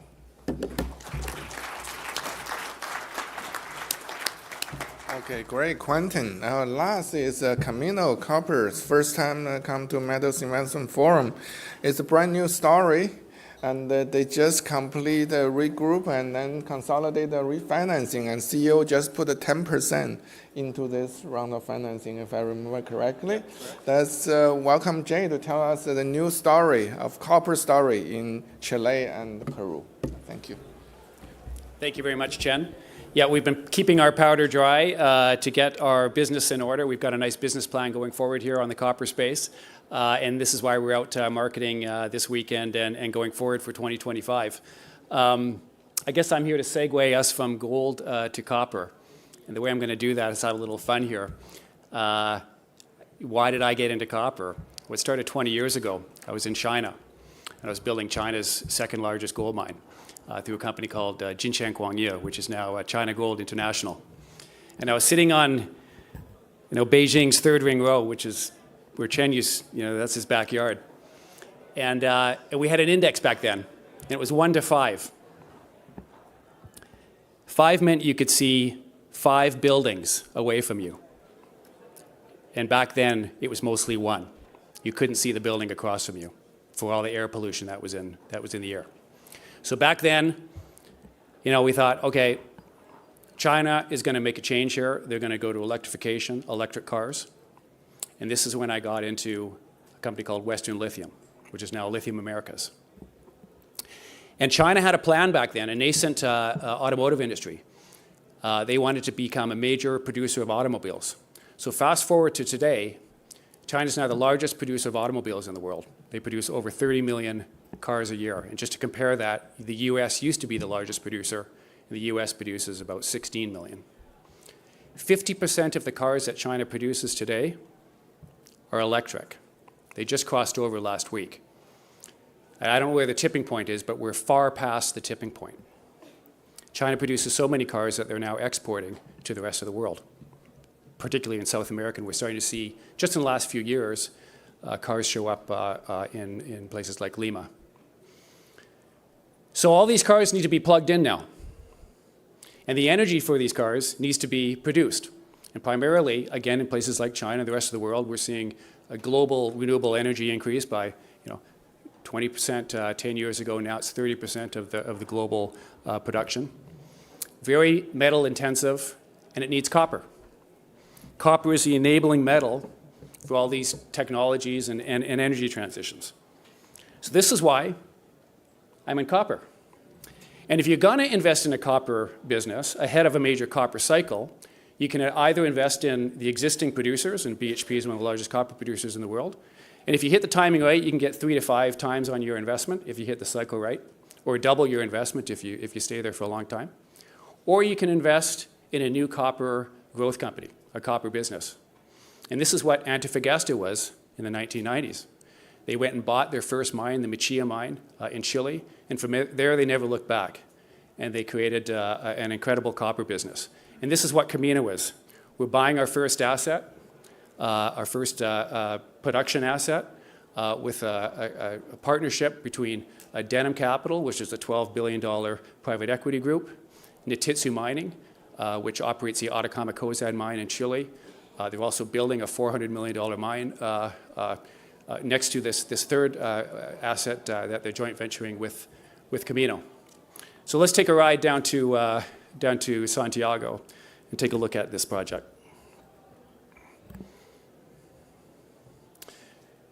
So we go down to Chile. Chile's, arguably the largest producer of copper in the world. They produce about 45% of all the copper in the world.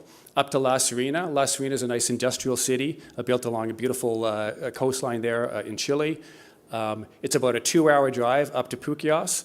Of course, Santiago is Chile is an excellent jurisdiction for copper production. And then we get to the town of Punta Colorada, which is where our company has its major infrastructure. What we've been doing here is mining is inherently risky. So with this company, we're reducing our risks in terms of this company has its major environmental permit to go into construction phase. We've got 50,000 meters of drilling now complete. This is a reserve category company and with an engineering study behind it. And ultimately what we're building is a copper leaching project, which is called an SXEW mine, and this is the most cost-effective way to get a copper mine into production. We own our water wells. This mine will run off of fresh water. We own 4 of these wells.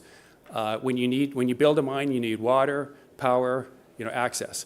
We've got a deal with Barrick Gold where we can drop a 23 kV substation into their power station to connect us to the grid. And then from there, it's a 45 kilometer drive. Takes less than 45 minutes, up along a road that's maintained by Barrick as they maintain this road all the way to Pascua-Lama. We pull off of this road, and then a kilometer up, we see the earthworks that have been completed in order to receive our SXEW plant. As I mentioned, the capital intensity for these projects is much lower than traditional mines. And a project like this, it's gravity fed, so our crushing system is above our SXEW project, and then we're basically mining the top of that mountain that you see there. Gives us a nice low strip ratio, and this is, and then we've got a large body sulfide resource that we can explore below the project. If we go to fly to the top of the mine, look over the edge. Of course, all these projects have exploration. So there's a lot of exploration that can be done on the project. I think the upside on this will be to really look at that sulfide resource and at higher copper prices, look at the technologies to leach the sulfide zones. The engineering has been done by Osenko Engineering. We just released a new engineering study yesterday. That's on our website. And this is ultimately what we're building, copper cathode. So this is the engineering study that was completed. We've got a full definitive feasibility study that was done in 2021, and this is simply an update in order to complete our transaction, which is why I'm out marketing today. It's March the 1st, and this transaction will close with Denham Capital and Itochu Mining on March 31st of this month. So we're 1 month away. I've been working on this deal for a couple of years, but in earnest for the last year. So I'm quite excited to get this business out into the market. Also in Peru, we're drilling. In fact, we're drilling today with the same partner, Itochu Mining. They've invested, or they're investing $10 million, $7 million to date for a 35% interest in our project in Peru. So the project in Peru is fully funded. We've been drilling on our Los Chapitos project. You can see here exceptional drill results, 95, 96, 91 meters of 0.7, 0.8, 0.9% copper. We do get high grade. We get 4.5 meters of 5%, 6 meters of 3%. So it's a high grade deposit. We think we're about halfway there to a mine with what you see in this slide. So what we're doing is we're stepping out, and we're not stepping out by 50 or 100 meters. In this case, we step out 2 kilometers and hit some of the same numbers, 55 meters of 0.9, 65 meters of 0.7, and high grade again, 19 meters of 1.3. So this is what we're doing on this project. We've got 3 main copper trends, the Diva trend, the La Estancia trend, and the Atajo trend, and this is where we're drilling. If you follow those trends off of our project, you can see, Rio Tinto, just in the last year, has staked next to us. Rio is there for what they think can be a very large deposit, and the ultimate prize would be to discover something like the world's newest copper mine, which is the Minsur mine, the Mina Justa deposit, which does about 100,000 tons a year of copper cathode for a price tag of about $1.6 billion. It takes a long time to get these mines into production. It can take decades. You can just see a timeline here of when people walk on the project, like Puquias, 1979, and we're 1 month away now to close the transaction and to start going into construction mode in 2025, 2026, and ultimately try to meet a production target for 2027. We've got a tight share structure, about 45 million shares outstanding. I'm a large shareholder of the company. Denham Capital will become our largest shareholder. Denham, as I mentioned, is a large private equity group. We've got Itochu as our operator, and they will construct the mine in Chile for us. So Camino is right in the middle there to capture all the value. And I encourage you to watch what we're doing here in 2025 and become a shareholder, and then you got a real interest and a reason to call me up and ask me about what the future is for copper. Thank you very much.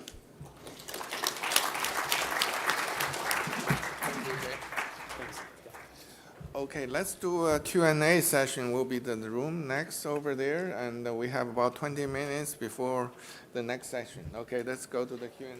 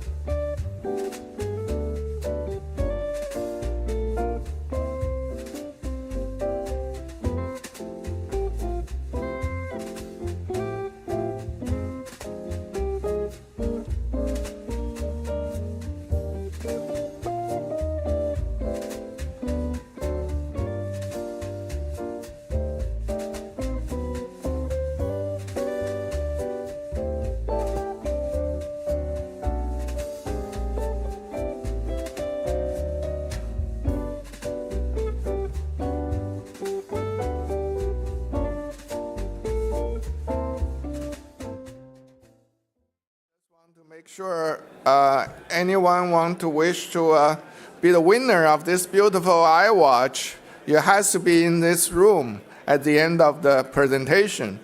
If not, if you're not here, we will go to the next winner. Okay, when we got the raffle going. Okay, let's get started. All right, so welcome to the Metals Investment Forum. This is the last session, so thank you for being here. My topic is the gold rush of 2025. So this is a disclaimer. You should read this carefully. So but my family and run family business, I write a newsletter, I do all the different sectors, and then I put whatever my best ideas on my presentation. This is what I did more than 2 years ago. That's rising the silver price. I believe silver was the next lithium, and then silver did very well in the past 2 years. And a little bit over 1 year ago, I saw the rush of gold. I talked about a little bit from last presentation that there's a huge amount of money piled in China's retail. People, average people, they have a lot of money. They cut the interest rate. The money is burning the hole. They put in the gold. So I pointed out this gold rush of 2023. That's 1.5 years ago. You know what happened to gold. So then it's what I'm saying is gold rush 2025. What is gold is not instead of rushing to China, it's rushing to United States. Bank of England is technically default, right? Because they, by rule, they have to deliver gold in 2 weeks. They couldn't deliver gold in 2 weeks, they deliver in 4 weeks. So where did they get the gold? Question mark. So this is gold coming to the vault in New York, right? So basically, people try to avoid potential tariff. So it's very interesting. All the I'm not a conspiracy theorist, but all the people, if you believe any tiny little bit conspiracy theory, this is time to see if there's real gold here, and then we're going to check out Fort Knox. So the Fed balance sheet, you see that's historically. Gold was the majority of Fed balance sheet. I think we go back to the history. Okay, the gold will become an important part of a Fed balance sheet, starting with the reevaluate gold in the Fort Knox in all the area, if we can confirm gold is really there. So this is Barron's on gold, just published a couple of weeks ago. They think gold miner is extremely undervalued, which I couldn't believe. More. It's just the margins is unbelievable. There's a very good presentation by Tavi Costa from Crescat, and then you see the margin of gold mining companies are 50%. Still, the mainstream are looking for. They love the Walmart, of the world, Amazon of the world, maybe 5%. Yeah, they got 5-10%. They like it, but we are having 50% margin, and then nobody appreciate it. So this is gold. I know recently gold having a pullback. Actually, if you are my subscribers, and I just did a presentation, I just kind of expected. You can see this is a GDX gold index. They start to roll over actually before gold started falling. Okay, you can look at that. And then you can look at this chart. Even in the bull market, gold keep hitting 50-day moving average. It's common. So why are people complaining to me? Oh, gold's falling this week. It's common. It's common. Okay. So you're basically looking at the 50-day moving average. I put it on Thursday closing. Okay. I didn't download the Friday. Friday down a little bit closer. So we are getting very close to the upturn, right? So to the bottom, to the support. The only exception we have in the past year is that Trump got elected. It broke down. That was a major event. I don't see this as similar, okay? So we seem to be maybe a week away, or if not a few days away from the bounce of the gold. What do you see is that gold miners start to move up. Even gold is going down. That Friday actually is a good day. We have selected miner, they start moving up. So this is the most bearish report on gold. I don't want to say their name, but I just put it there. It looks very striking. Okay, look what happened in 80s, in 2012, and the COVID peak and current peak. It looks pretty scary, right? But if you want to critique, I think this is exaggerating. Why? Because in the 80s, gold it's a $700 gold, and then you have this gold above moving average is 600. It's different. Then now we are above, we're not a bit lower, 300 versus $3,000 gold. Proportionally, it's very different. Okay, so I can see this kind of movement may be similar to this or this. Okay, you need to, I'm just trying to tell you, even from the bearish report, I can see we're still far away from the peak of gold. How about silver? That's one of my favorite targets, and I like silver. And I just want to give you a little bit because of all the tariff, the competition, the Chinese silver solar panel makers, they cut down silver significantly. I already reported a few weeks ago, 6 weeks ago.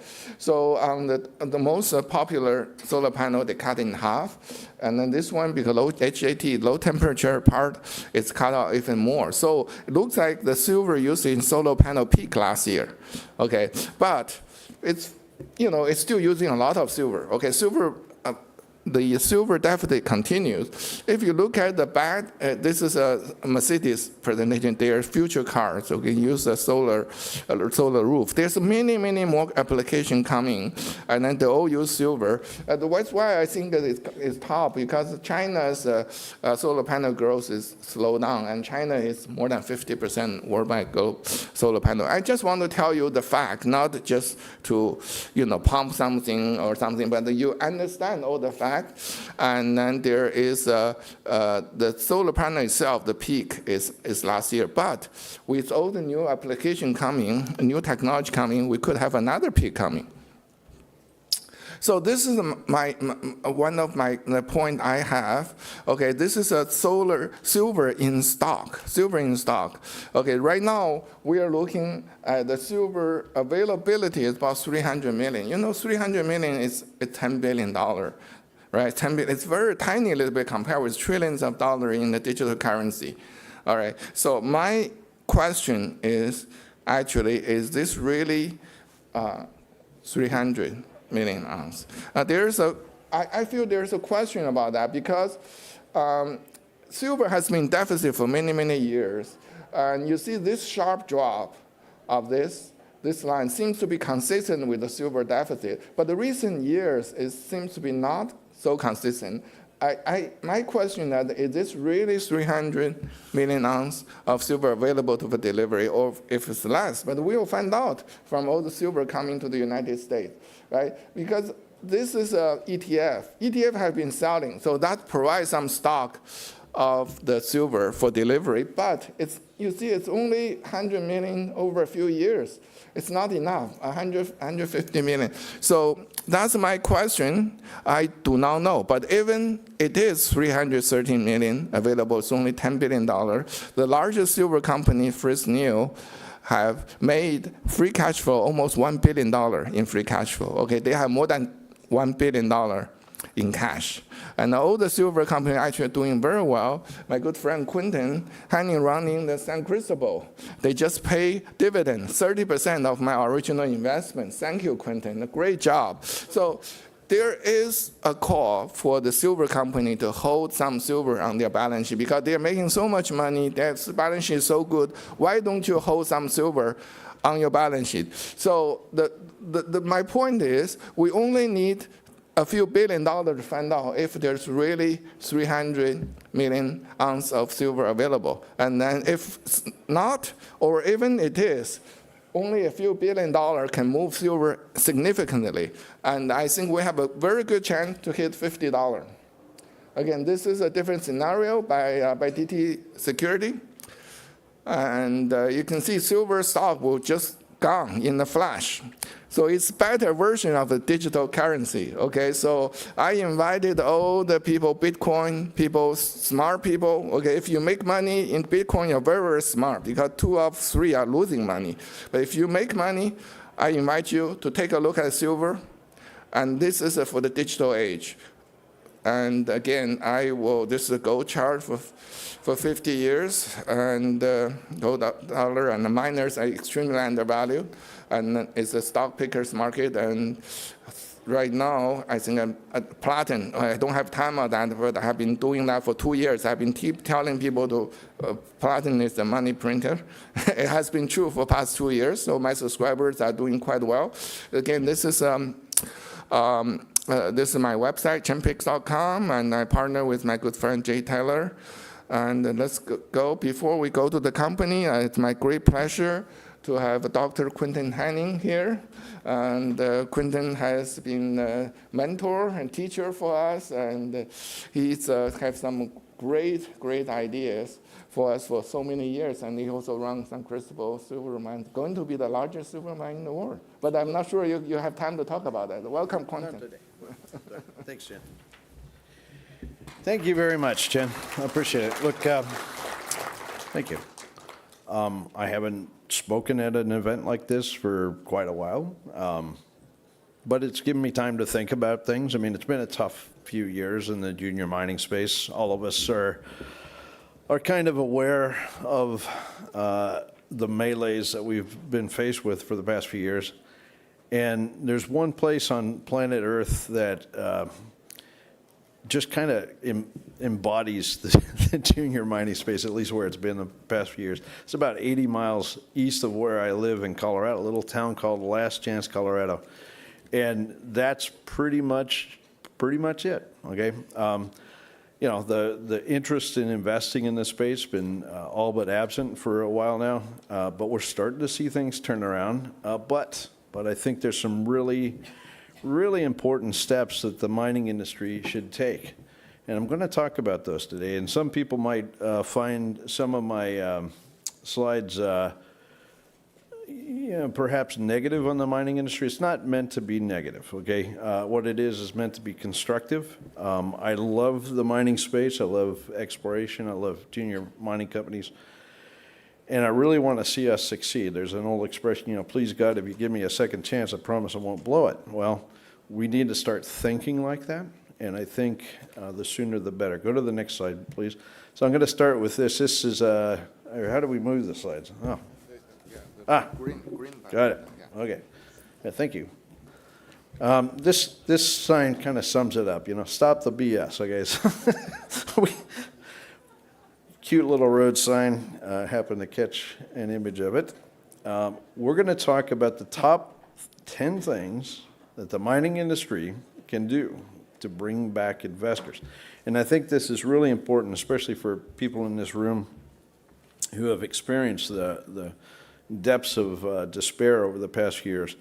Look, there's an old saying, you really can't fix other people, but you can sure work on fixing yourself, and that can apply to the mining industry in particular. Okay, so what can we do? What as mining industry people can we do to try to entice people coming back into this space? All right, there's a lot of companies out there, junior companies. There's something around 3,000 junior companies around the world. Many are in Canada, some are in the U.S., some are in Australia, obviously, and AIM and other locations around the world. But there's a lot of zombie companies. We really need to make an effort, I hate to say, to purge a lot of these zombie junior companies. Just simply, see them leave the space. We and the exchange have done a terrible job of culling the herd. We need to see a significant culling of the herd. There's too many juniors. There's too many juniors, and there's too much paper that's been issued by those juniors. We've basically got an ocean of paper out there that simply has no place to go. Okay, when you have too much supply, guess what? The price dries up, and that's a lot of the reason we've been through what we have the past few years. Now, another thing I feel very strongly about, we need to consolidate companies and also land positions. Okay, Mother Nature has only provided us with X number of places to go prospect on this planet. And when I see companies that share a desirable project or boundary, across the project, it breaks my heart. These companies need to figure out how to consolidate. Companies that are consolidating and building a vision around exploring new concepts, I'm in, okay? Any day, I'm in. Those that just kind of sit there and have these awkward, half ownerships or God forbid, earn-in structures. And look, I'm going to be the first to tell you, I'm in companies where we're faced with earn-ins, and they're terrible. Okay, junior companies should not earn in from other junior companies. And I'm trying to actually clean situations up in some of the companies I'm a director of to fix this problem. I hate to see companies try to earn in and things like this. They need to consolidate their land positions. Okay, this one will catch most people off guard, but I think there should be a one-time just get out of jail free card where everybody in the junior mining space gets a free pass. Every junior company out there can roll back their shares. This is across the whole board, okay, everyone. Because if we don't do that, if we don't clean up all this paper, we're just going to sit here in a sea of selling, okay? Every time a little stock that's at 5 or 10 cents starts to creep up, it's got a little bit of a wind in its sails, it'll get it whacked because there's some shareholder from 10 years ago who realizes, oh my God, they're up 20% today. Oh, sell, boom. It's awful. It's awful. Okay, how do you stop that? Well, you start winding these share counts back. We got to get companies below 100 million share count, period. Okay, the rollbacks, yeah, they're painful. They can, you know, for a couple of days, a week or two, you might see some pain. Who cares? Get on with it. Get new shareholders in who want to put money in and want to see the company pursue its vision. Okay, biggie. We need to incentivize young people to come into this industry. Okay, and I don't care if it's big mining companies or junior mining companies or whatever. We need young people to come into this space. We need to transition out older management and boards. There are a lot of gray hairs. I'm sorry, but in this room, there's a lot of gray hairs. I'm one of them, okay? We need, as a group of people who care about this industry, to figure out every means possible to bring young people into this industry, period. I don't care. Okay, we need to incentivize young people who are very tempted to go in things like tech and other, you know, easy money opportunities out there to come into mining. Okay, we got to show people you can make money at this. It's one of my biggest missions on planet Earth is to work with young people. If you look at the people, and some of these guys know who I have hired, I try to hire young people, okay? Because I want to see these guys succeed. I'm working with a whole team of young guys who want to go out and build new companies and do big things, okay? We need to see this, must have it. We need to rebuild the boards and management with teams with technical visionaries, okay? How many boards have you seen with, sorry, probably lawyers in here, okay, lots of lawyers and lots of accountants, and no offense against lawyers and accountants, but to run a mining company, you have to have a technical vision behind it, okay, period. If you don't have a technical vision, you're not going to go anywhere, okay? And so many companies, and I don't care if it's small companies or even big companies now, you know, Newmont, Barrick, and so forth, there's so many people who have infested those boards who are have absolutely no technical background in mining. It makes your head hurt, okay? It's just, it does your head in. We need like an overhaul. We need to basically move a lot of technical people into these places. Probably means we got to train a lot more technical young people to come up the ranks. But if we don't have that technical vision, the mining industry doesn't last. Okay, you got to have an engineer or a geologist or metallurgist, somebody driving the bus.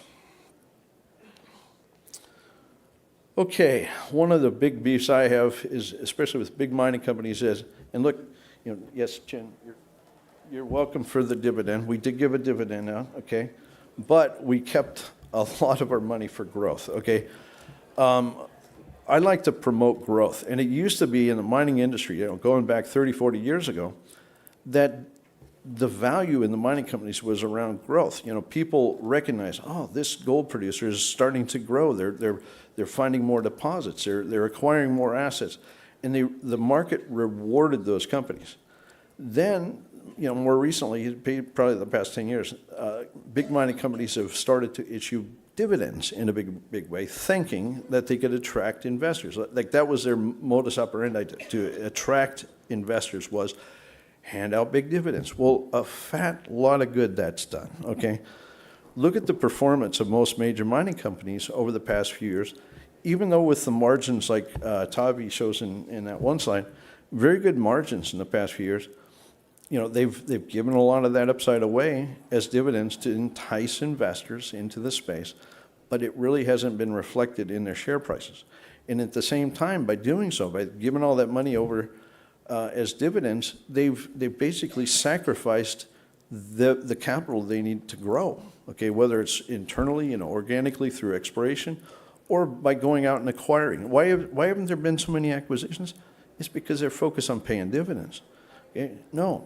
We need to focus on putting that money back to work inside the mining space so that we can grow and make the investments people are making in this space more valuable. Okay, I hate streaming and royalties. Okay, I know everybody, look, I've been an investor in Franco, Royal Gold, many of you are, but streams and royalties absolutely suck. Okay, they are the worst thing to ever come into this mining space. They're horrible. Okay, why? Because they basically capture the upside away from a mining operation. The cash flow and the profit that mine makes just gets hoovered straight out. I cannot tell you how many projects I've reviewed in my career where there's some stupid streaming deal or royalty that kills it, okay? I looked at one like 2 weeks ago. Beautiful copper gold asset. Could make a fantastic mine. It's pre-development or pre-construction, but it's gone through a feasibility study. It's got a streaming deal from hell attached to it. It basically hoovers about $50 million per year in revenue out of this operation. You know, it goes from being like, wow, this thing would be a killer mine to being pretty mediocre. Okay, why? Because they have a streaming deal with one of our classic streaming companies. I hate them. They need to go away. Okay. This is a biggie, especially here in Canada and other countries, okay? Guys, face the facts. Why aren't mines getting built in Canada right now? First Nations, okay? There's like this quiet standoff where nobody's making a move. The government's not making a move. The First Nations aren't making a move. The mining companies are afraid to move. Nobody's standing up and saying, you know what? Let's sort stuff out. Let's sort things out whereby indigenous peoples, or even, we're talking like developing countries as well, mining companies work with them, and mining companies need to do this. They need to shoulder this, okay, responsibility. They need to go to indigenous people, or they need to talk with developing countries who maybe don't have a big history of mining, but work with them to come up with standards, like set the benchmark for how to work together. Okay, what does that look like? I don't know. Okay, but let me throw something out at you. How many more mines would get built in Canada, say, if you gave a 10% free carried interest to the First Nations? Interesting. I mean, royalties are good too. Maybe royalties cut it, but it doesn't seem to be, because a lot of royalties have been given and mines are still not getting made. But if you have an interest, an actual ownership in the operation, the mine, with First Nations, maybe that would work. I don't know. But then look at it this way too. The banks could even get on board. They could say, you know what? If you've got a First Nation partner here, we'll finance you to construction. All of a sudden, people can, a little bit of grease starts greasing the wheels. People start thinking about how you work with First Nations and the mining industry to get them to work together to finance projects. Yep, you're going to give up some upside, but you're going to have to get over it. At some point, sometime, we got to figure out how to work with indigenous people in developing countries to make new mines. Okay. I hate it when companies retread old projects, okay? And as a geologist, I see a lot of companies come in, they try to, pick up some old story that's been around the block for 10 times. Absolutely stinks, but like there's metallurgical problems, there's some other god-awful problem with it. And they push it in the market, especially when the market's going up. So if we see a boom, like you're saying, okay, we're going to see a bunch of projects come back into the inventory of opportunities to invest out there that are simply retreads of old stories. So, as a geologist, I know they stink, okay? They should never see the light of day. These are projects that need to go away. And they're sucking money away into useless endeavors when that money should be going towards new exploration ideas and also new business models. Okay, there's different ways of working in the mining space, and I'll talk about one of those with Irving here in a second. Okay, so I'm going to give you some food for thought. Okay, the mining industry tends to cower in the corner when faced with the hoops and hurdles they have to get through to permit a mine.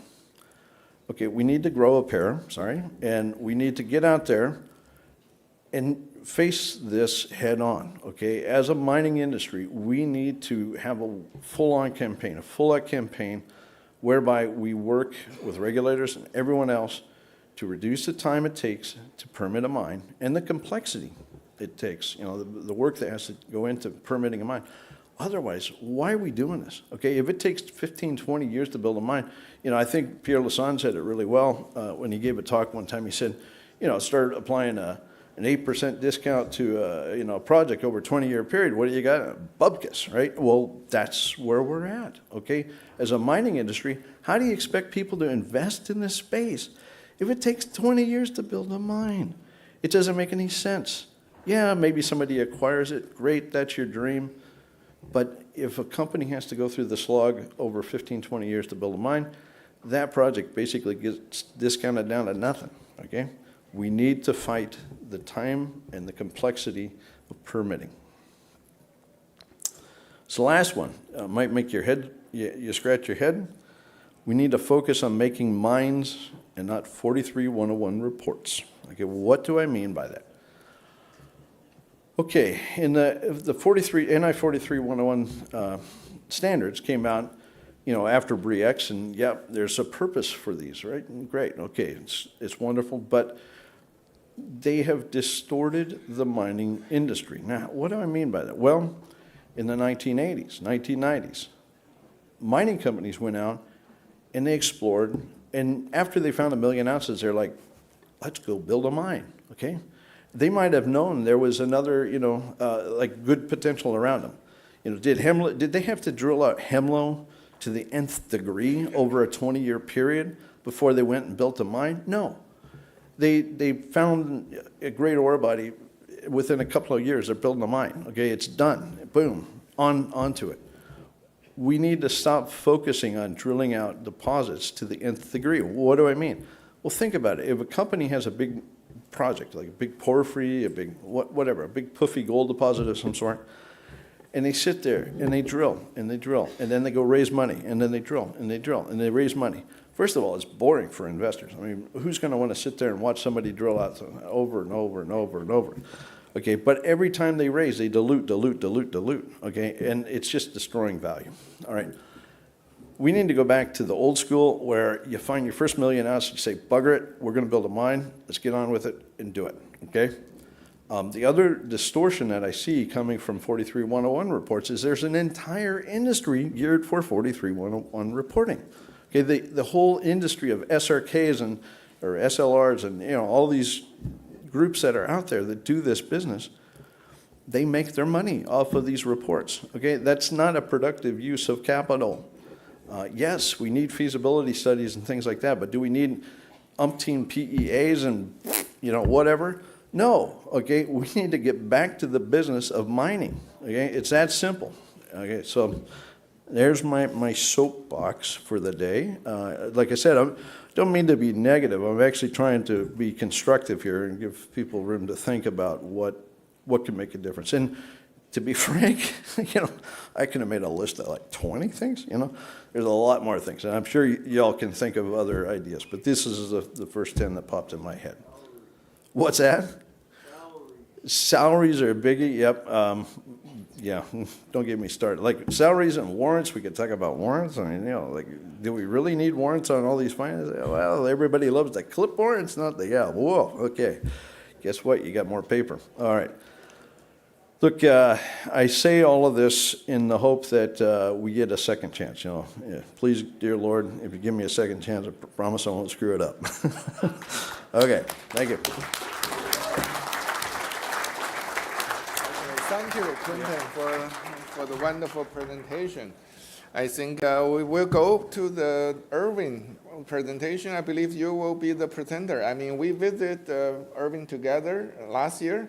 It seems to be a very interesting project. They deliver everything they promised in the past few years, and they have Newmont and Sumitomo as partner, and they are drilling. Unfortunately, the share price is much lower. Maybe you can tell us the story.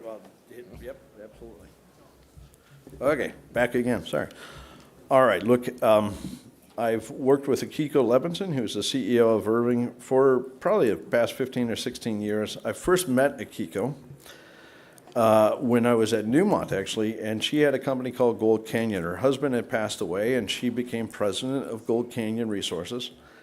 And she asked me, I actually went to see her project, Springpole, in 2004 or sometime, and I really, really liked it, okay? But I couldn't get Newmont re-engaged in you know, pursuing that project. But Akiko remembered, and after I left Newmont, she came and asked me to help her, which we did. We had a great time. We've drilled up a 5.2 million ounce gold deposit, and then we hit the First Nation gauntlet of trying to move a project forward, and we didn't, okay? But we did sell it to First Mining, or whatever they were called at the time, can't think of their name. and they've been advancing it. Still isn't a mine. Okay, just saying. All right, need to fix that First Nation problem. All right, so what did Akiko and I do? We spun out a little company, we dividended it to our shareholders, and we went over to Japan. Totally different business model. Okay, this is a unique business model. Yeah, are we looking for gold? Yeah, we're looking for gold, but we're looking for gold deposits of a certain type. We're looking for gold that's associated with a lot of silica, quartz. Okay, why? Because smelters use silica for flux. They use it for flux in their furnaces, and the gold and silver come out with the smelting process. They actually come out with the copper and the copper matte when they tap the furnaces. It's an amazing way to recover gold. You don't need a mill. You don't need, to capitalize a huge tailings pond or something like this. You simply mine gold-rich silica rock and you sell it to a smelter. Wow. I mean, this is crazy. My eyes were open when we went to Hishikari, one of the biggest gold mines in the world that nobody knows.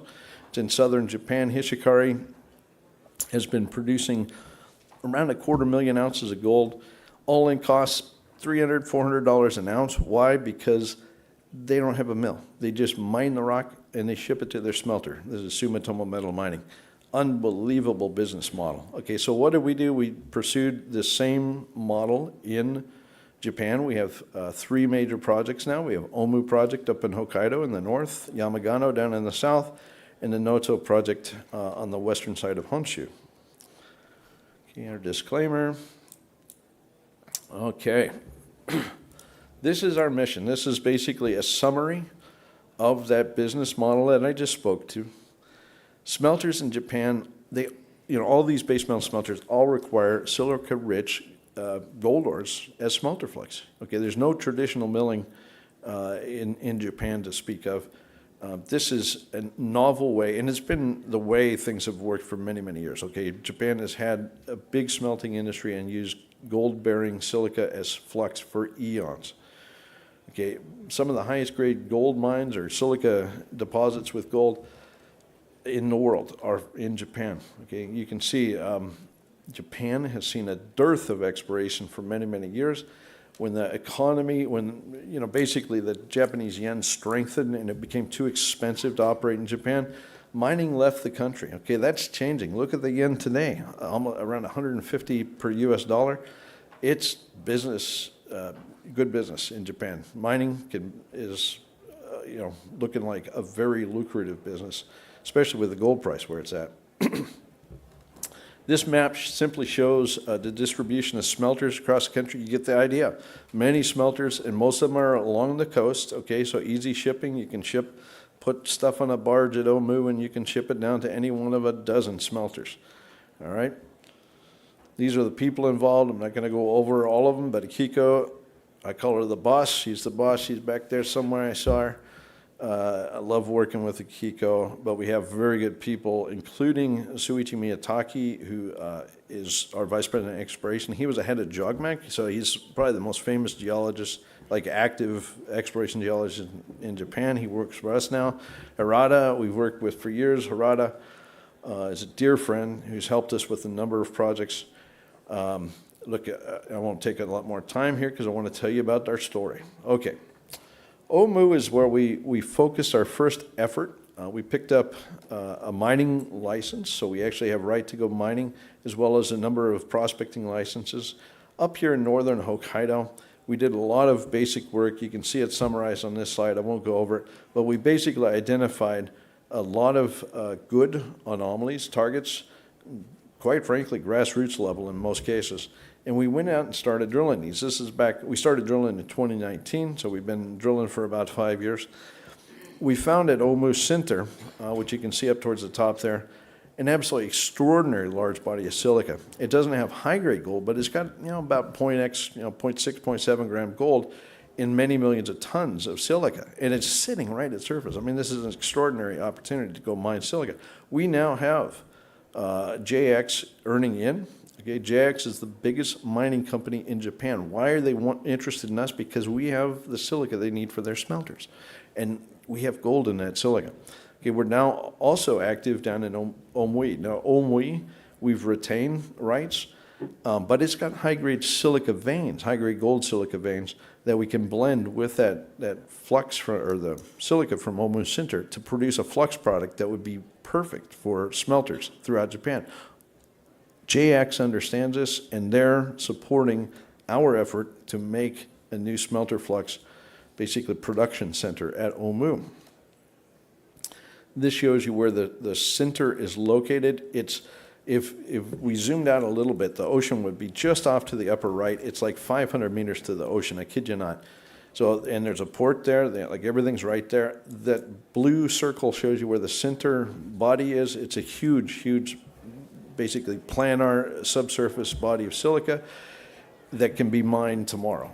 I mean, yes, permitting's required, might take 2 or 3 years, but with JX at our back, we can get this done. Over at Omui, where we have the rights to the high-grade silica veins, we have drilled a number of holes, and we, even though we don't have enough to put a resource together, we know from this drilling that we have a lot of very, very high-grade silica veins. These things are grading, 10 plus gram in most cases. And this stuff can be blended. We can mine this at in small volumes, blend it with that stuff from this Omu Sinter, and we can produce that flux product that the smelters crave. We also have an exploration alliance with Newmont. Newmont came in as both a shareholder, but also we formed a joint venture alliance with Newmont, and then Sumitomo Corporation also came in alongside. Sumitomo and Newmont have worked together historically, off and on, for many, many years. So we're delighted to have both of them. Now, what it meant was we had support to go after one of the most amazing projects in Japan, and it's called Yamagano. Okay, Yamagano is down in the southern part of Japan, in Kyushu, which is the southernmost island. And with the technical expertise from Newmont, as well as the financial support from Newmont and Sumitomo, we're able to tackle a very intriguing property. This property happens to be the closest epithermal system to Hishikari. It's an old district that saw some historic mining starting back in the Edo period, so back in the 1600s. And basically, we are exploring everything to the right of that yellow line, which is covered. It's largely covered. We're drilling holes out there, and we are finding gold veins underneath cover. Is there another Hishikari here? I think there could be. Okay, geophysically, geologically, this looks like another Hishikari-type system. Have we made that discovery hole just yet? Not quite, but we're starting to see more and more veining when we drill. And we do have a lot of drilling planned this year. We did hit some nice gold. In fact, you can see visible gold down there in the lower left. We hit some high-grade intercepts, albeit skinny, so a meter of 46 grams. Not bad, especially for a first start. We need to do some more drilling, and we are. We're going to have plenty more drilling here shortly. If we have a discovery hole, I think you'll see a very aggressive move to push this project forward and basically open it up as a potential Hishikari-like operation. Okay, up at Noto. Noto is is a peninsula on the west side of Honshu. There's no history of mining here, but we did a BLEG program, stream sediment program with Newmont, discovered beautiful anomalies. This year, we're going to finally start getting out and doing some boots on the ground work to follow up on those. I think we have a district in the discovery process right now, again, as part of our joint venture. Okay, so to sum it up, we have our joint venture, our earn-in with JX, and we have the joint venture with Sumitomo and Newmont. Great partners, especially working in Japan. It allows us to move the company forward. Here you can see we have kept our share count down, 76 million shares, et cetera, et cetera. You can see, and this is the time to buy now. Okay, so I'm out of time. Thank you. Thank you very much. Yeah, it's one of a very exciting story. And again, I'm shareholders of all these companies, and also Crescat are shareholders of all these companies as well. So it's part of a joint panel with Crescat. Next is a brand new company, first time ever present in the Metals Investor Forum, maybe the first time you start speaking out. And lately, this gentleman here, he not only is the chief geologist of Junglenaut, he also the chief geologist of Goliath, one of the hottest companies right now. We know that. So they've been coming to my panel for quite some time. So it's a great discovery. So Junglenaut is like an infancy. of Goliath. Okay, they just just announced 10-to-1 stock reverse split, so the shares very tight, and then they just have a beautiful project. Let me Lele tell you the story. Thanks, Chen. So how do I work this? Green? Okay. Yeah, so as Chen said, I'm a geologist with Juggernaut Exploration. Where do I click? There. Forward-looking statement. So Juggernaut has been around since 2017. We have 3 properties. The Midas project just outside the town of Terrace in northwest British Columbia. The Bingo project just next door to Goliath Resources, Sherbet, just about a couple hours north of Terrace. And then the new one that I'll focus on today is the Big One project. That's a new porphyry system that we discovered last summer. And yeah, I'll tell you a bit more. As far as people go that are involved in the company, Dan Stewart, he's our CEO. We have Quinton Henney as a technical advisor to the company, myself, the chief geologist, and there's a bunch of other geologists in there as well. So yeah, the Big One property is a brand new discovery. It's located in the Golden Triangle in northwest British Columbia, right next door to Galore Creek. The property is just under 37,000 hectares. A lot of the property hasn't been explored yet. What we found on this property is a lot of gold. These gold veins over an 11-kilometer highway of gold surrounding a glacier that is rapidly retreating. So this whole area has seen a lot of glacial abatement over the last 10, 15, 20 years. So a lot of new rock has been exposed and seen for the first time. So this 11-kilometer highway of gold, I'm not sure if you guys can see the numbers on the screens here, but we do have quite a lot of gold. There is samples that go up to 79 grams per ton gold and over 3,000 grams per ton silver. There's over 200 veins that are exposed. Most of these are are kind of covered by ice or overburden on either side. Some of these are up to 8 meters wide, so these are mineable widths and mineable grades that we are looking at on surface here. The part of the property that we are seeing is just the tip of the iceberg. As you see in this schematic, we have a highway of gold sitting on top there. We have kind of explored to that level where the dashed line is. There is some historic work that was done off to one side, where there is, back in the 90s, some companies were in there looking for molybdenum. But the whole idea here is that these veins are peripheral to or related to a porphyry system. We do see a lot of alteration, a lot of indication that we are in a porphyry system. As you can see in this photograph here, we have veins of like magnetite, chloride, quartz within this propylitic alteration halo. So if you look at a schematic of your typical porphyry system, you're probably looking at some of these veins that are kind of peripheral to the main porphyry. We also did some work on the geochemistry, and we found two areas that have a strong signature for this porphyry system. These areas actually overlap. You can see them in the red dashed potatoes here. Underneath that, you see the pink and blue outlines. Those are magnetic anomalies. So we do have the geochemical signature that overlaps with the magnetic signature. So these are probably plugs or something like that. Could potentially be part of this the mineralized porphyry. Again, I was saying we're right next door to Galore Creek. There's a series of similarities between the two, including the same geologic package. We see the same alteration type that has been reported at Galore Creek, similar structure, et cetera, et cetera. So obviously we have the veins. They are by themselves or seem to be mineable. Again, 5 to 10 meters with grades like 10, 15, 20 grams or even more. But what we are really excited about is that, again, we are just looking at the tip of the iceberg here. Like, what else is underneath? Like, can we find this porphyry, and where is it? How deep is it going to be? Is it 500 meters down, 1,000 meters down? Is it off to one side versus the other? We don't know yet, but that's what we are here for. This is a brand new discovery, right? So there's definitely a lot of stuff that we still have to do.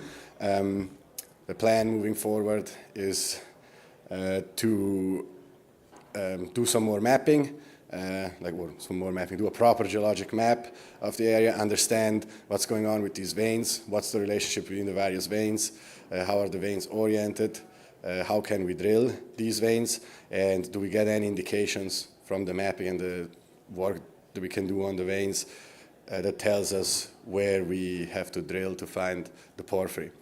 And then in 2026, most likely we'll drill the project. We've applied for a drill permit, so we're waiting the outcome of that. And yeah, so that's kind of what we do. I have a few images here that show the various veins.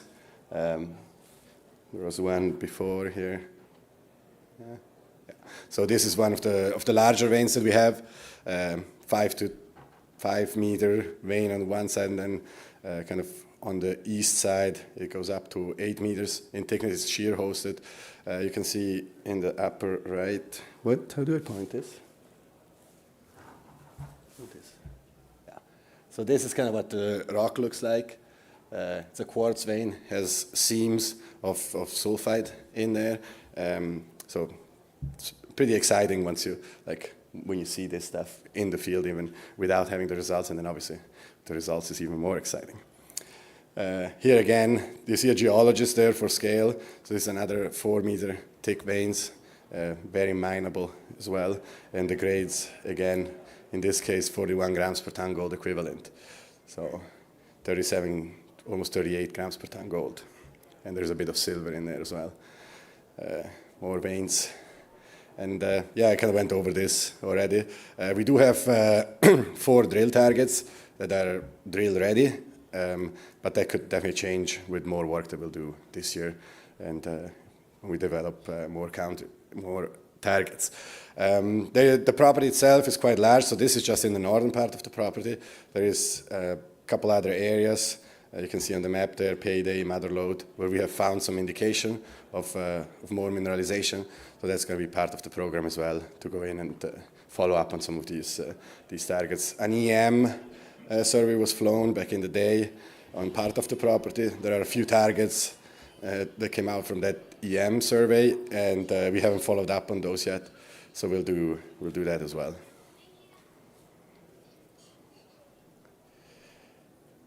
Yeah, and then the other 2 properties, I'm just going to quickly go to the slides here, since I have a couple more minutes. Midas was one of the properties we've drilled since 2018. We were, in this case, this is just outside the town of Terrace, 10 minutes drive to get to the property. We are looking at a VMS system. We found a VMS system on surface a few years ago. There's an outcrop, so we call the Kokomo showing. It has the typical mineralization that you expect from a VMS deposit. Has about 9 grams per ton gold, and it also has 1.5% of copper and about 1.8% zinc. So then obviously we wanted to drill this. We have an IP survey, so we drilled it. We intersected it in one of the holes. Unfortunately, to the south, it pinches out, but it remains open to the north. We don't have the IP survey kind of ends pretty much right at the Kokomo showing there.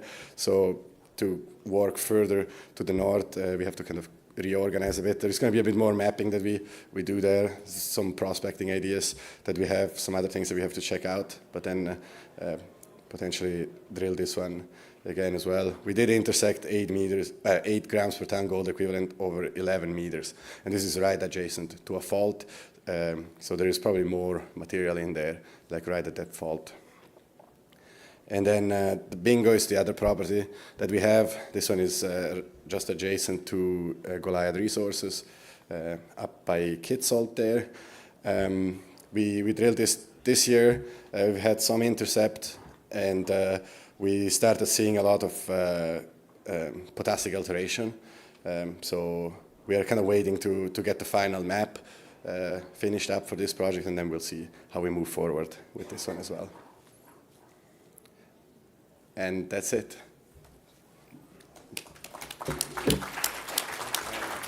Thank you, Lele, and actually thank you for your good work at the Goliath, one of the biggest winners these days. So next, without too much introduction, it's a Goliath. I mean, a lot of people are talking about it. They come to my panel quite a few times, and the next great beer may be better. Right? So welcome, Roger. Thanks, Joe. Thank you. Good afternoon. Thanks for hanging in here late on Saturday, last set of presentations. But it's good to have a very familiar panel here. Obviously, Quinton, obviously an advisor to Goliath Resources. Lele actually was one of the original team members that discovered the Sherbet system. So it's great that your folks are here, and the sister company, Forward Looking Statements. Really, when the company was created back in 2017, the goal, the vision was to essentially hopefully find the next high-grade Tier 1 gold deposit in the Golden Triangle and possibly be a mine one day. And clearly with what we have done today, the work in a very short period of time, we are on track with discovery of a very large gold system that I'll get into momentarily. By way of background, I was in Toronto for, I guess, about 30 years, investment banker. I had my boutique firm, primarily doing mining deals and so on, and Bill Chornabay there, who's also advisor, program manager, showed me a package of rocks, and I got pretty excited about it, and I thought, hey, this could be the one. So, and obviously we got Quinton here as well. Quinton's been an advisor to the company since, I guess, 2020 when Crescat made their first investment into the story. What we had done is a series of channel cuts down this exposed mineralized vein for over 2 kilometers, and Quinton quickly understood the significance of this, the results. Quickly, we're in the Golden Triangle as well, southeastern tip, a lot of benefits there that I can get into, essentially world-class geological setting. As you can see, a lot of mines, a lot of deposits. We've got the right area code. First Nations are pro-business, pro-mining. So here's kind of like the highlights. The reason this hadn't been discovered prior to us coming along, it was essentially covered under glacier and permanent snowpack. So up until the last 5 years, this wouldn't have been discovered. I'm sure they were panning for gold down in the streams there, pulling quite a bit of material out of there. So within a very short period of time, we've identified roughly essentially 12 stacked veins over 1.2 kilometers stacked vertically. So we're sitting in a mountain range, similar kind of like the Pogo mine, if anyone's familiar with that, sitting in a mountain range with stacked veins over an area of like 1.8 square kilometers. So it's quite large, and we still don't know how big it is. Every year we drill the system, the bigger it gets. A lot of these new discoveries, as you all know, they start out real big. The more you drill, the smaller they get. We're the inverse of that one. Again, the more we drill, the bigger this gets. New zones every year. We did complete a successful drill program in 2024. 92% of those holes actually had visible gold and or coarse grained visible gold as we get further into the system. And I'll show you a picture shortly here, but everything that we've done is, for the most part, is still above the valley floor, sort of sitting up in the mountain range, which is pretty fantastic. The program that we've had here at the Sherbet proper, we've had 100% hit rate, so we have not missed on any holes, which is pretty unique testament for this amazing discovery. We have done some early met work on Quinton's recommendation. We are getting a 92.2% recovery of the gold at a 327 micron crush, of which we're getting roughly 50% of that of free gold from gravity alone. So essentially, the gold is falling out of the host rock, half of it. No cyanide required, no deleterious material whatsoever. So in a mining scenario, Presumably, you're at a pretty low cap or OpEx, with the amount of power required. Have been successful raising close to $60 million in a really crappy market the last 3 years without blowing up the capital structure. And again, I think that goes to the testament of the quality of this world-class discovery, which you can see there. We've got some pretty interesting strategic shareholders. We've got obviously Crescat Capital. We're in there first in 2020, and then shortly thereafter, I guess Quinton was speaking with Eric about the name. Eric came in, I guess, in 2021. It would have been February, March. Rob McEwen is in personally, Larry Childress, and then attracted a global commodity group based out of Singapore. They've come in recently as well. And then we just signed a deal with McEwen Mining. They're going to be taking a toehold in the company, of which they'll end up with around, like it's 5.2%. We're going to end up taking stock in the McEwen Mining. We think it's significantly undervalued.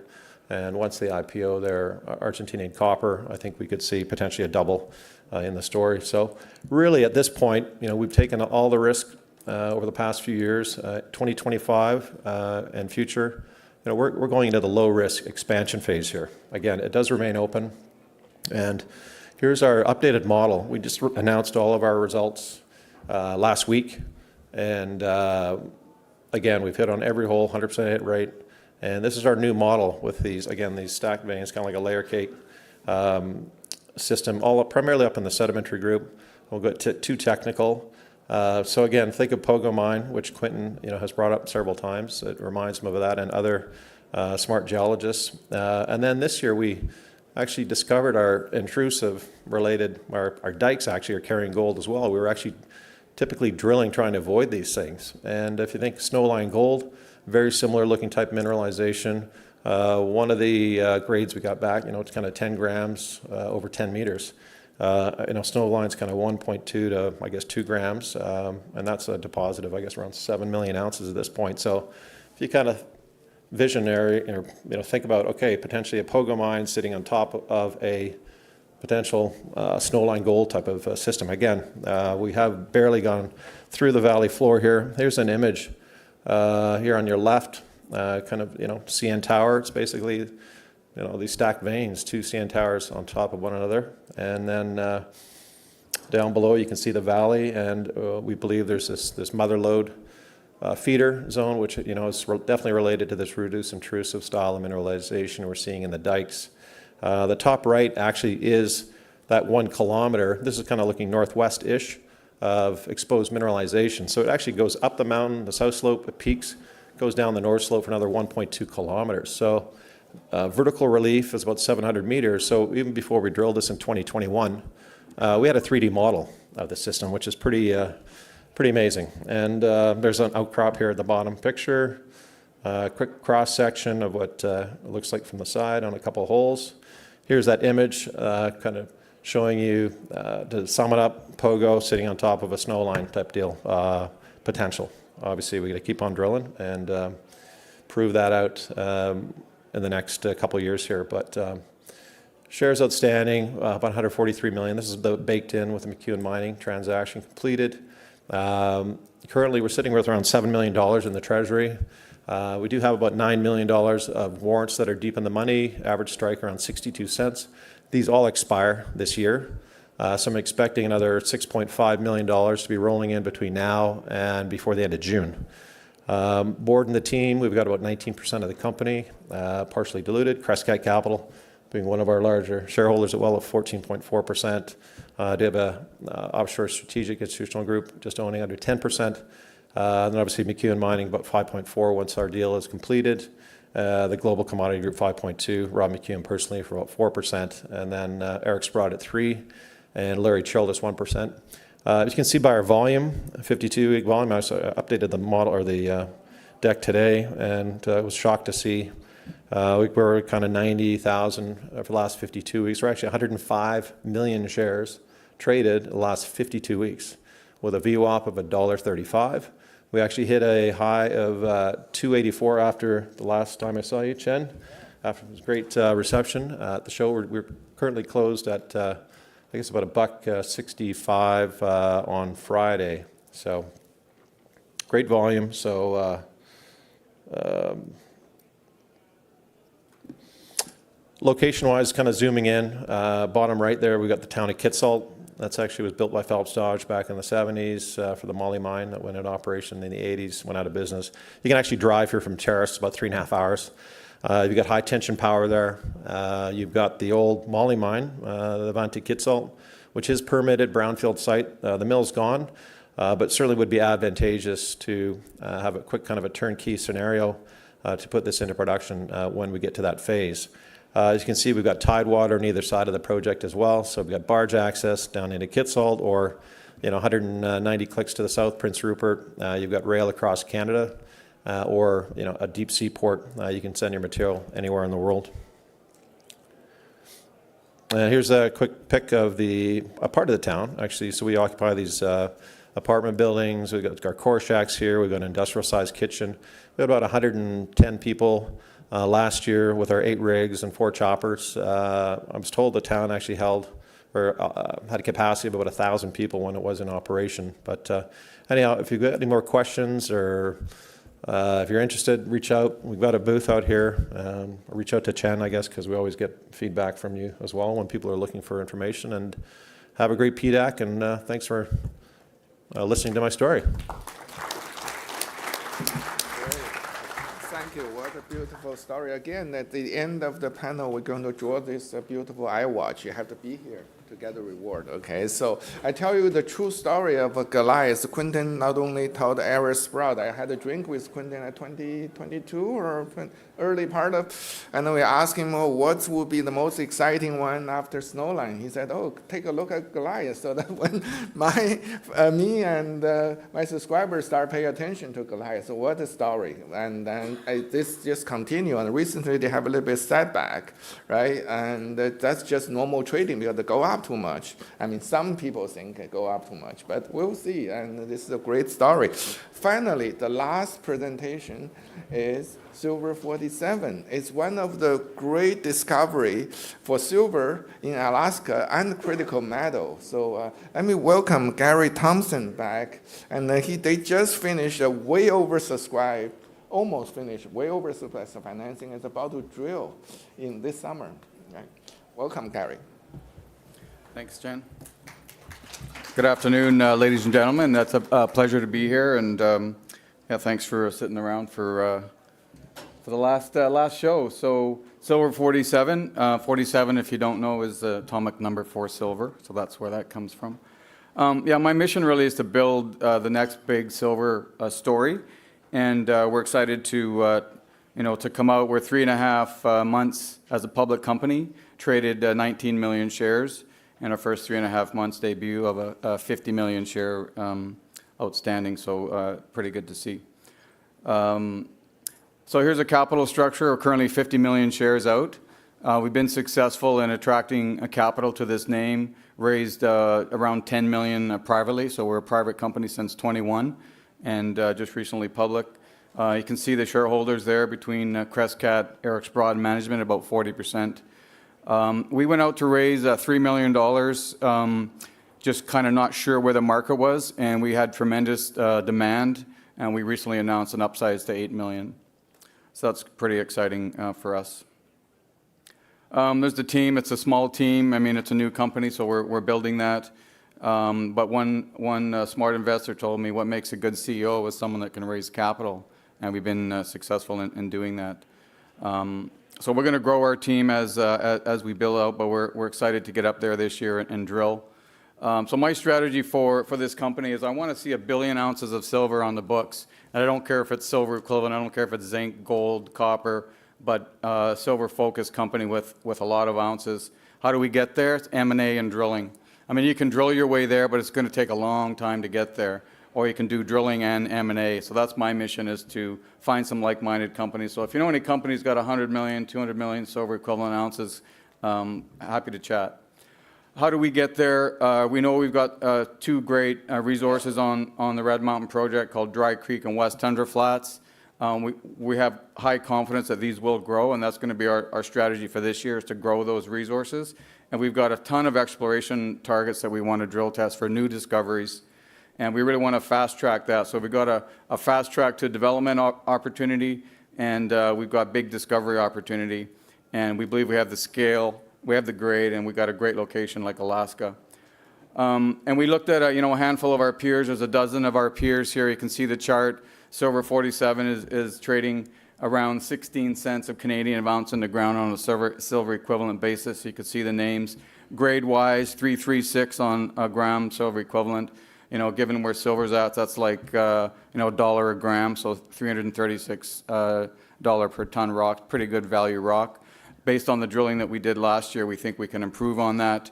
And that's what we're going to demonstrate that. And my goal is to have another resource out early next year and show that resource growth year over year. So we think we've got big value. If you're looking for a value trade, have a look at Silver 47. We're low in the value with big ounces, and we're going to grow.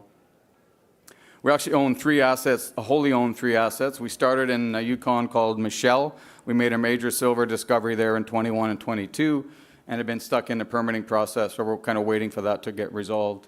We did pick up an asset in British Columbia called Adams Plateau. This, to me, looks like a Sullivan. And just a reminder for people, Sullivan was a world-class mine that was a lead-zinc mine that produced 300 million ounces of silver, by the way.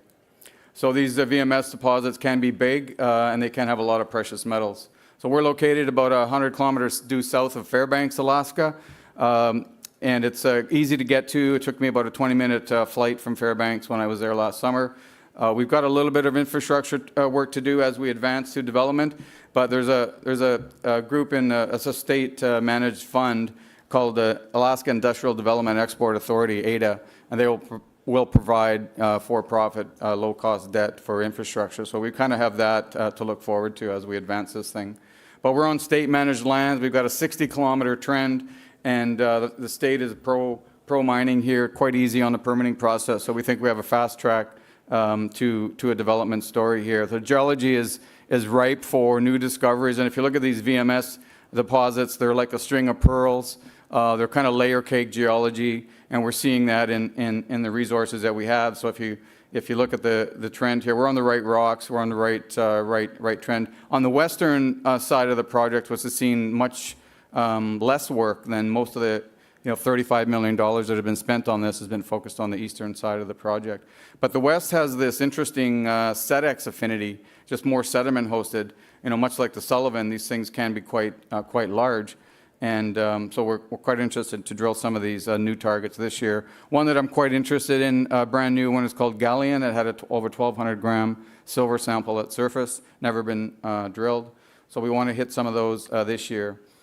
Here's the resource statement that we put out, 168.8 million ounces silver, equivalent 15.6 million tons. So if you look at the breakdown there, it's 36 million ounces of silver, just over 200,000 ounces of gold. So that's about a 55 million ounces silver equivalent, or 33% of the resource is precious metals. We think we can improve on that. The goal would be to try to get it more to 50% precious metal weighting versus the base metals. But the way to look at these things is the base metals will pay for the mine, and the silver and the gold are the gravy. And I like that idea of putting some silver on the books. I think that's important. There has been some met work done, so we're using pretty conservative numbers, 70 to 90% recoveries for the metals that we're talking about, and we're using relatively conservative prices here. So we did some work on the work that's been done on the 2 resources, Dry Creek and West Tundra Flats, to come up with a conceptual target. So if I had $10 million, what could I do with that, and what would that give me on a resource expansion? And we came up with 8 to 12 million tons.